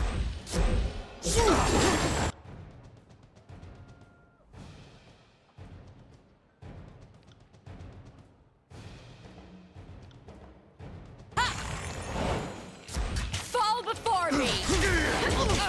Can we finish this one up? This is useless. I should... Oh, come on, what?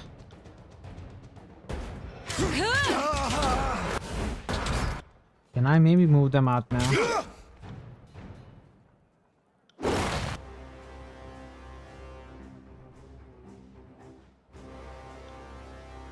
Consider it done. This isn't working. I'll hit you twice as hard next time. We don't put Gary anymore, we will down 400. He's a wartime commander doing what a lot of wartime commanders have done. Right. This weapon is useless. This is useless. This is something to Try something consider. else. Draven Ash never actually wanted to be on Kairos' side.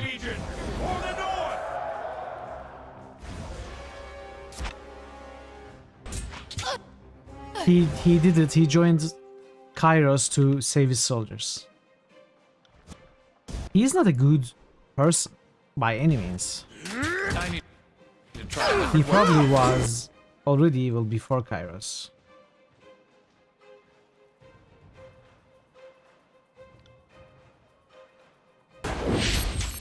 Bleed out, you little shit. Level before me. Take that. Consider it done.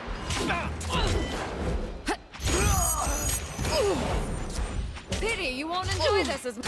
This is not a fight you can win. Attack, my soldiers! What are you talking about? I'm winning. And you are stupid to send your soldiers in 4 at once. Just send all of them at once. And you will probably win.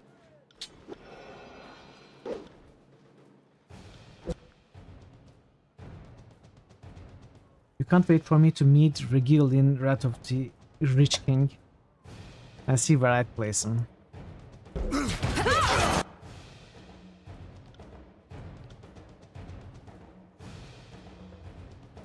It is really hard to place characters in a black and white scale where nothing is actually black and white. Pay attention, kids. But you know, as I said before, we are doing it for fun. So. Consider.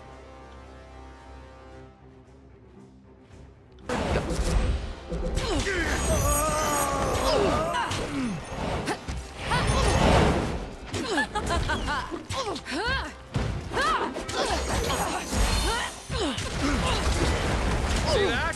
I'm not entirely useless.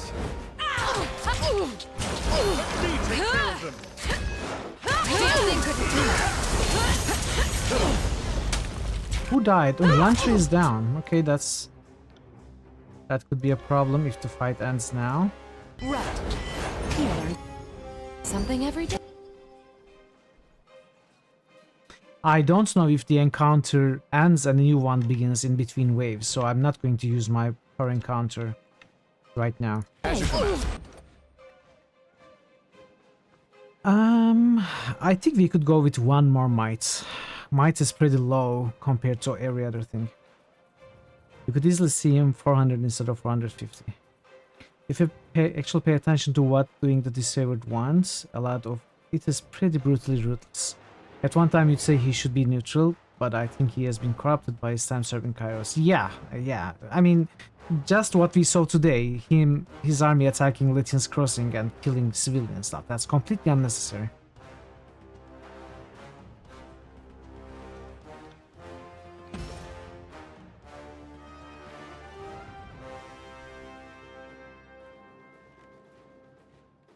Okay, we've unlocked the Whirlwind Strike. Damn.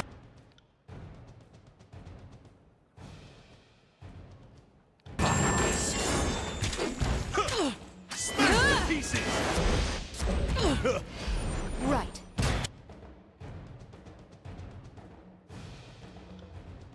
Take that.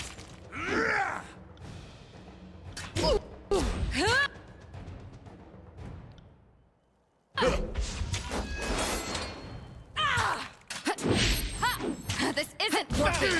Let me take care of this. Time to change weapons. Damn thing could pierce cloth. Shit.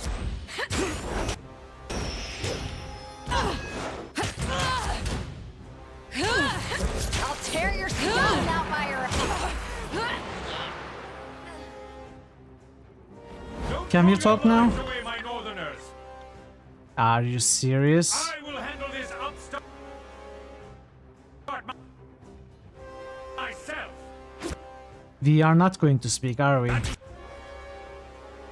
Let me disarm you, get that huge mace out of your hands if I can. Will do. I don't think it worked. Can I leg sweep you? Actually, better to... What happens? Weakened, stunned. Okay. Can I do something against you? It didn't work. Let's slow you down.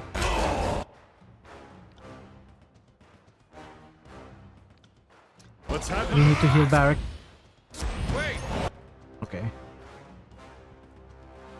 Let's try to leg sweep now.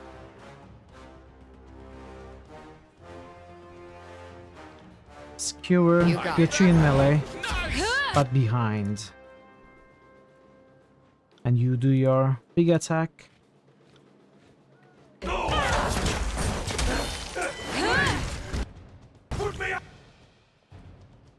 Sweep leg. Yes, I sweep legs. That is what I do. Let's start with Fortune's Judgments. Use our big abilities.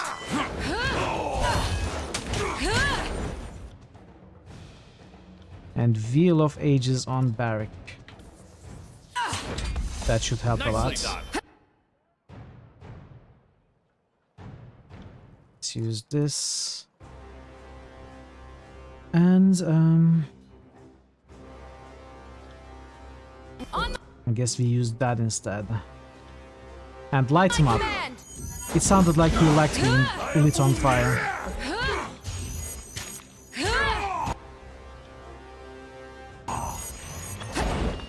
I should get my auras going.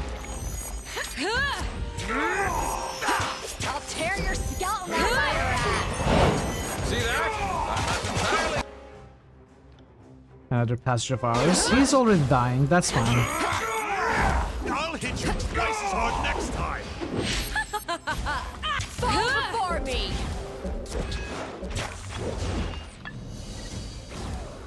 Confront Gravenash. Stricken, the Archon looks down on his blood-stained hands with disbelief.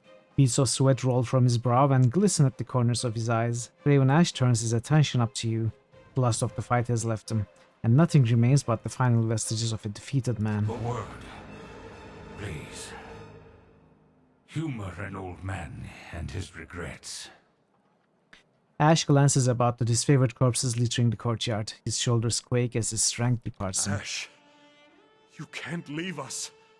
The disfavored need you still. Without you... Barrack trails off, his words failing him. The Archon of War's face contours into a rictus of anger. Bloody sputum leaps from his mouth as he opens it to shout. Nothing. He stares into Barrack's twisted visage, and his own features soften. Peace, son of Barraconan. The North will remember me. All things come to an end, as your friend here is about to learn. Ash turns to you. Say what you would, Archon. You are on a path to incredible power. A path that I walked long ago. There was strength, victory, triumph. Everything an Archon of War should expect from a life so accomplished. He takes deep breaths through his nose as he clings to life. But there was also pain. Had I another century to describe it, I could not explain the punishing agony of my devotion. My soldiers grew to depend on me, and I gifted them my protection. But I also took their harm upon myself. I had the strength to endure for a time. Every gutting, every crushed bone, every death. I took it all upon myself to spare my troops. You must be prepared to do the same. Go on. Your rise to power is no matter of personal glory. It touches all who trail in your wake. When you ascend, you won't be alone. Far from it. There will be others who look to you. You will be responsible for them in more ways than you can know. Take care with those who follow you. Depend on each other. But harden yourself to accept the burden of their love. Devotion can bite deeper than any spear. He looks to your assembled company with a mixture of sympathy and regret. I hope that you are prepared for what comes next. Because... He grits his teeth as a fresh wave of agony threatens to overcome him. Because Kairos will not make it easy. His energy spent, the Archon releases all of his tension, and for an instant his face reflects deepest peace. Graven Ash, the last of the great northern warlords, dies before your eyes. Archon! Archon! Damn you, General, get up! Get up! Barrack balls his hands into fists and locks them at his side. Seeing that one fall is like watching a spire hit the ground. Somehow I thought I'd enjoy it more. Verse frowns to herself and shrugs. We actually did it! We slew the Archon of War! Look at how excited Lancer is. I'll document Everyone is later. crying. Right now, I think I need a change of pants and a good cleansing vomit. After several attempts to write in a trembling hand, Landry tosses his quill aside, letting out a long sigh as he paces in tight circles, shaking his arms with nervous energy.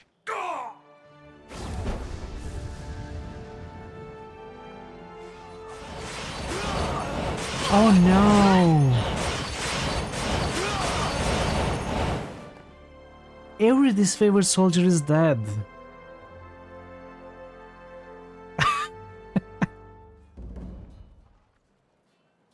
But Barrick is spared because he released Barrick.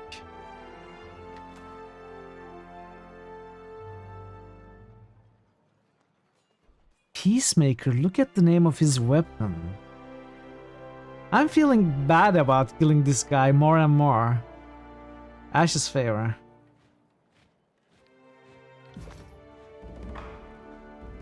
I feel like I killed the good dude in a game. Like he was the closest to a good dude in these armies. We killed Marek as well. Okay. He wasn't good, Sorry, but he wasn't as evil as many others.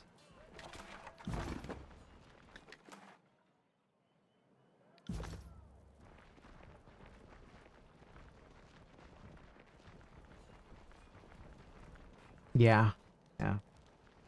Very cool. Can't do that. Can't do that. Ooh, now the big boys. Big boys time. Bulletin Mark and Tunon. Let's see what's going to happen there. But of course we have to first sleep and visit the smith as mentioned. So let's visit the smith first. Now that maybe we will be able to take out the armor. Sunlight struggles to punch through the thick brown clouds, casting long shadows from the jutting spars of warped bronze and iron that mark the blade grave. In the hazy distance, you can just make out the squared form of Iron Hearth squatting high on the mountainside. You see the grey smear of smoke against the sky before you reach the fissure. From the lip of the broad gully, you see a handful of what at first glance appear to be bonfires, but from the blackened skeletal limbs protruding from them, you guess that they burn on a field of human fat. The flames mark only a few of the bodies, however. Dozens of corpses, perhaps more than a full 100, carpet the land below you. Investigate further. The sickly sweet stench of carrion assaults you as you pick your way into the crevasse. From above, the bodies seem a jumbled motley with no discernible heraldry. You realize why as you make your way among the bodies. Many wear only ratty letters, only crimson sashes or face paint marking them as conscripts of the Scarlet Corps. For every 10 to 20 members of the Horde, you locate a brutalized, disfavored legionnaire. Their armor rent in a dozen places, their wounds enough to kill each other, each 10 times. Merciful Kairos, Barrick mutters, kneeling by one of the corpses. He touches one's forehead. Telluria, I almost cannot recognize you, sister. He looks to you. Archon, these soldiers died in service to the Overlord. They deserve better than to be left to the elements. Burst snarts, you planning on burying them all, big boy? Horde Furies included? Don't be ridiculous, the stone shield answers. Everyone here died, sworn to Kairos, right? She crosses her arms. If one deserves burial, don't they all? It seems that the disfavored and Scarlet Chorus met in battle here. You suspect that if they were survivors, they belong to the Chorus. The disfavored would not have left their fellows to rot beneath the open sky. Scavenge the battle.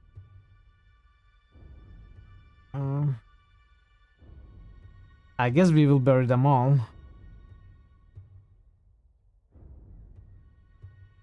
I'm not sure if Verse is trying to make a point or if she's serious about wanting the chorus buried, like she never cared before.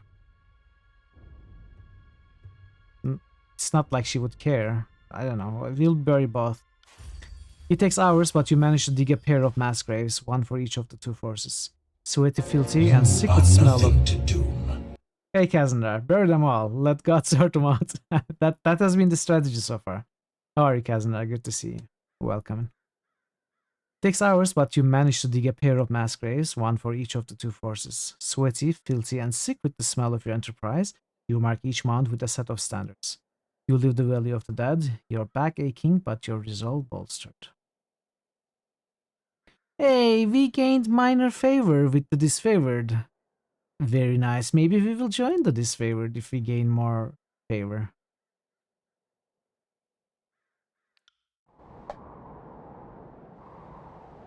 Who knows? How are you, Kazandar? How was your Friday?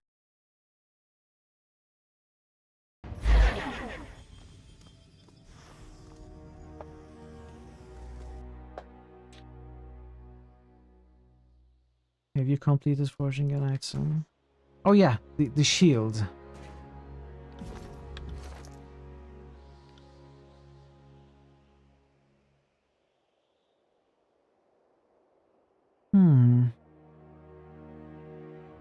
Survivor. What does this become if we upgrade it?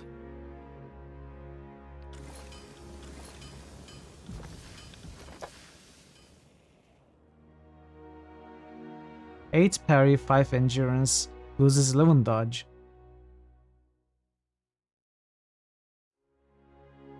Loses lightweight and quick step.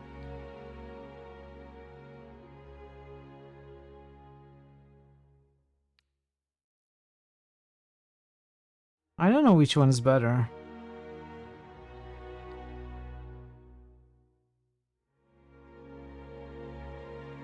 I'm not even sure if this is going to help Barrick. Like 50 all damage taken while health below 35%.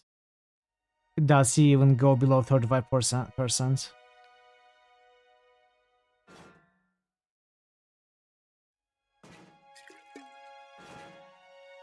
You wonder if you'd been able to not fight Graven Ash if you'd had max favor with them. Maybe. That's what I thought as well. You're very hot, but finally gone on holiday for 3 weeks. How goes the Tyranny? Yeah, I'm sure that you are very hot. It is awfully hot everywhere. It's almost unbearable. Tyranny is going very well. We are finishing the game. We are not far away from the end, I think. It's going very well, I would say. By the way, I just realized I'm in the wrong place. This is not the smith that I'm supposed to go to. The smith I'm supposed to go to was... Secluded Forge?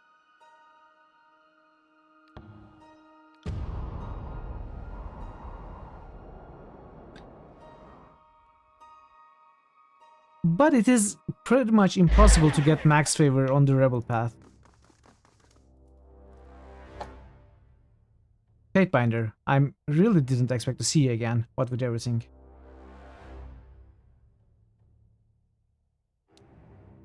Did you think I was dead? What? Of course not. I mean, maybe a little. Things happen in war, right?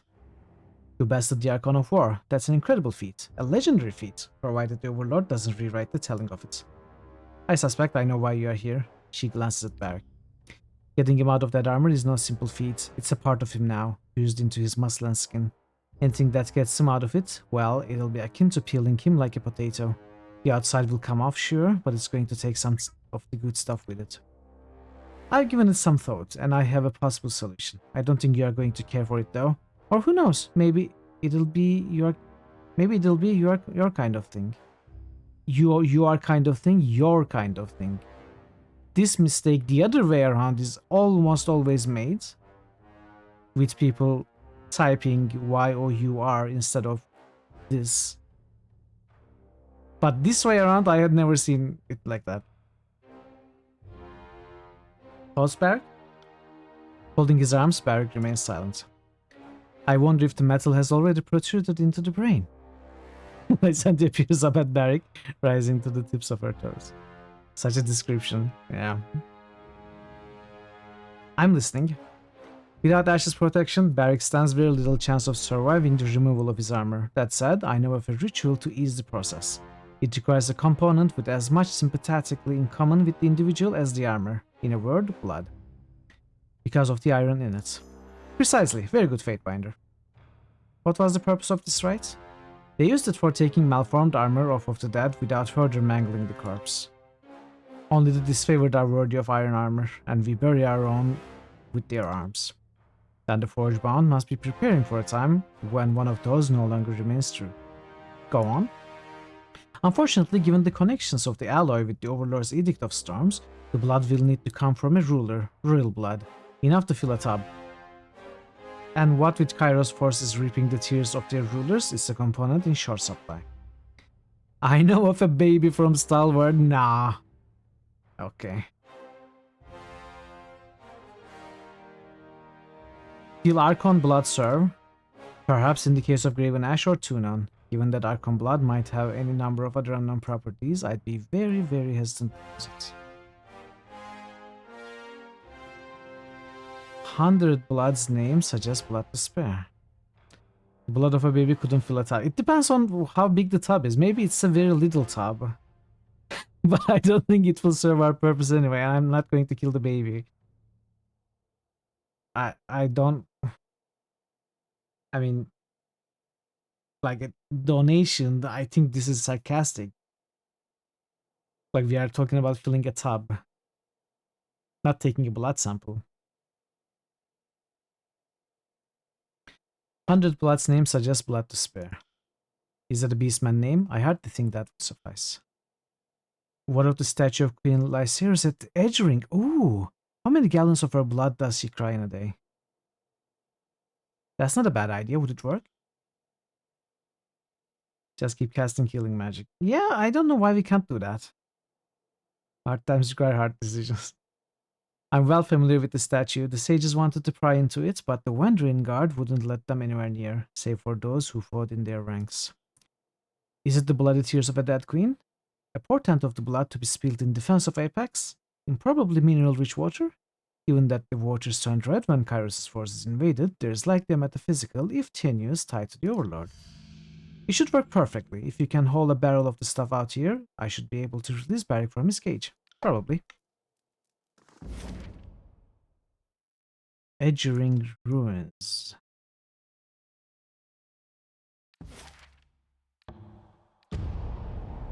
Edgering, not edgering.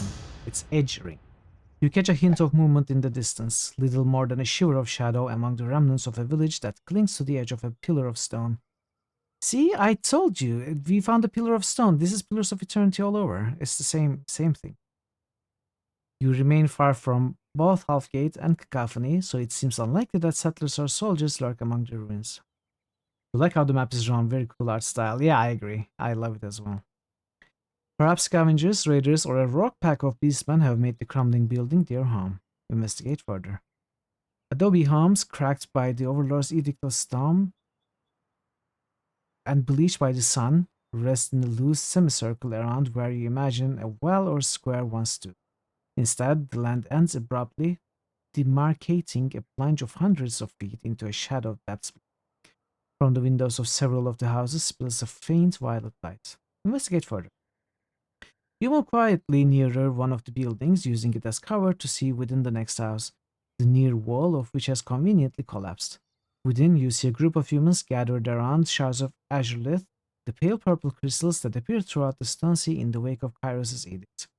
As you get closer, you can see that they wear the bare minimum of clothing necessary to preserve their modesty, and their skin bears lines of light that shimmer purple against the darkness within the home. Investigate further. The people within the squat building seem wholly unaware of you, their attention entirely on a shrine of collected azurelith shards that dominates the far corner. The lines of light on their skin seem to trace primitive runes, which bear a distant semblance to the markings beastmen sometimes carve into their skin. The people chant quietly, invoking Cairn, the fallen Archon of Stone, to restore their lands and deliver them from suffering. Speak to them. You step into the open and hail the group, inspiring a commotion of startled cries and raised pitchforks. You offer your open, empty palms and consider what to say to them. How many rings to purchase those crystals from? We would never sell the gifts of the man of the mountain. No amount of rings could convince us. What are you doing out here? One of the villagers, a lanky man with stringy hair, steps forward. You notice that his skin seems dry and dusty, cracked in some places like the parched earth of the stone sea. His eyes shimmer with violet light, but it may only be a reflection from the azurelith. We commune with the man of the mountain. He grants us his boons and protects us from the cruelties of this place. He shall come to us in time to save us from the Overlord's tyrannical yoke. The other villagers nod in agreement.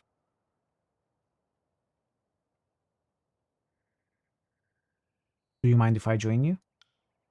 Eyes wide with surprise, the villagers invite you into their circle. They paint your features with crushed crystal, and as you meditate on the quiet violet light, you feel a warmth spread from your bones into your skin. You leave the villagers behind, feeling hardened against the dangers of the tears. Arcane infused 30 magic defense. Toughness. Too bad we are going to rest and lose these bonuses.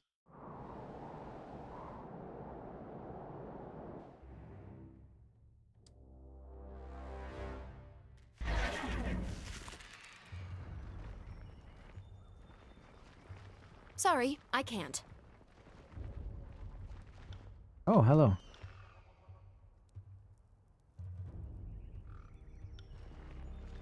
Come at me, grave meat. I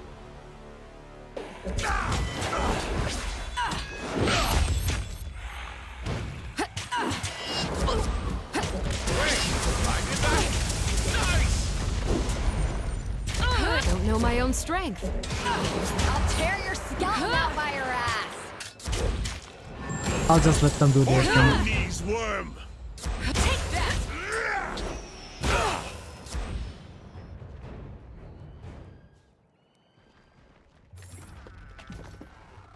By the way, do we have a barrel with us?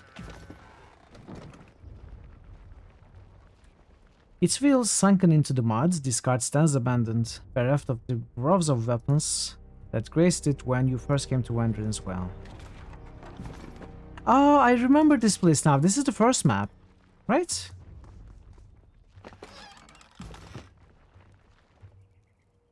Come at me. I don't know my own strength. What is the Bane game here? Well struck! Bleed out, you little shit.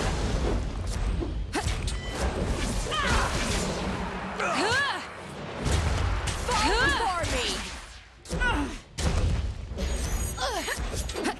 Take that. Sorry, I can't. Can climb from here.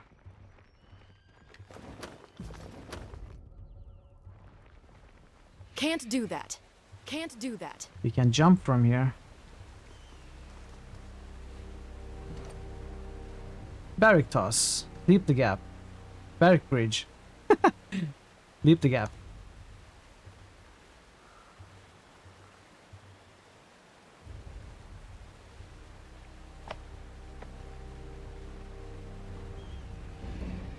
We got the blood, but let's keep looking around. Found something.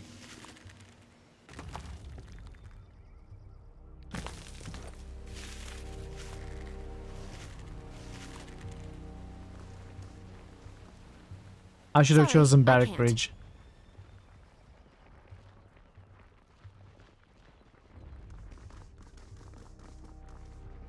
Sorry, I can't. Can't do that. Sorry, I can't. This is where we started the game. Look. Can't do that.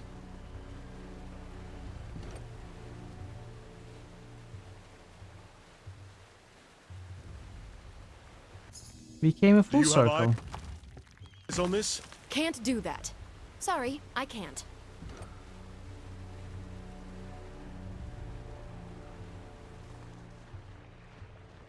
Can't do that. Sorry, I can't. We were so young and naive back then. Can't do that. Good old days. Those days were different.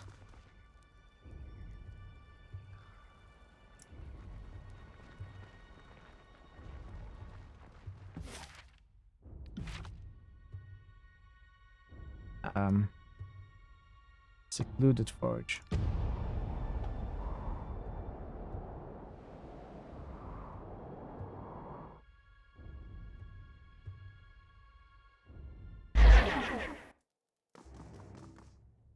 Welcome back, Archon. I do believe I espy a barrel of Queen's blood. Spy?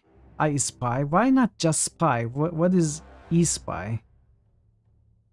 Is that a word? I do believe I spy a barrel of Queen's blood. Lysantia looks you up and down, frowning with a mixture of interest and distaste. She helps you roll the barrel into the workshop, and two of you dump the noisome liquid into a large copper tub. You have lost bucket of royal blood. Ah. I was growing fond of my bucket of royal blood. Alright, Barrick, into the wet. Trundling over to the basin, Barrick places a hand on its lip. He flops heavily into the vat without a word and lies there motionless. Aw, you big baby. You don't like what's going on, but you have to do it. Here goes everything. Lysantia mutters and traces a series of luminescent sigils in the air as she circles the tub. The hairs on your arms and the back of your neck slowly rise. Catch the sight of. Yeah, seems pretty redundant with spy. The vat begins to bubble, and metal grinds against metal as Barrick releases a prolonged hiss. The smith puts a hand to one of Barrick's sharp spines and slowly draws it from him as if pulling a blade from his sheath. You barely make out Barrick's pained grunt until the workshop's myriad sounds. Ooh. We can use the magic to aid the process. Give him liquor. This is just one more battle, son of Berkonnen. Stand strong, soldier. You know, this is going to work better than words. Use the magic to aid the process. You add your own sigils to the air, fortifying Barrick's body against this ordeal. He visibly relaxes. Foam-crested red liquid sluices between the gaps in Barrick's armor, darkening as the grime and filth from his carapace mixes with the blood of Queen and the stone shield alike. He shudders, his left gauntlet clamped tight over the space left by one of Lysantia's past executions. Tell us the palace over. You'll keep Barrick soothed. I don't know. That doesn't sound like a good plan right now. Chanting, the smith places a chisel to the side of Barrick's helm and knocks on it 3 times with a hammer. Each blow resounds more loudly than the last, and third is accompanied with a sound like a blade slicing into armor. She places both hands on one of the metal spines, crowning Barrick's head, and begins to pull. He screams, "Oh no, he's going to be decapitated."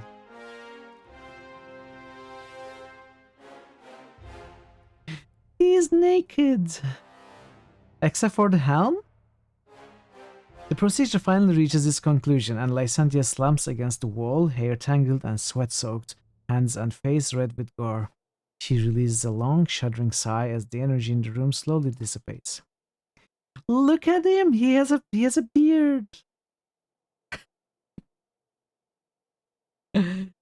I'm surprised he has any hair left after taking out the helmets. Clad only in his small clothes and a thick patina of blood and grime, Barrick stands before you. Heavy ropes of matted hair hang before his broken face, and long twisting scars mar his limbs and torso. He reeks of sweat and feces, the stench coalescing with the heady smell of gore and iron into a noxious hole. Your stomach turns. You okay, Barrick? His eyes flicker up to you, brows knitting into a scowl, lips twisting to a grimace. The dishonor of our actions has hollowed me, Archon. I may never be unsullied again. Welcome back to the life of the free, you walking pile of... I'll have to dream up some new names for you. Well, anyway, put some pants on. I'm tired of looking at your... everything. Now, I can actually draft your official portrait for the Chronicle. You have no idea how much this omission has haunted me. Okay. I hate to cut this short, but I'm dead on my feet, and there's one last thing we need to settle. Her eyes meet yours. I'm keeping the alloy we pulled off of him. In exchange, I took the liberty of forging the sample you brought me before into an axe I hope is worthy of you. Wait, what about armor for Barrick? She pulls a long hafted, bearded axe from the wall and proffers it to you, its head gleaming in the wan light of the forge. Thank you, Lysantia, for everything. It was my honor, Archon. She places the axe into your hands, it bristles with energy, a spark leaping from its curved blade. I'd wish you safe journeys if I thought it would do any good, so try to stay alive out there. Look at him! He's like Robinson Crusoe. It's going to be difficult to get used to this. And we don't have any armor. Do we actually have any armor? This is heavy.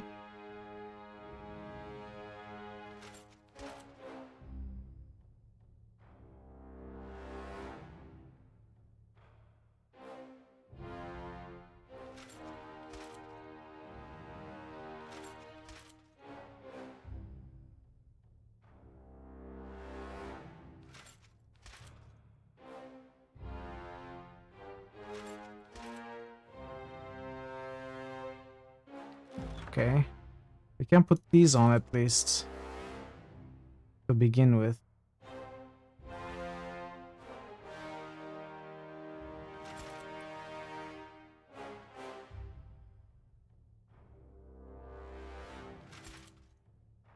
We don't have a chest armor. Is Talus gonna make it into the evilometer? Probably not. Probably not. Edict's Crescent. Erratic magic. The weapon drives the wielder's strikes forward, charging them with such power that some necessarily escapes in the form of electricity. These three melee strikes may inflict added lightning damage that increases with the artifacts we know. Okay. Are seriously considering going back and getting a quote for him to nominate? No, I don't know. I probably wouldn't add him.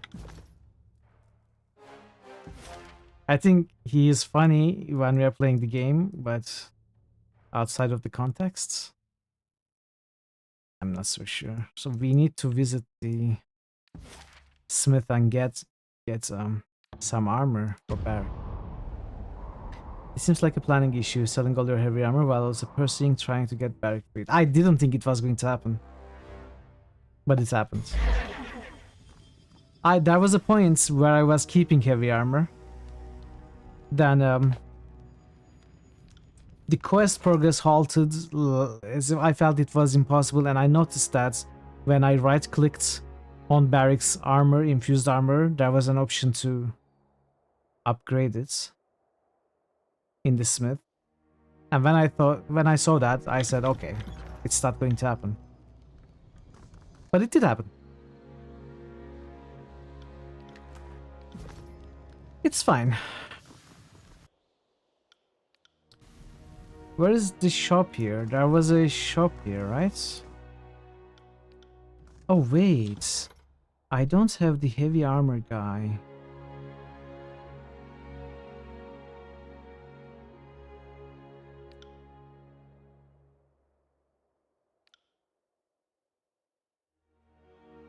I need Vora.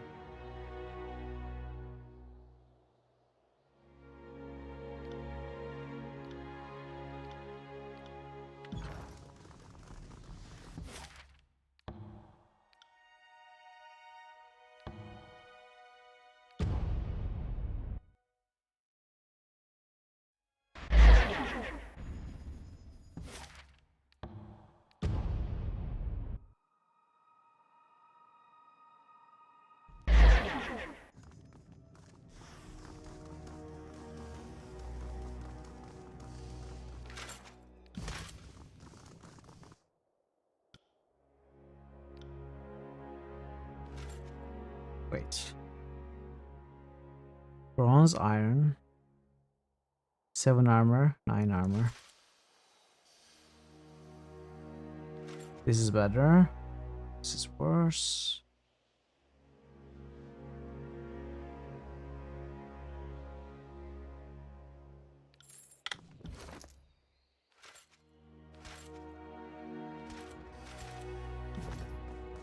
Okay, we've got some items now. Next step, we go and I actually sold a ton of different beautiful heavy armor pieces to the shop here. I might be able to repurchase some of them. And then we can upgrade them. By the way, what tips and rumors do you have for me? Nothing. Really?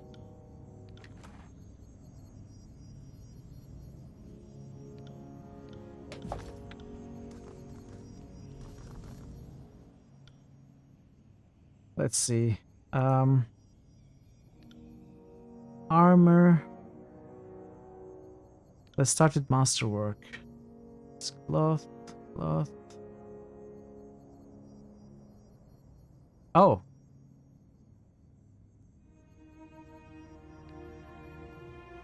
Wait, what?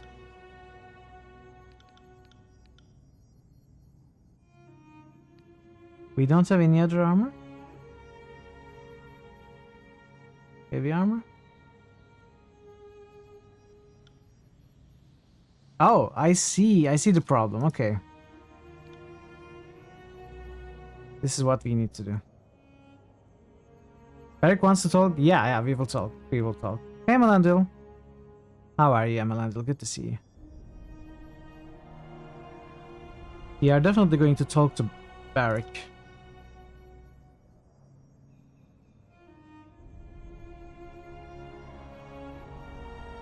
March here.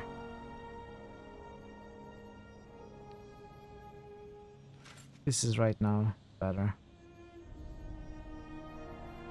Wait, this is heavy, right? It is heavy. Unbroken. More unbroken. Sentinel.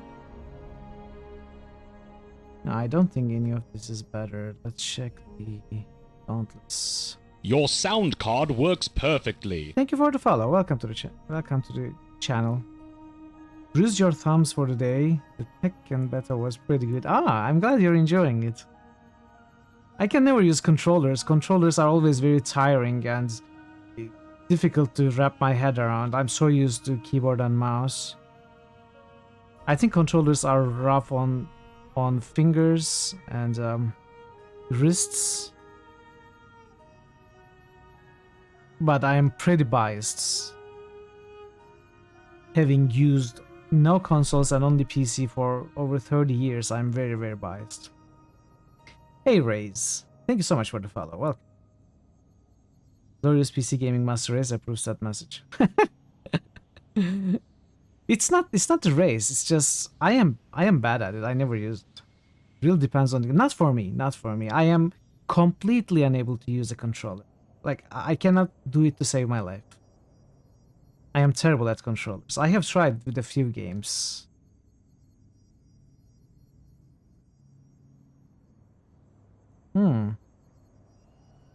Is this better? It is better. This is better also. Games where you need to be able to control the fate of movement for a character are seriously not good on mouse and keyboard. You don't play the kinds of games you want controllers for. Which might be part why you don't like them. Yeah, I mean, I tried to play... What was it? I think it was Rogue Legacy that I tried to play with a controller and utterly failed.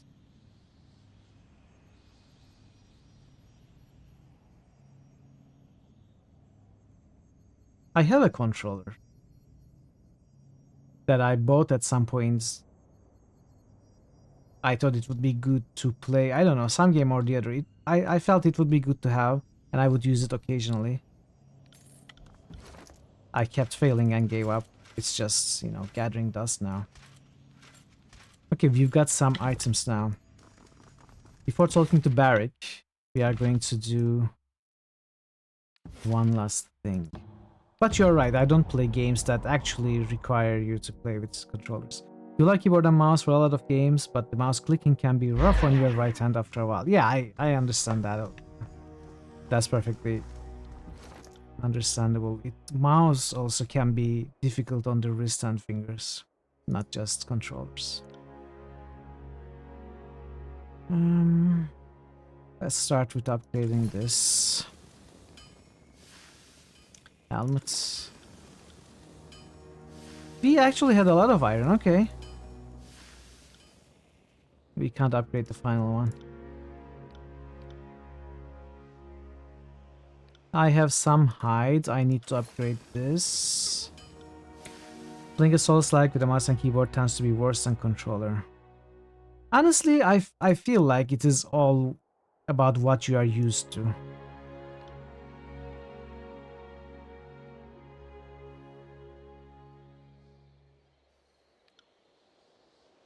If you have to use a lot of buttons in a time-sensitive game, it is it might be better to use a controller because the buttons are all closer together, right? When you get used to them, it might be better than keyboard. This was such a terrible item. Why is this still versus boots? Have we really not been able to find something better? The problem with space games is that they have a lot of hotkeys. Yeah. Space games are the same. Any game where you might want to look up for a long time is problematic, since generally it means having to lift the mouse up, put it back down. I don't have a problem with that move, honestly.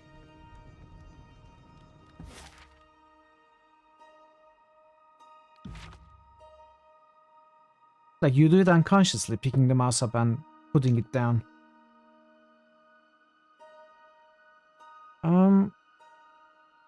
I think this is all the upgrades we can get, so let's go to Mountain Spire, rest, talk to Barrick, and we will be ready to revisit Tuna. You'd need 3 different controllers. Enabling, disabling weapon groups and the like.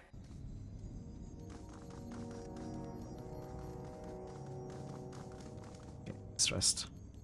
HOTUS is obviously better than both for space stuff. What is HOTUS? You use a trackball mouse, the world is your mouse pads.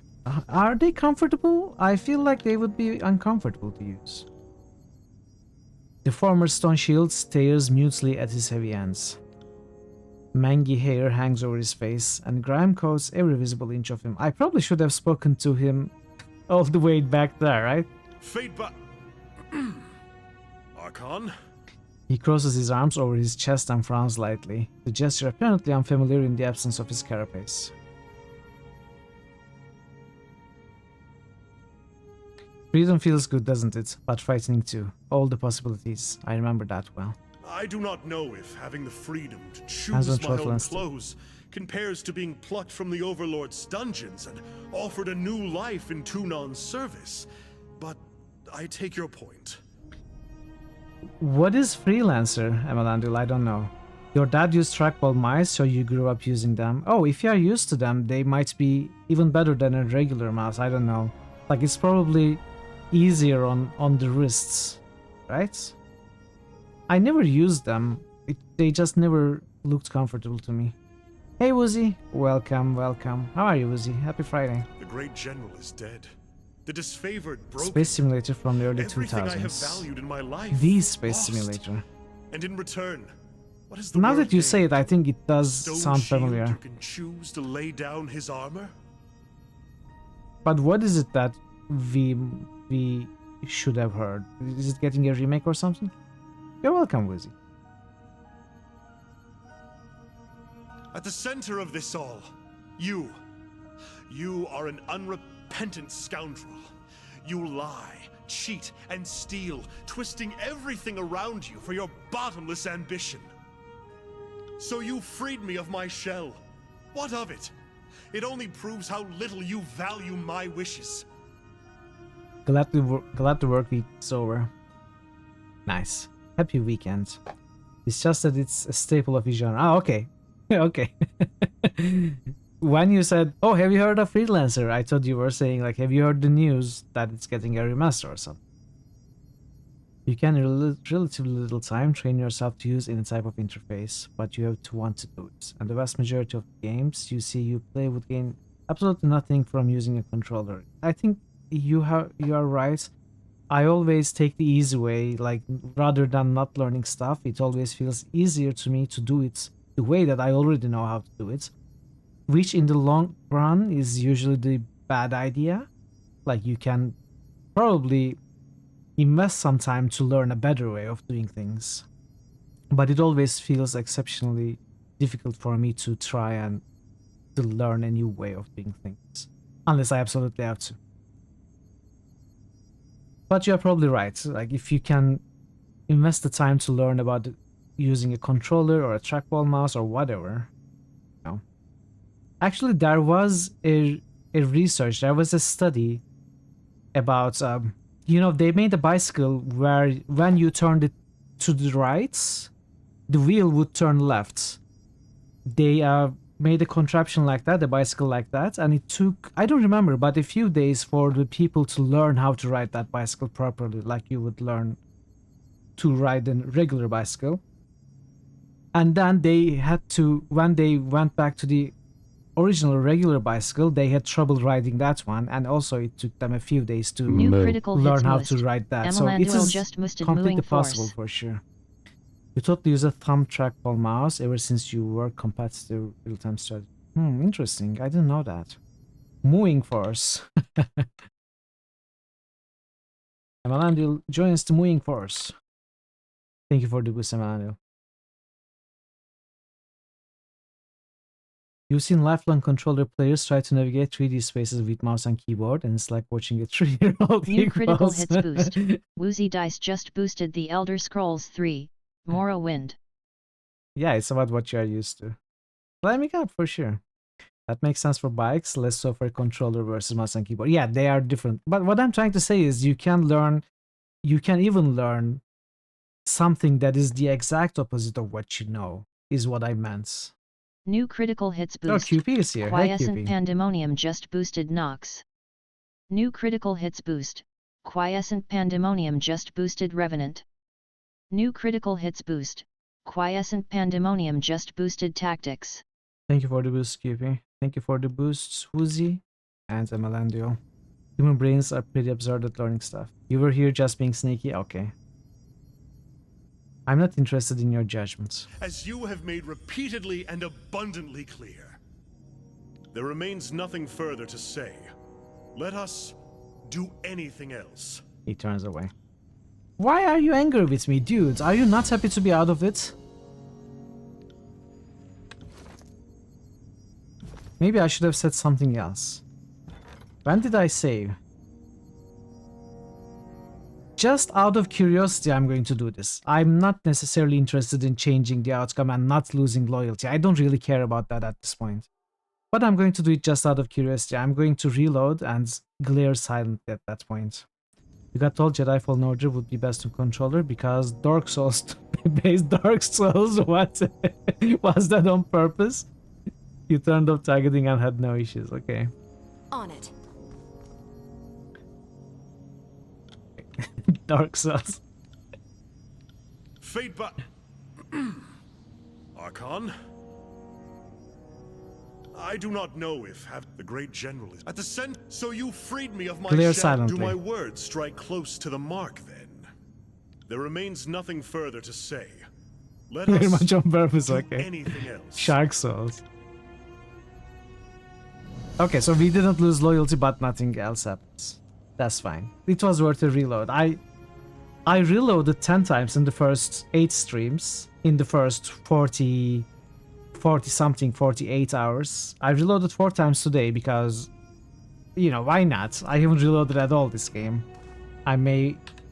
It's good to try some different things towards the end of the game. So we are approaching the end. Final judgment. Speak with Toon on a Discord. Okay, let's see. Let us see. Everything is done. We have done the 3 companion quests. We have ended the 2 Archons. We have obviously at first joined forces with all the rebel factions in the tiers. We have finished the Disfavored. We have finished the Scarlet Chorus. And now it's time to see what happens with Toon on and Bloodmark. This must be the very end of the game, unless something else comes up, like Kairos. I know Kairos herself won't come. That much I remember. But I don't remember what else is at the end of the game. So yeah, okay. The last bit. Before the last bit, I'm going to leave you with maybe a slight cliffhanger. I need a bio break. A few minutes break, like less than 5 minutes. I'm going to run some ads to disable pre-rolls for an hour, even though I don't think the stream is going to last. This world is mine! Hey Mercy, welcome in. Happy Friday. I don't think there is 1 hour of gameplay left, but I need to take a break. I'm going to also play some clips for you to enjoy. Stay tuned. Thank you for your patience. I shall be back in less than 5 minutes, so be right back. Yeah, they do, and they are they are amazing at grenade aiming. I don't think this is how this weapon is supposed to be used. But, you know. I don't know. Muscle memory is important, right? You don't... I mean, yes, you need a brain. That is true. I cannot argue with that, bargain. I'm sorry. I'm sorry I tried to argue with your logic, but I cannot. You are 100% right. With no regrets.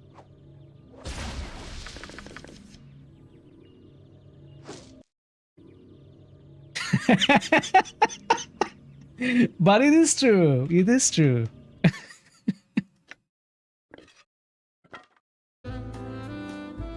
What gallery? What gallery was that? You know what I just did? I just closed the game window, thinking it's the computer in the game. But it was actually the actual game window that I closed. Wow. Wow, Mithril.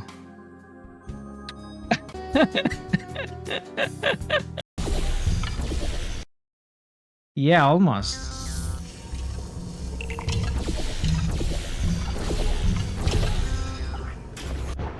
Come on.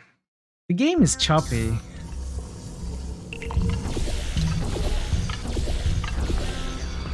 I got it!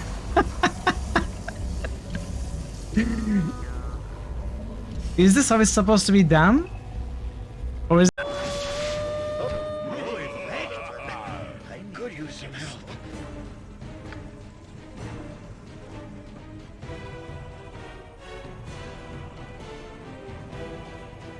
I wish to summon a horde to overrun my enemies. Well, it's going to be a horde of rabbits or something.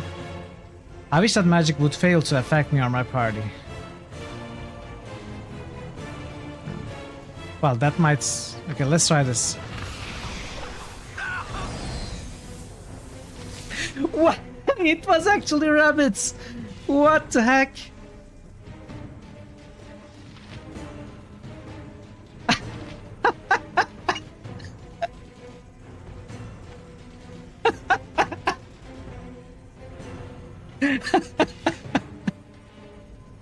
I should have picked up the heal option.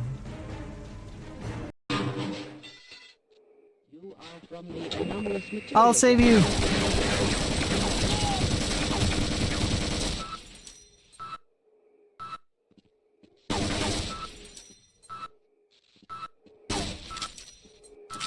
I tried. Where could the clue be? These pews are strangely in order. You figured someone would have vandalized them a bit. You would have. Pew, pew, pew, pew. Scanning the wall, Sorry, you can make I out some of the old...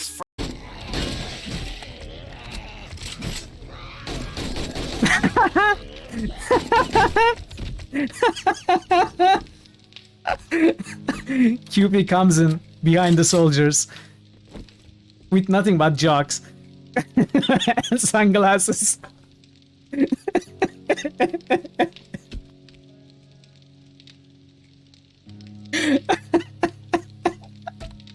That was amazing.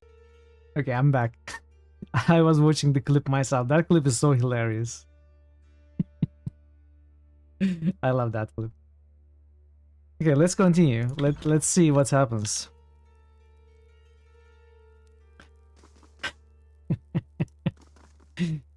Cupid is jocks.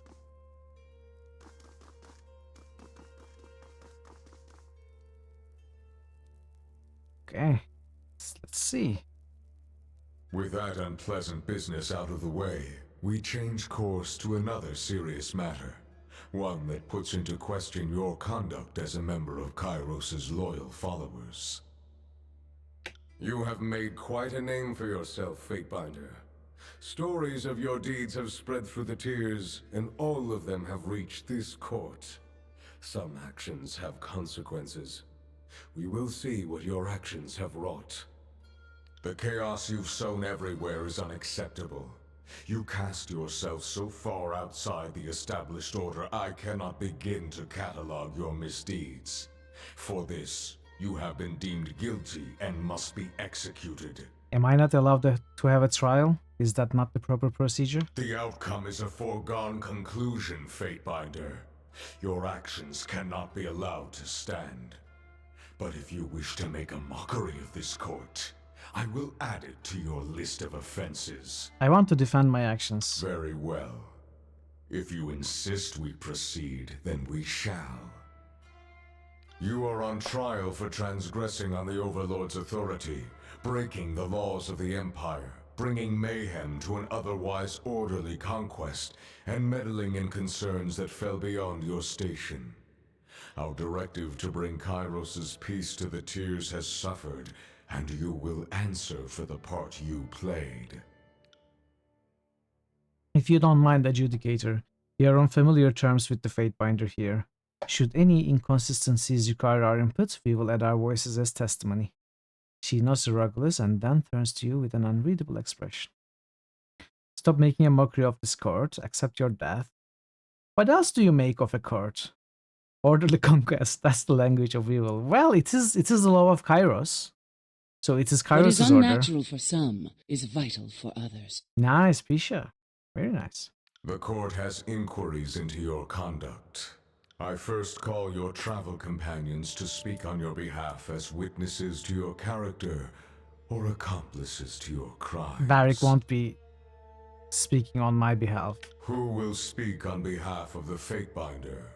The ironclad commander will step forward, if indeed he has the strength to walk. You want me to speak, Adjudicator? Varric self-consciously straightens his shoulders and steps forward. I've been treated with fairness and respect. As fine as anything the Legion ever gave me. The Fatebinder trusts my counsel. I've never seen a finer, more upstanding member of the court.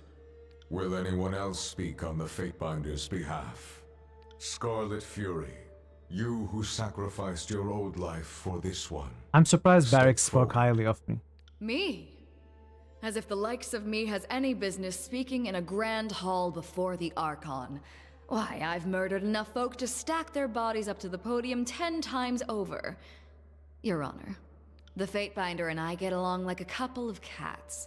We scratch here and there, but there's respect to be had. Sometimes I think we agree on too much, but can't fight everyone. I suppose I've had worse bosses, and I suppose I've had better friends. But this one's something special.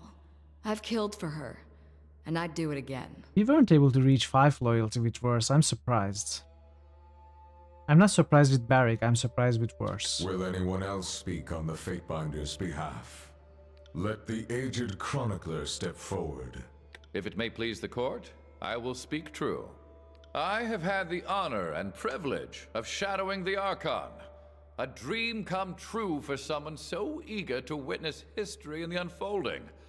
I can say, with conviction, I am following greatness. It's very difficult to get anyone to 5. It feels impossible. I don't know. It's probably not impossible. I'm sure it's not impossible, but it feels impossible because especially with Worse, I did everything that I felt she would like. And I don't remember losing loyalty with Worse. I might have, but I don't remember. I haven't discovered every dialogue that gains loyalty with her.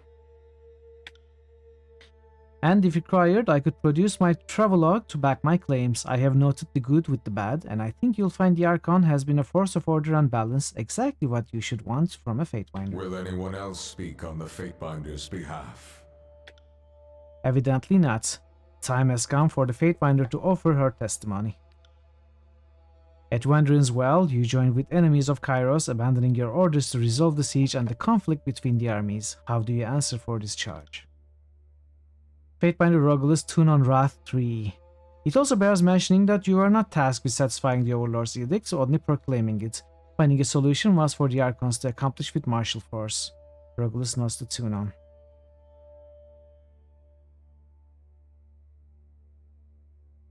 No amount of mediation could get the Archons to work together, and the war only invited mayhem. I organized the tiers as I saw fit.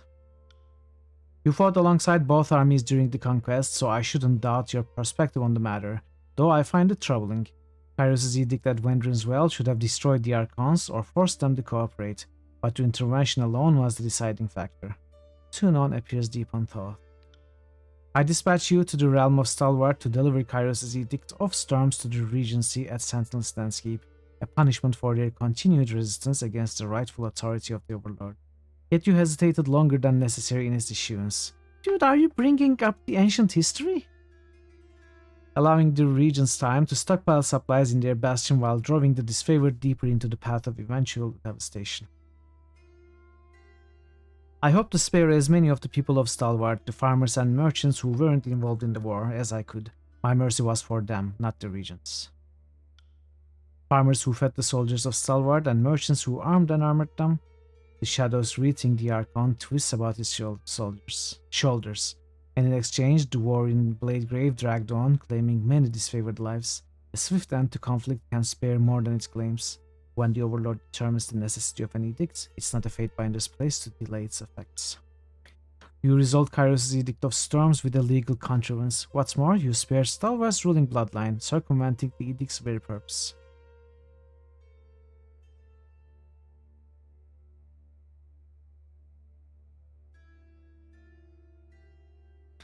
Okay, so do we do our first attack on Kairos? Verbal attack, obviously. Would it even work at Tuna?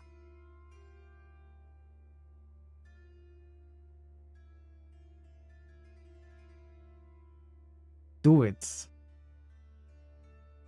I mean, if I had started doing it at the very beginning, I think if it would have any effects. Watch as I reveal the absolute power of the Voivod! Nice, we got lag. Nice roll. I kind of want to do it. At the same time, if it was ever going to have any effect, I should have done it from the beginning for it to have any effect. Starting with the third question, I don't think it will help. It can only hurt, I feel like.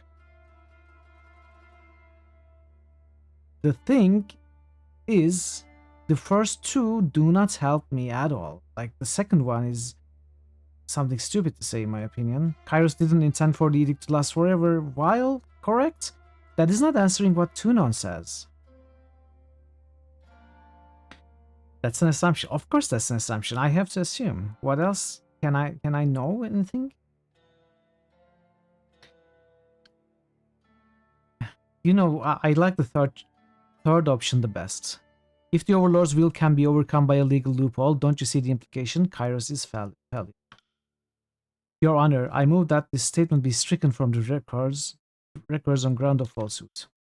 For a long moment, the only sound is the whispers of Tunan's shifting robes. When the Archon finally speaks, his voice rolls through the chamber, and implacable as the headsman's falling axe. You presume to understand the Overlord's will? You believe that armed with a modicum of research and idle chatter you outwitted the Overlord? I find your claims as repugnant as they are naive.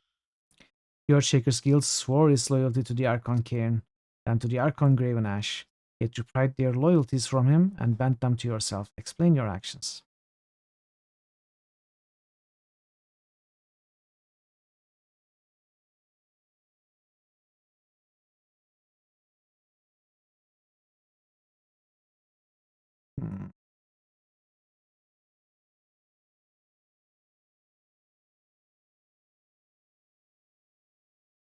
Graven Ash forfeited his claim on the Earthshaker Guild when you took up arms against the curse.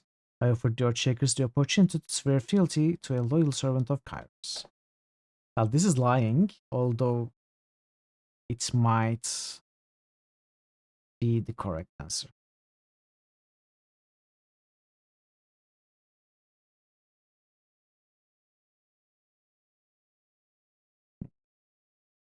I don't think I will go with the second one. The Earthshakers deserve freedom from Ash's shackles and a chance to prove themselves on their own terms. No. No.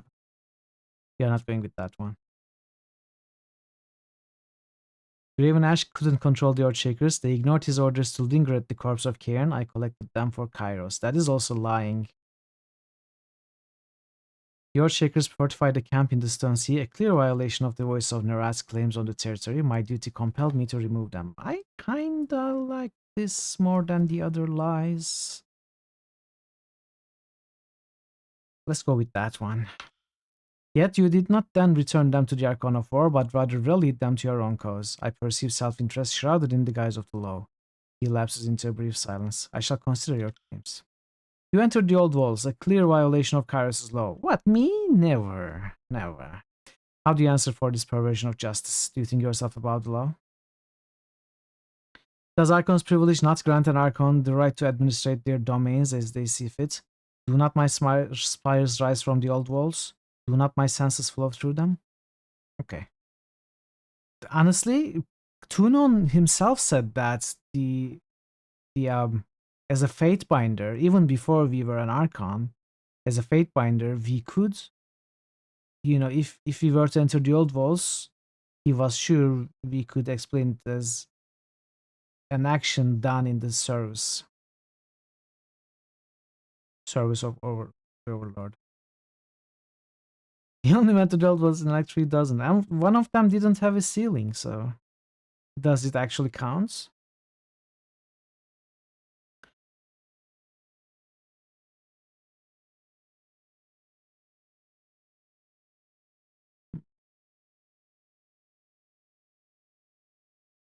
My only trespass came in pursuit of trespassers, that I might punish their transgressions.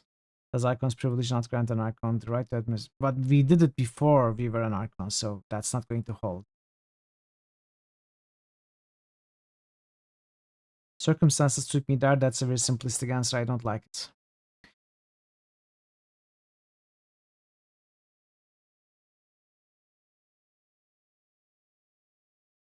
My only trespass came in pursuit of trespassers, that I might punish their transgressions. Either this, or the transgression was necessary to complete my tasks. The law stood in the path of justice. Or this. I don't like the wording of this one.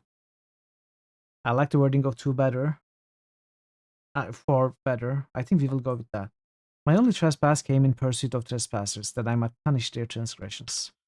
The circumstances you described have no precedent, but I trust your reasoning. Agents of the court are not immune to the law, but your position was an impossible one. At Duskwatch Fort, you gave aid to the enemies of Kairos, slaughtering a unit of disfavored in the region. The Archon of War lost many good soldiers that day. The stone shield's bearing sacks slightly, but he says nothing.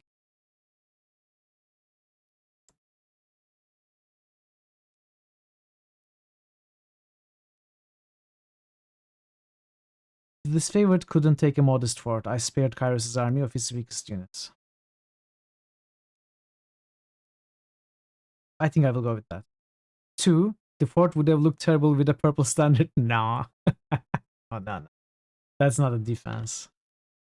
It's a general's duty to discipline or dispatch units that fail to perform. It is the court's duty to discipline or dispatch the generals. I hope you don't make a habit of mistaking our station.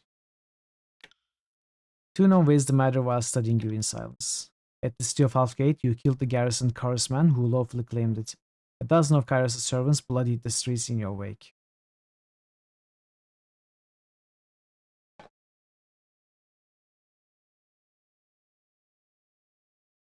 They attacked me and hence violated Kairos' peace. I defended myself appropriately. The adjudicator nods. I suspected as much. A pity you could not do so without eradicating Kairos' presence in the town. I have one final question, Fatebinder. You were brought to this campaign to adjudicate the disagreements between the 2 armies. After your arrival, matters quickly escalated into a civil war. Did you knowingly join the conquest of the Tears to sow discord in your wake? Or were you merely a victim of circumstance? I will let someone who knows the game better than I to answer that, but I feel like we can.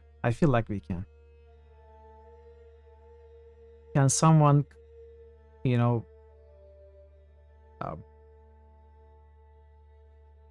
confirm or deny it in chat where Paris can read?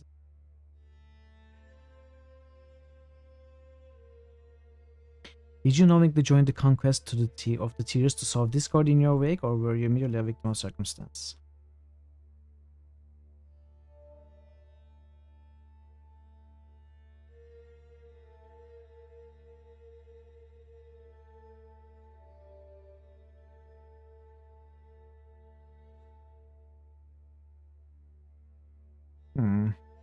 I recognized the Archon's corruption from the start. It was only a matter of time before they turned on each other, and I was prepared for that eventuality.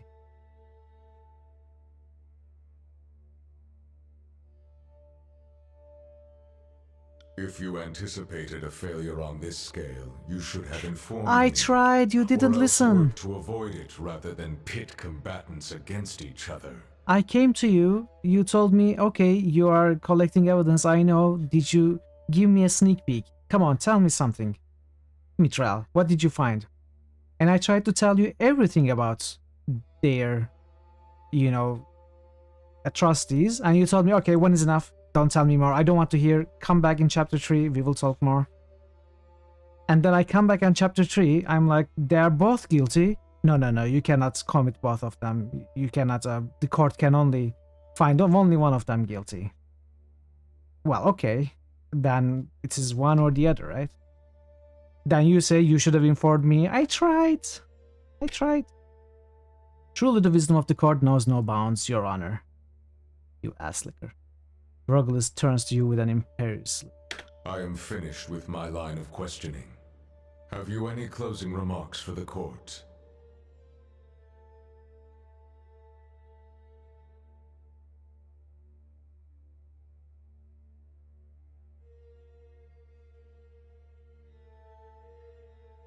I just wanted to say that I don't recognize this court's authority to judge me. Thank you. I love that.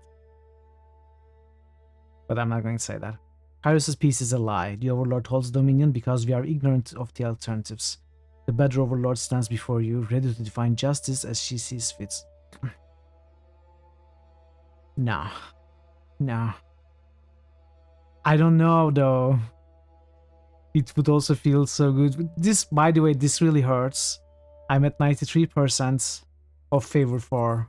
Not quite favor 5.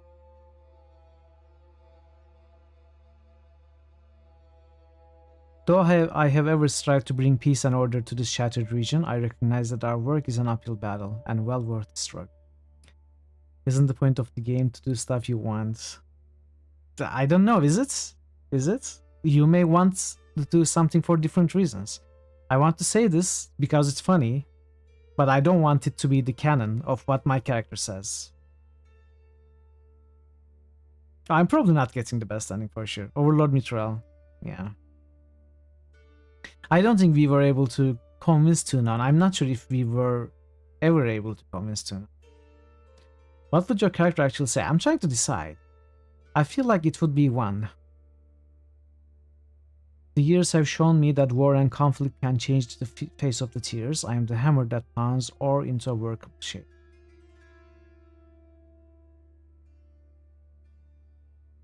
I don't think my character would ever say something like this. Not because she doesn't believe in it. Oh, she of course believes in it very strongly.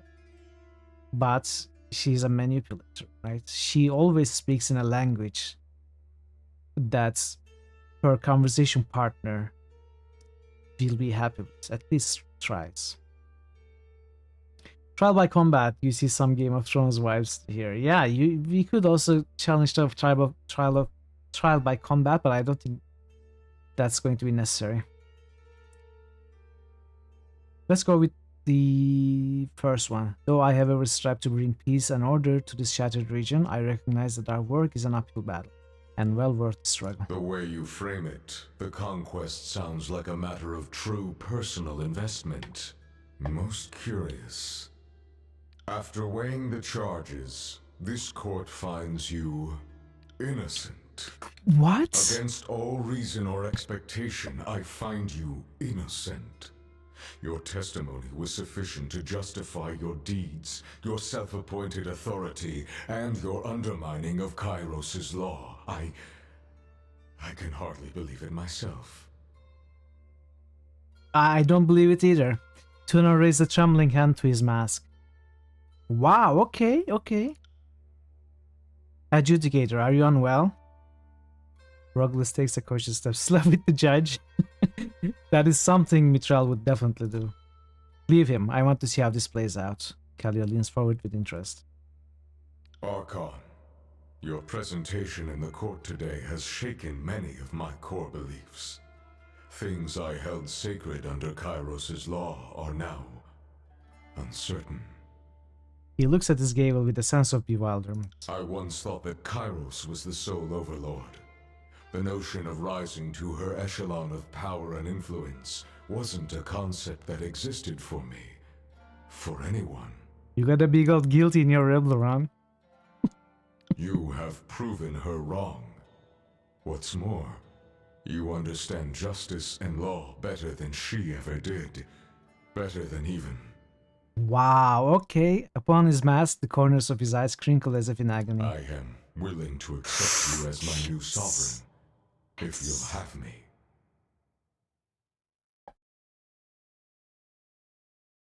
We did it, chat. We did it. I wasn't expecting this would happen at all. I accept. Together we will rewrite law and lay the groundwork for a new empire. My gavel and my justice are yours. I will execute your laws as you draft them, show mercy as you see fit, and bring to ruin all who would reject you. What about Bledenmark? Is it Bledenmark time? Silently, Bledenmark seeps from the shadows. He glides forward, palming two black-bladed daggers as his eyes dart between you and Tuna. Adjudicator, kid. He greets the both of you with a curt nod before stating his claim. Allow this blade to cut to the point. I have an objection, or two.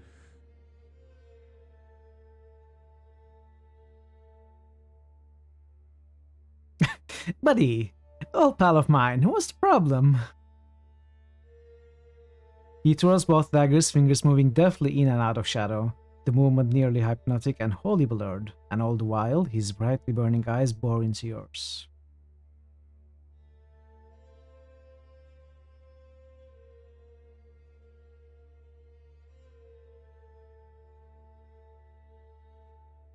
Why does he have objections? What do I want to say here? I'm not some kid, I'm an Archon now. You do understand who you are messing with, right? So Bledenmark doesn't like pretentious behavior. And he recognizes it instantly. Let's go with this. He smiles, wide and dangerously, teeth gleaming in the darkness. Look, it's not like I have a grudge against you. I just can't let you live on Kairos' orders. I'm sure you understand.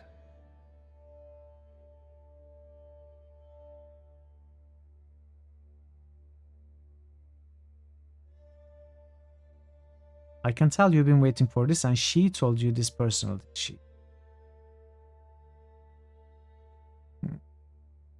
Kairos' mandate doesn't require either of us to die. We only need to bow to one another. Tunon is willing to swear to me. Why won't you? I would not so readily hand my leash to another. God, really? Did you think I would allow myself to be used by someone like you?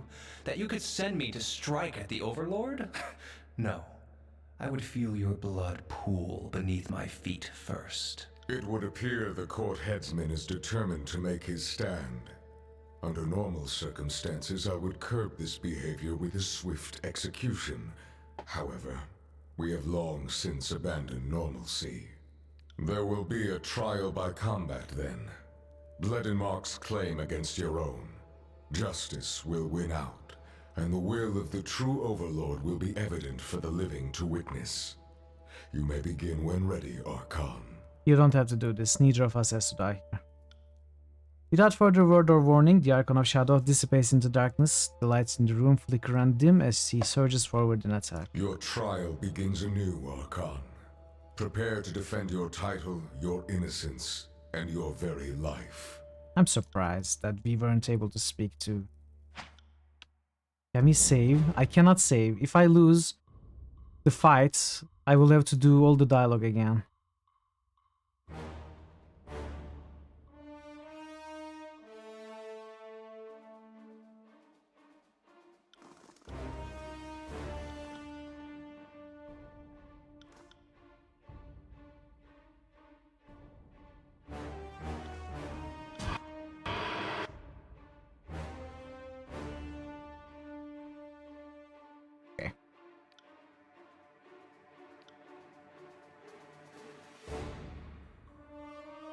Okay.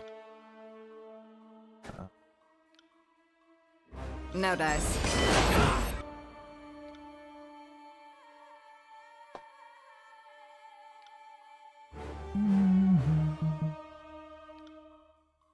This isn't working.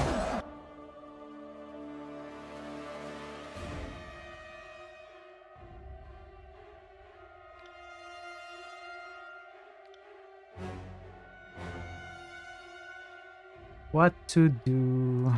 Let's start with this. Can't wait.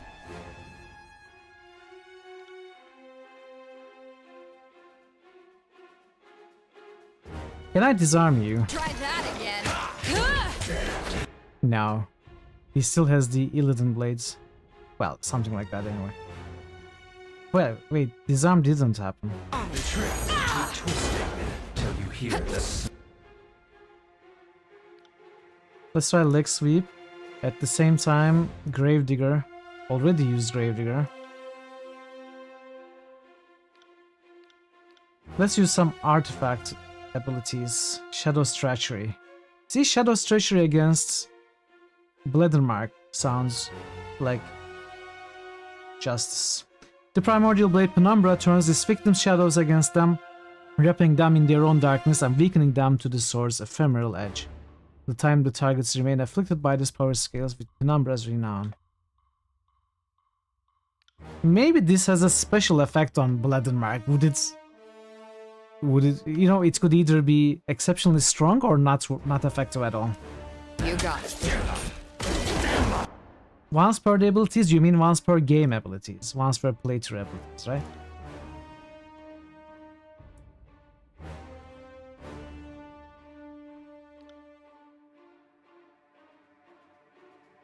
The quick and the dead, we are going to try this. We are going to try this. This is probably the last fight in the game or something like that. I'm trying items. Eyes.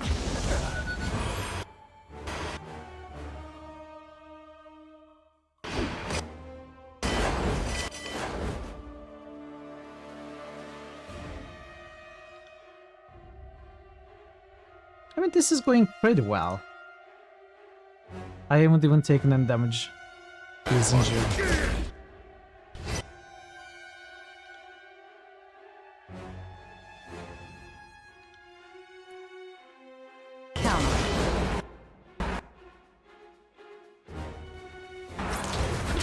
We can do this.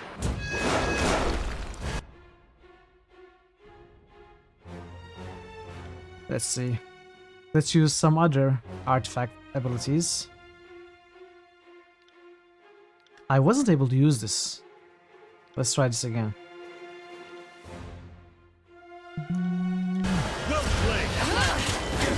Oh, no. Shadows.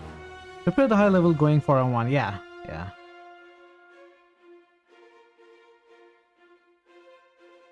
That is for sure. I need to move these somewhere else. Move your hands off me.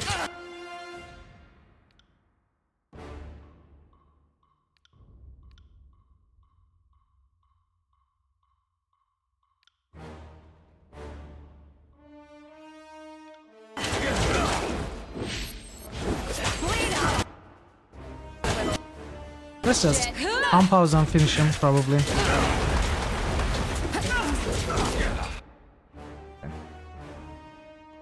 Fury's Rage. And protect our pals. Golden glowering eyes wide with surprise, the Archon tumbles to the ground, coughing blood as dark as the shadows that billow and ebb around him. He clutches at his shattered ribs and grins. Look at you. The surprise of a lifetime. He gasps, drowning as his lungs fill with blood. The light in his eyes dims as his pupils see blackness, expanding to fill the whole of his eyes. A look of meaning passes between you, his fingers digging into the ground. Don't die too easily. Won't look good for me. I have gained wrath with Tuna. As much as I do. Brightness is blinding. Master, If you'll join me upstairs, Master. I will pledge fealty to you in the lawful manner. Look at Tunon. Calling us master. I am ready to be equals with you, man. No reason to tarry. Right. So the funny thing is, we had this bug. Remember this? An iron mask worn by Tunon the Adjudicator until his death at your hands. we never got this. We got this pretty early in the game, and the only Archon we never killed is actually Tunon now. That's so funny. Binding of Shadows. It's an iron, okay. Let's see. Let's see what it is. Shadow's Embrace. Shift into a shadow version of yourself while in this form. Deal bonus arcane damage with each attack and gain bonus damage reduction. These effects scale with Binding of Shadows Renown. 10% all damage there, okay. Right. So let's say hi to these guys first. Ash has fallen, then better than he died in the pursuit of war than some undignified bed surrounded by weeping mourners. Better for all our sakes that the voice of Nerat left this world. I always thought that Kairos used them to thin the herd and that anyone in the hierarchy was fair game. Speculation, of course. You look as if you have questions for me to untangle. Ask, I am feeling generous. How do you think the court will fare without Blood and Mark? Better than ever, I hope. Without the dependable aid of an unkillable assassin, I'm sure we'll stumble along the way. The court... Unkillable? I'm sorry? I'm sure we'll stumble along the way. The court itself will have to be stronger if it expects to survive, and that sort of change is always welcome. Ash didn't leave any remains behind, did he? Archons usually don't. I would have loved to mount his furrowed brow on the walls of the court, but I'll have to do without. I have my doubts that the voice of Nerat is dead. That just seems like something he would have planned for a long time ago. You sure you got the right Archon? Kalia shrugs. What can I do for you? How do you think the court will fare without Blood and Mark? The court ought to learn the lessons that the Empire already knows. Everyone is replaceable. As long as we keep that in mind, I'm not so worried about the court. Her lips curl in a knowing smile. You do realize that the court has bowed to me, right? I guess they have not. They still work for the court. And it is Tunon who left the court.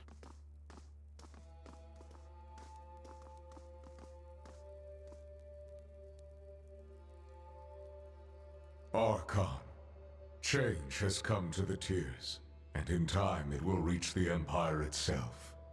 You are the agent of that change, and even I could not have predicted what impossible heights you would reach. The time has come to take up the gavel and usher in a new age of structure and law to the Tears.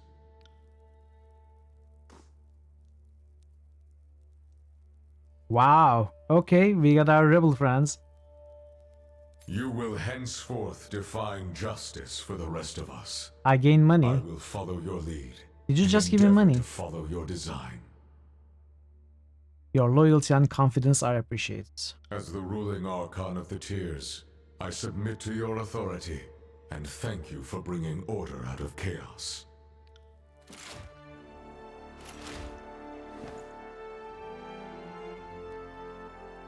Wow. He bows as well. Go and represent the strength of law.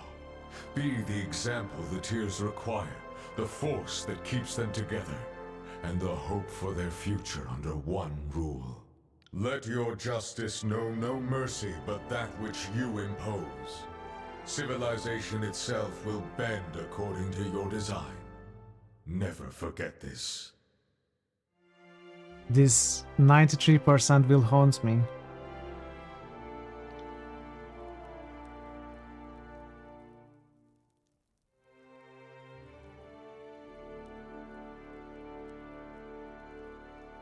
Nice. I am grateful to stand in your loyal service, Archon, but there is a shadow over these proceedings. Tunon hesitates as he regards you, suddenly fearful. Though you have proven yourself greater than the other Archons, Kairos is not satisfied. Oh, there is more? She sends a legion of expert soldiers marching on the Tears as we speak, their war songs calling for your death. What would you recommend? Power begets power. A demonstration aimed at Kairos herself would give her a reason to regroup and consider her options. It would have to be a display of incredible proportions. We are becoming Kairos of the Tears. An edict proclaimed on the Northern Empire should do the trick. Yes, destruction on that scale might serve your purpose. But I don't want to do it. The North will tremble under your forceful hand. Return to the mountain spire and see your will given shape and consequence. Show Kairos the face of true power. I don't want to declare war on the North. Is this our only option?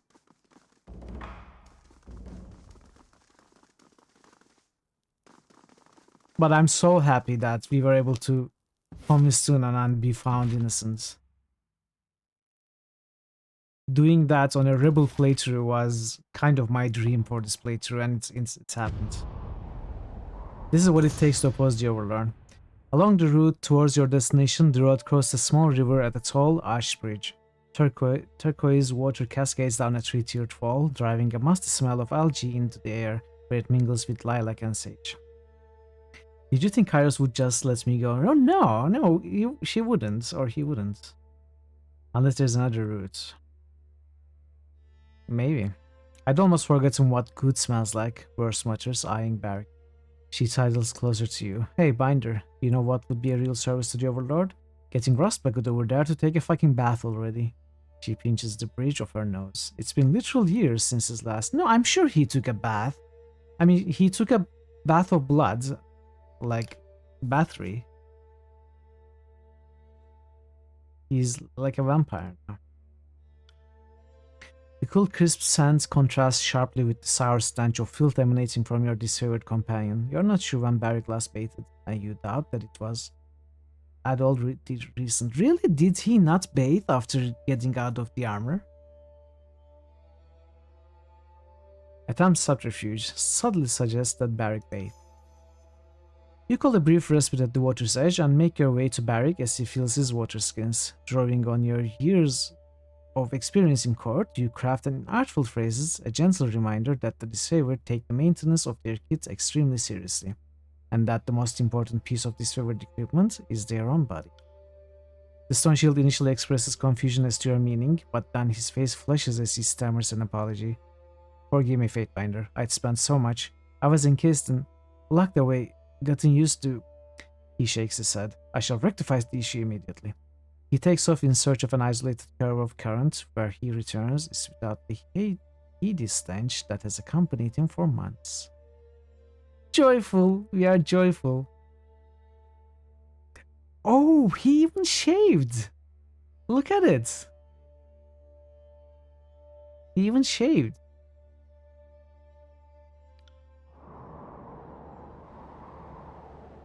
It's Disco Elysium all over again.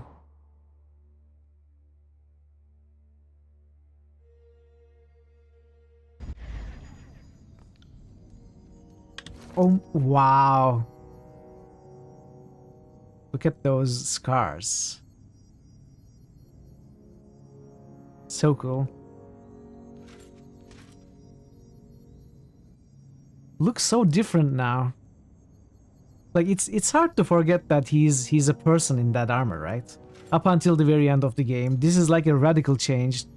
Two radical changes. One after another. It's amazing. Much like Disco, better with the facial hair. I don't know, I kinda like him. With the scars.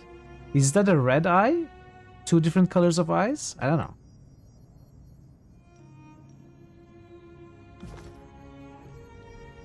Okay, what are we doing? Return to Ascension Hall. You will need to meet with your alliance to determine what is next now that all the Archons have been defeated and Kairos threats hangs overhead. Okay, not here. Ascension Hall. Versa similarized, yeah. I hadn't paid attention to Versa, I guess. But yeah, they are siblings. Okay, let's talk with Radix. I often wonder what Cairn would think if he could see our guild now. Would he be proud that his legacy has brought us to this, or would he curse the ruination he has caused us all? I still hold that hope for our freedom from Kairos. Fatebinder, Ascension is brighter for your presence, Matthias bows. I have some questions for you. Oh, I don't. Yes. The hall is full of hushed whispers, some hopeful, others terrified. You hear your name spoken more than once, and not always favorably. As you approach, the whisper cease, and everyone looks at you all at once. Fatebinder, Archon. We know of Kairos' armies marching south, but we had hoped. We were under the impression that defeating the other Archons would stem this at once. Is it true what we heard, that Kairos' forces are coming anyway? Doubt, fear, and resolve vie for dominion in her shaken tone. Your words will set the mood for the coalition to come.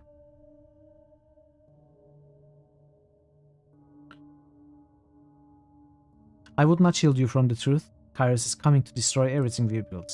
Now, we knew this day would come. I have a plan to face it head on. Your checker bows his head and trembles. We should have never left the Overlord's mercy. Our guild is vulnerable, on the brink of annihilation. I was at your side when you did what was needed as Sentinel stands, and I'll remain at your side now, even if Kairos shatters this coalition. We will know that we stood tall before insurmountable odds and did not falter. I won't have my guild subjected to slavery again. We are Kairos' toys no longer. She nods to you. We are willing to die for this coalition, come what may. Now is not the time for us to crumble into despair. Listen to me. The Archon is going to... The Archon? Ari tries to make her voice heard above the rabble, but she lets it drown her out, looking as dejected and hopeless as any of the others.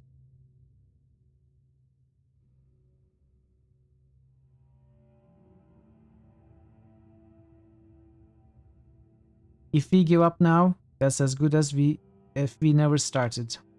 Oh yeah, you make a good plea. But what good is it against the forces of Kairos? What good are any of us without a plan, a solution? With unity on our side, we can face any threat. Empty words. Have you taken a head wound recently? We don't have the forces to stand against this threat. How can you possibly outmaneuver the Northern Empire as it breathes down our neck? There's the resonator atop the mountain spire. I can use it to cast an edict. The room grows hushed again as everyone studies you, your words finding a place in their imagination that had not existed a second.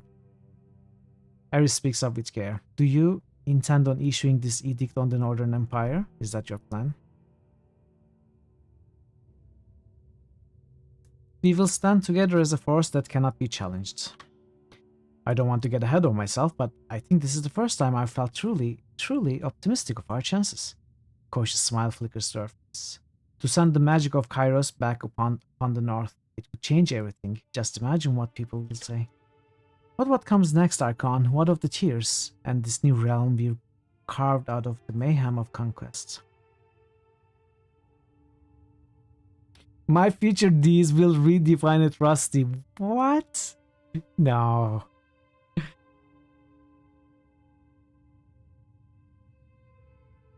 I am the law! My will is low, and you will follow the instructions I draft to the letter. Together, we will compromise on a new code that anyone in the tiers can use to maintain order. I am the law! Oh! That was amazing. Moo. That was amazing. I am the law. Moo.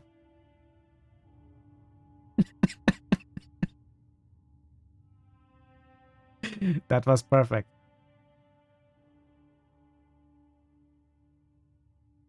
Okay, let's go together. I am the Moo. Our fates have been chosen by the will of distant powers. It's time to take back control and determine our new course forward. She nods. Well spoken, Archon. She looks to the assembled leaders. Coalition, what say you? You have my axe. Arguably, the law of the land is the most effective change that Kairos brought to Terratus. If you would bring a more favorable version to the tiers, I think it could only help us. Laws that govern us are as a unified people and not just a cluster of corrupt powers to pick and choose precedents. There's potential here, I'll admit. I don't know why I didn't think of it myself. A centralized code of law put together by the best of us to govern the rest. We need something to rally behind, and this might just be it. So be it then, Archon. I only hope you know what you're doing. She clasps her hands and bows. The hopes of this coalition go with you. Travel to the mountain spire. Is it happening? Are we attacking the Northern Empire? Well, let's say this is a scare tactic. This is just scare tactics, okay? Our intent is not to kill everyone in the Northern Empire. At your service, Fatebinder. What do you need? Nothing. My Lord Binder, what can I do for you? Nothing. Greetings, Archon. Nothing. You found Northroops, okay. I trust all is well. What is it you... Nothing. Nothing. Good day, Fatebinder. What do you need? And nothing. Okay. Let's see. The waves of energy radiating from the spire drove you forward, pressing your body and mind to its eager embrace. At the center of its tides, the resonator stands ready to broadcast your voice, echoing your commandments to the farthest reaches of the tiers and beyond. From here, the highest point in all the peninsula, you could, with the sum total of your effort, project your will far north, past the edge of the tiers, and proclaim your edict as far as the lands of the Northern Empire.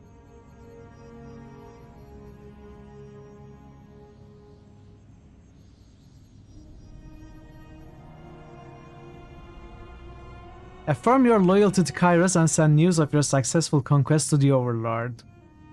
Imagine doing that after all this. Relax for a moment, ponder the situation. It's always good to relax for a moment, ponder the situation, chat. That take it as a advice for real life as well. With your work here in the tiers all but complete, you take a deep breath of the cool, tranquil spire air and allow yourself a moment to think. By the letter of Kairos' orders, you have done all that is asked. You delivered the Edict of Execution and brought the Archons to heal as ordered. While you have the victory of the moment to savor, you find yourself wanting for answers. Only the Archons have met Kairos, and while you are now counted among those luminaries, the battlefield promotion was hardly the revealing initiation rite you long imagined all Archons experience. Looking back on the events of the war, it seems implausible that this moment has caught Kairos entirely by surprise. Half a league beneath your feet sits Ascension Hall. Had the Edict of Execution not been stopped, the resulting deaths would have done the work of the Civil War, and the calling call of the Archons, And had it not been you to resolve the Edict of Execution, who else? Would that person be standing where you now stand? If the Overlord is indeed prescient of anything, this moment was a long time coming. It could be reasoned that Kairos wanted the strongest Archon to rule the tiers alone. It also stands to reason Kairos was willing to put Graven Ash and the Voice of Nerat on a collision course to discovering the spires. It seems easy to imagine even the Civil War was part of Kairos' plan. Your mind can't help but focus on what's missing. Kairos has said nothing of your power. The exercise of your magical gift has not been condemned, or remarked upon in any way.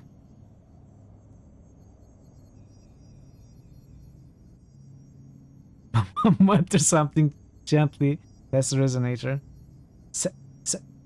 Is this thing working?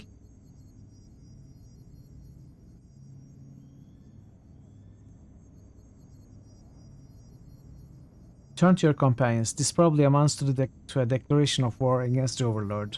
Ready? So, this is it. We've come a long way since Azurine Ruins. Before this, I was nothing important. One Scarlet Chorus killer among the thousands. But we are really doing something here. Thanks for letting me tag along.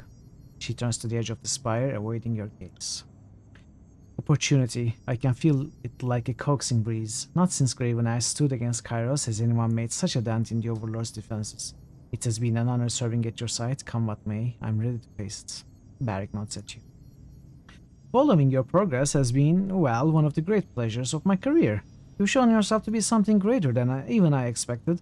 I had rather self-indulgent fantasies of being the primary authority on the world's most fascinating figure.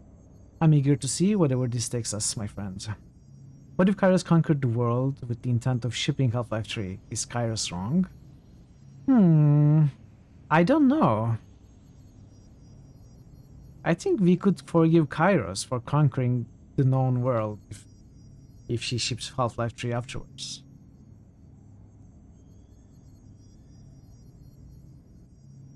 If I don't show Kairos my ability to cast the edicts is more than a one-time thing, the attacks will never stop. That would be a riposte for the ages. If it were up to me, we'd debate the matter until Kairos' forces were upon us. You had better hurry. He nods to the resonator at the center of the spire. The spire awaits your command.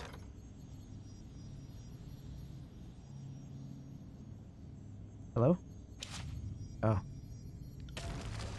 Northern Empire. I mean, I don't... Can you unlock these? Oh, yes, wait. Wait. We are not doing this. I might have slightly forgotten about something important and lost our ability to...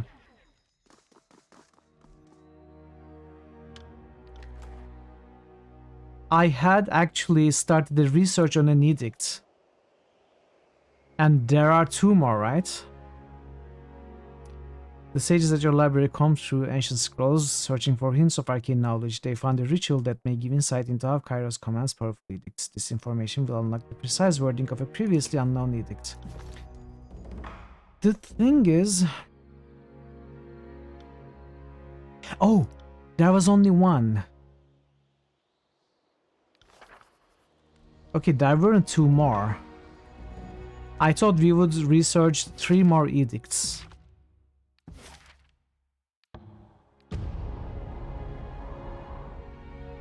So I did research all I could, I guess.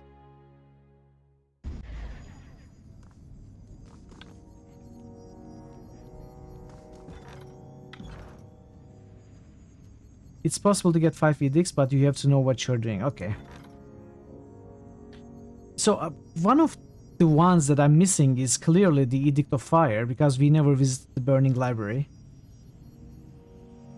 The other one, I don't know. Time to find some random encounters to research those edicts. Yeah, but we cannot do it anymore.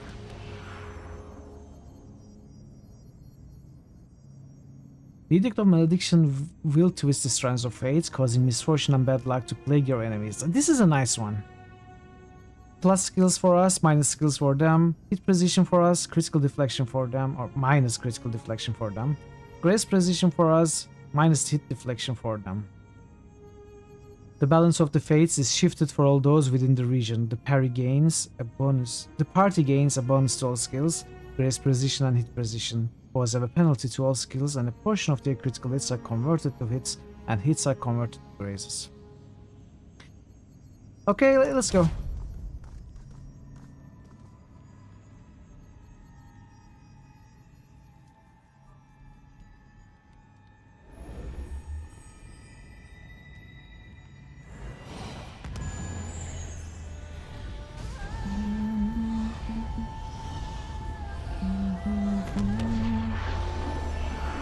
You dream of a Tyranny 2, where you can do an edict of execution and it literally kills every NPC in the region now.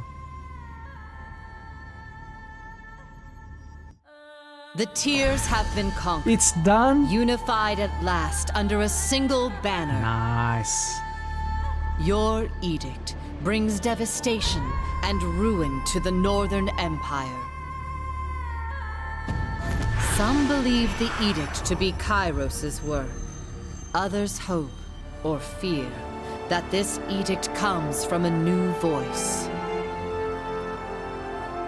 Kairos' forces withdraw from their march upon the Tears, as they are sent into disarray by your edict.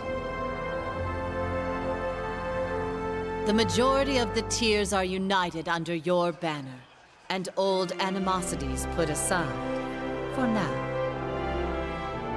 The Overlord's conquest of the known world has come to a halt, and the whisper of a challenger to Kairos' power slowly spreads throughout the land.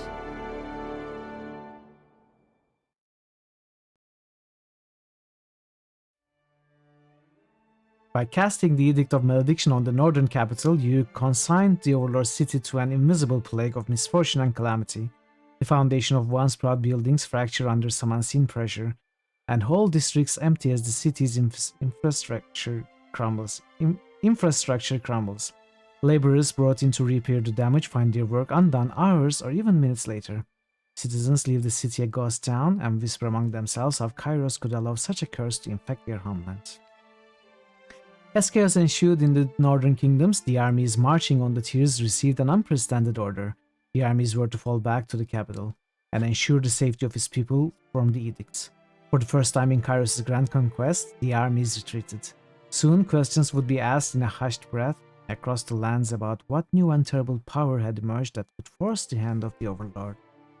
So I guess this could be like mutually assured destruction and no one is allowed to use the nuclear missiles. And if someone does, it will be the end of the world like in 5 minutes. Or even less. There could be some weird piece like that. You fulfilled Kairos' decree and all the tiers is now ruled by a single Archon. Your former rivals have either submitted to you or perished, bringing the civil war to a close. No one expected one of Kairos' own to join the enemy's cause, at least of all a Fatebinder. Your arrival at the tiers brought new clarity to your place in the Overlord's authority. You resolved to make your mark upon the world through cooperation rather than conquest. Yes, it's end slides. Yes.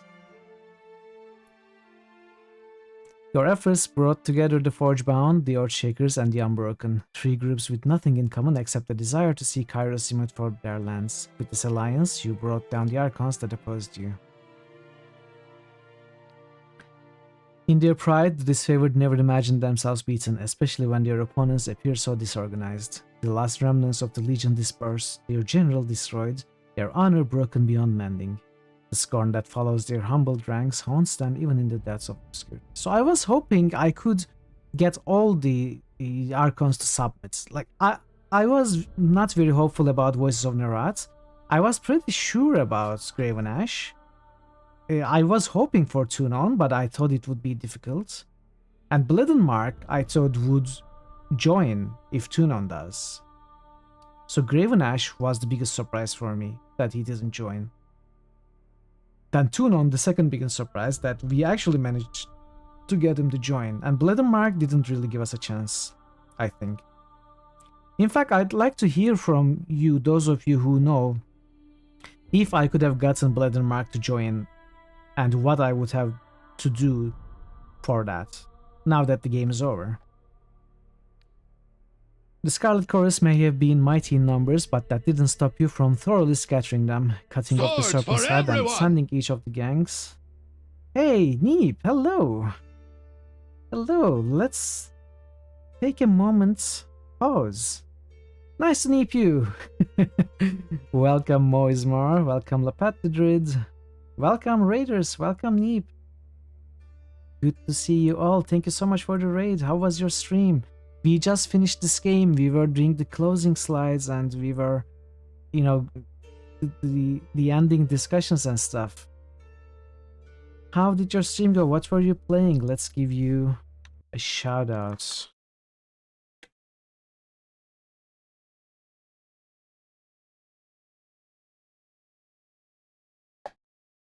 Stream was good, how was Tyranny? Scary, why scary? Does this scare you?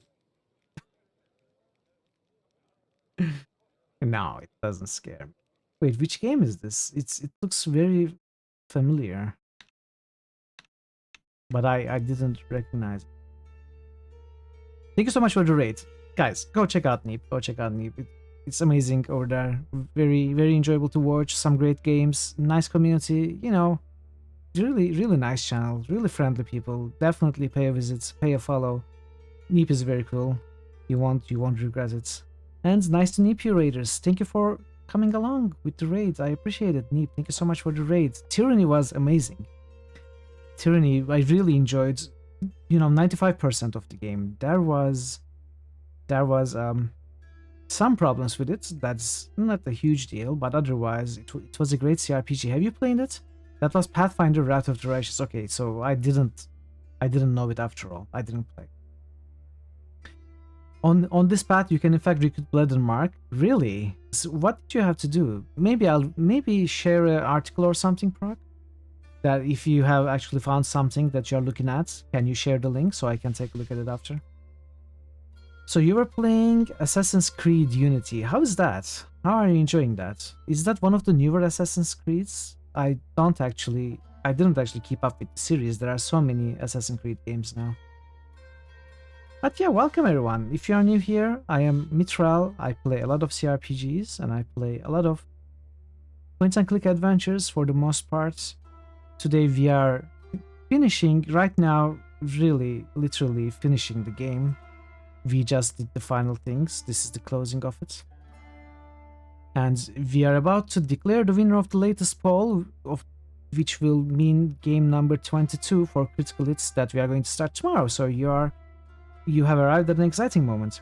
I hadn't played it in 5 years, wouldn't let you start over, so it was mostly me trying to remember the buttons and what the story was. So okay, it's not a new game then.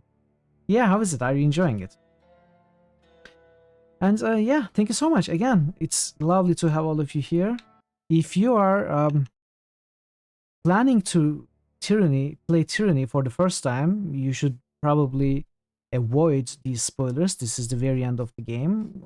It may not mean much either way, because there are a ton of choices that you can make in the game, and it will always change what you are seeing here. But you know, it's spoiler territory, so fair warning, if you don't want spoilers, don't be here for sure. Okay, let's go on.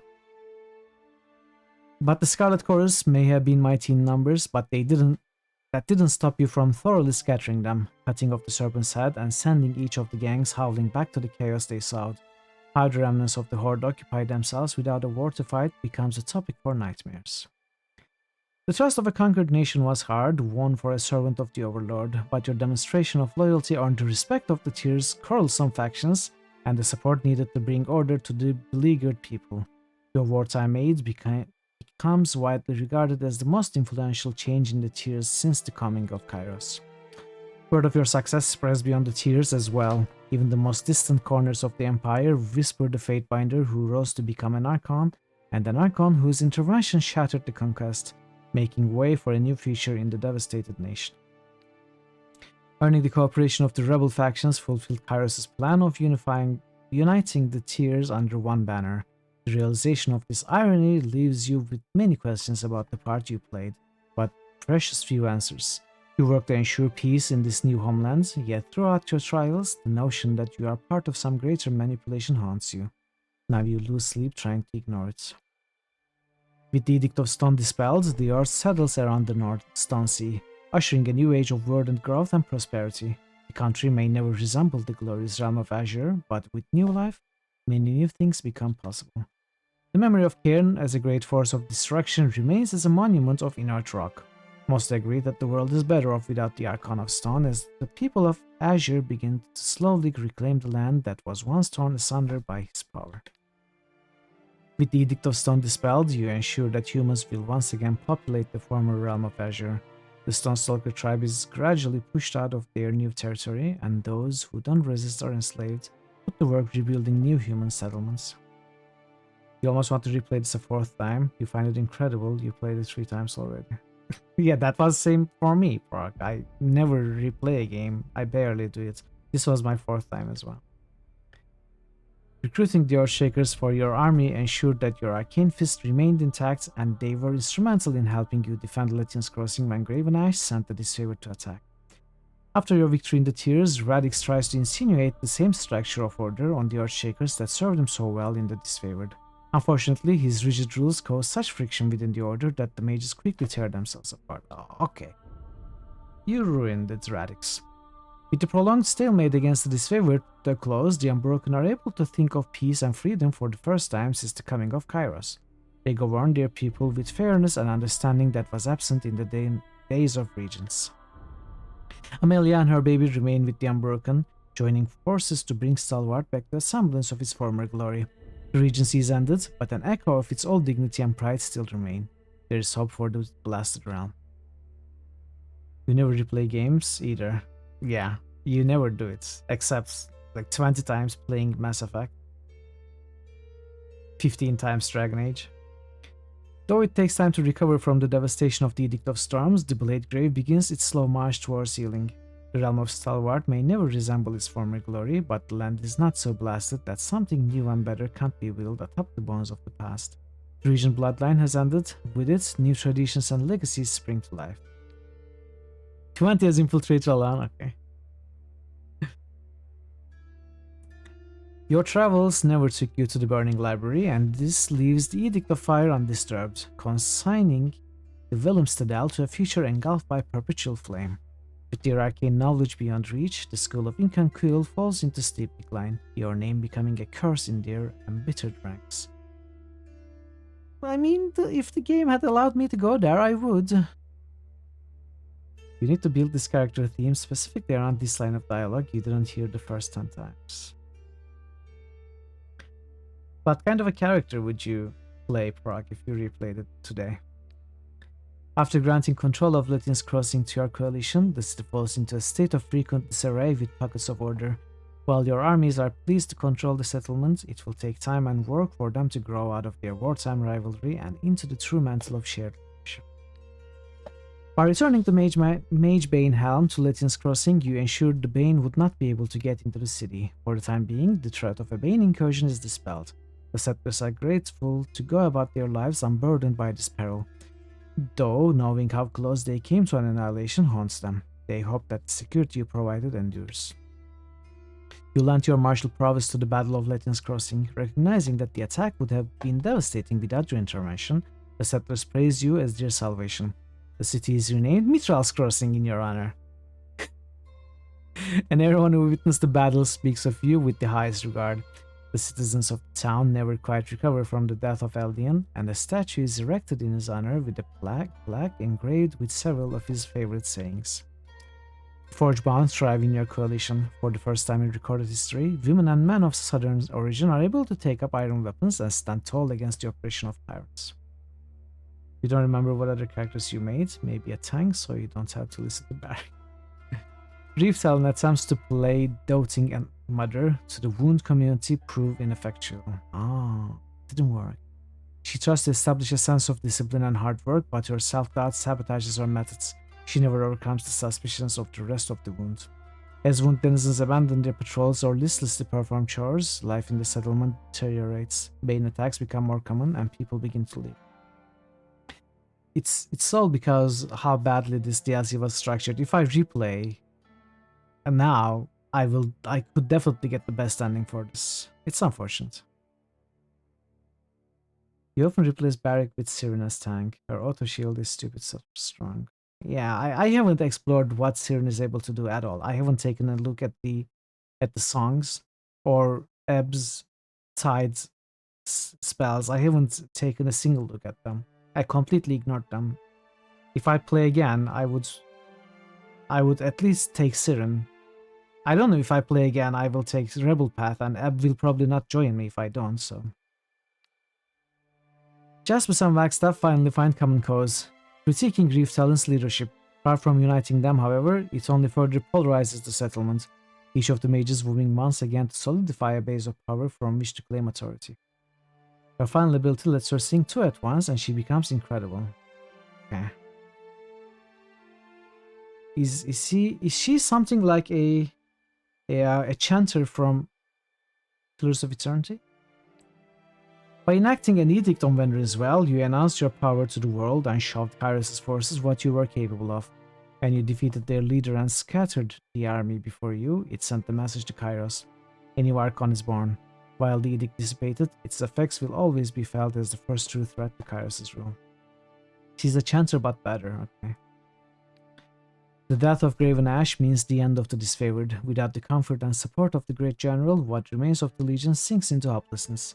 The Archon's seat is left vacant, and whether or not it can be occupied again is a heated topic. Far from his place of final rest, the Northern Empire mourns his fallen son. You believe Siren can summon a minion, which is cool. Oh, really? Wow. The only minion spell, I suppose, in the game. Killing the voice of Nerat spreads the joy of bloody vengeance across the continent. Celebrated as the death of history's greatest parasite, the occasion is marked by all who suffered under the oppression of Scarlet Chorus. Even in victory, one thought nags you. Though you witness his death, you can't help but wonder if the voices of Nerat is done with you. Tunon, the adjudicator, continues to dispense justice from his seat in the bastard city. He follows the laws you craft to the letter, advising on any of the meticulous changes you lack the time or the patience to draft. Without his aid, the task of keeping order in the tiers would be nigh impossible. The death of Blood Mark deprived of the world of a most capable murderer, in no significant loss, though you can't help but glance at the dark corners of every room and feel as if something is watching you.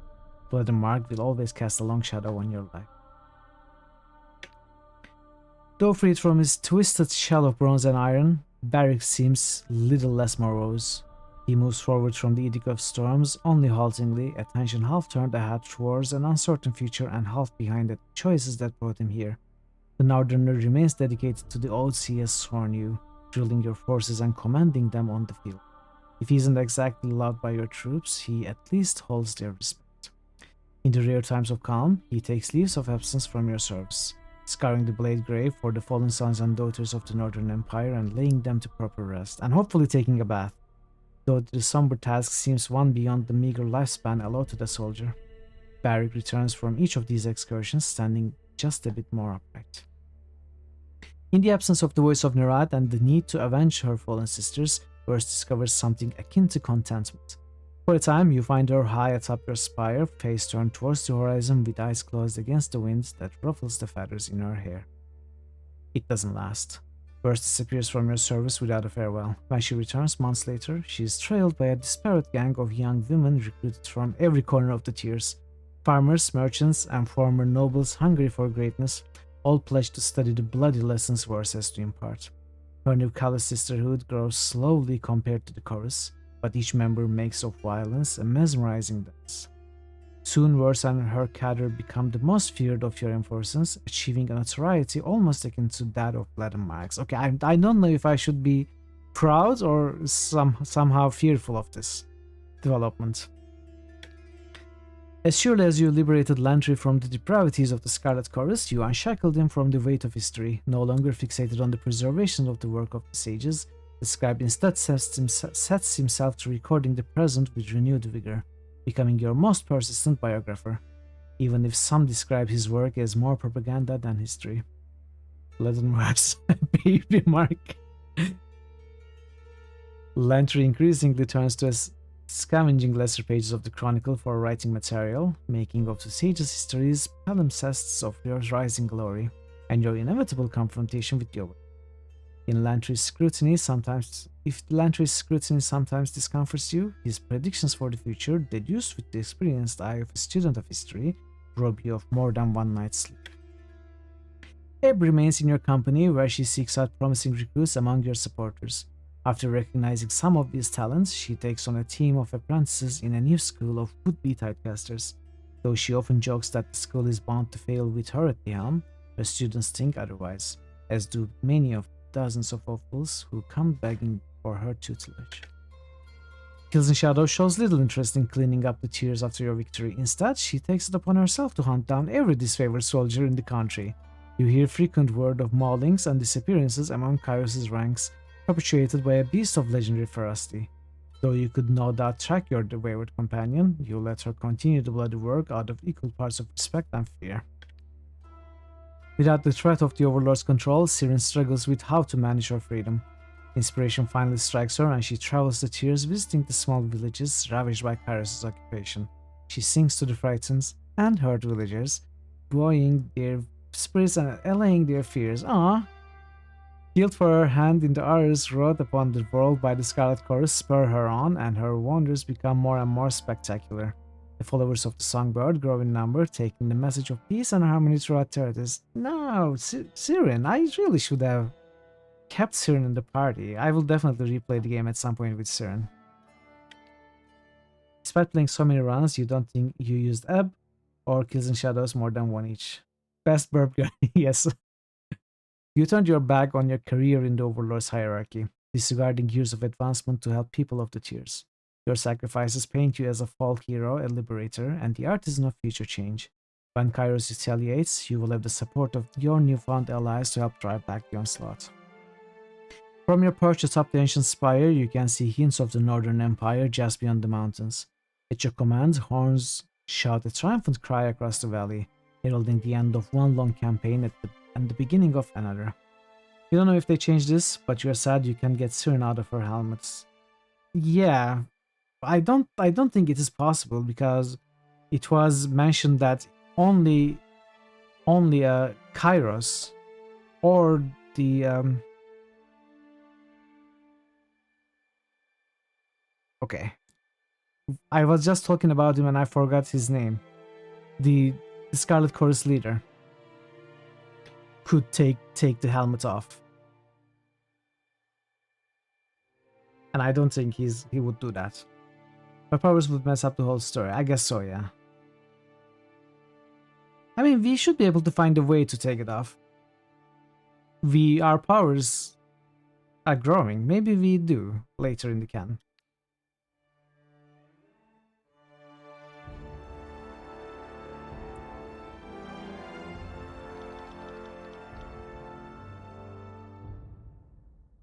We need to watch the credits before stopping the timer, but we can watch it at this speed. Tyranny, it's over. 52 hours, 35 minutes.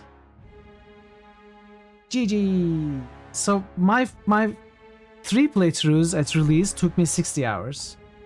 In fact, it is more than 3. 3 full playthroughs and some more of an unfinished one. This playthrough on stream took 52 hours. But I think this is my favorite. You for one, welcome Unshackled Serena's Overlord. Have fun, I loved it. I had so much fun. And I'm very happy with the path we chose and what we were able to accomplish. I wasn't able to get 3 of the... So, we could maybe get Graven Ash as well. We could get Blood Mark. And I couldn't, so let me check this link. Okay, this is not very easy to find when and how I could recruit Bloodmark. Okay, I will take a look at the DOS stream. But I was able to recruit Tunon, which is the one I wanted the most, and I'm happy we were found innocent in the court and then Tunon submitted to us. When I started the playthrough, I wasn't even sure I would find the way to unite the rebel factions. So I'm really happy that this all worked out like this. You could have asked Bledon for the 40 info too. How though? How? I mean, we were given no chance. Bledon never treated us like an equal. I don't know. I made some bad choices probably. I don't know. Anyway, I will let this run in the background. I will do this. You beat it on harder difficulty and pretty cleanly. Yeah, it worked well. So, game over. Number 21 is over. Probably because your spells weren't per day. Well, some of them were. And, Might and Magic 7 is the winner, which means tomorrow we are going to start Critical Hits game number 22, and it's going to be Might and Magic 7. Might and Magic 6 was our Critical Hits game number 2 back in 2022 January, so over a year and a half ago. And Might and Magic 7 was the final game that I nominated at the very first initiation of the Critical Hits system. Even in its infancy, one of my nominations that was still in the list after how long?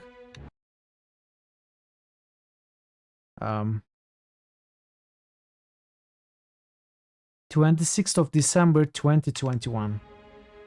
After so many 19 months, it is chosen, and my final nomination is chosen. I'm really happy for that.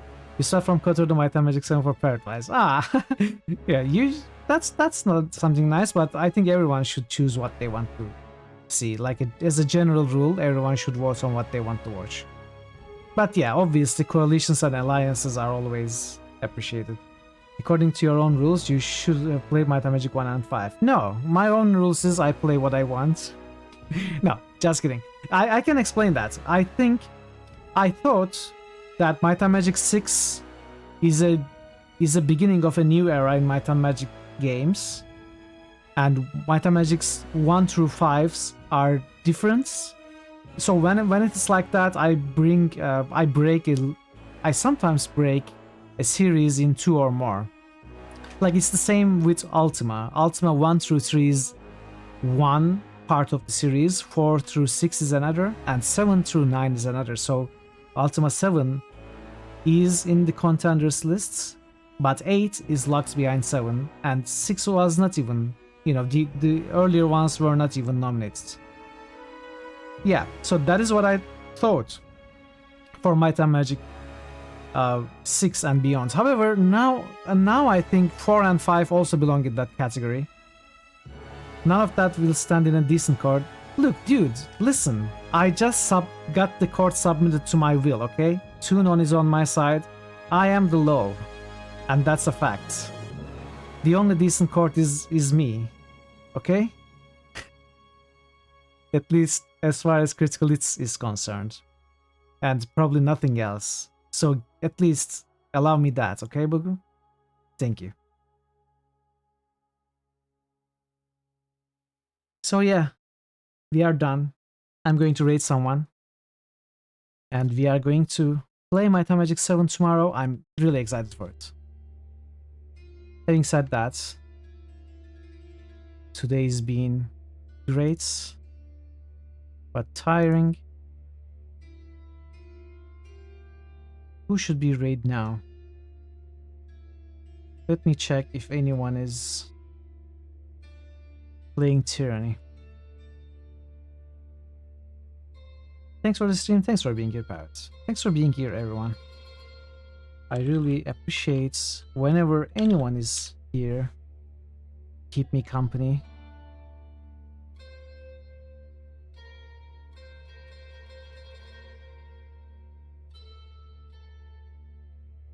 Who haven't we seen for a while? We don't have anyone playing Tyranny.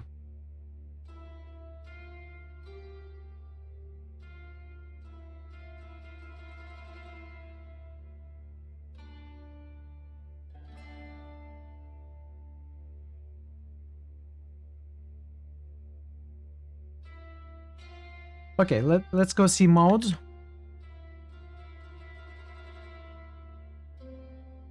You will finish Gothic before Metal gets to play it. Thank you for a great stream. Thank you for being here. I'm happy that someone is enjoying the stream at least. Thank you, everyone. Thank you for the follow. Thank you for the raids, Nebuka and Neep. They are very appreciated. I really appreciate it. Thank you, raiders. I hope you enjoyed the stream, and of course, everyone. I hope you all enjoyed the stream and the game in general. After 52 hours, it was an experience. And tomorrow, new game. I'm really excited. I will hopefully see you tomorrow. But before that, consider giving me a follow if you are new here and if you have enjoyed the stream to come back. And also consider joining Discord. You know, the new poll will open up soonish, not immediately, to choose the next game. It will be on Discord like always. And you can also keep the track of the news, channel updates, and schedule updates and stuff. So yeah, I hope you join us there as well. But otherwise, it's also fine. I will hopefully see you tomorrow or whenever you can come back as soon as possible. Until then, take care of yourselves and be well. And let's go to mode. She's playing Path of Exile. She's amazing. Community is amazing. Very fun. And ExileCon is today. So, Path of Exile 2 hype. See you next time.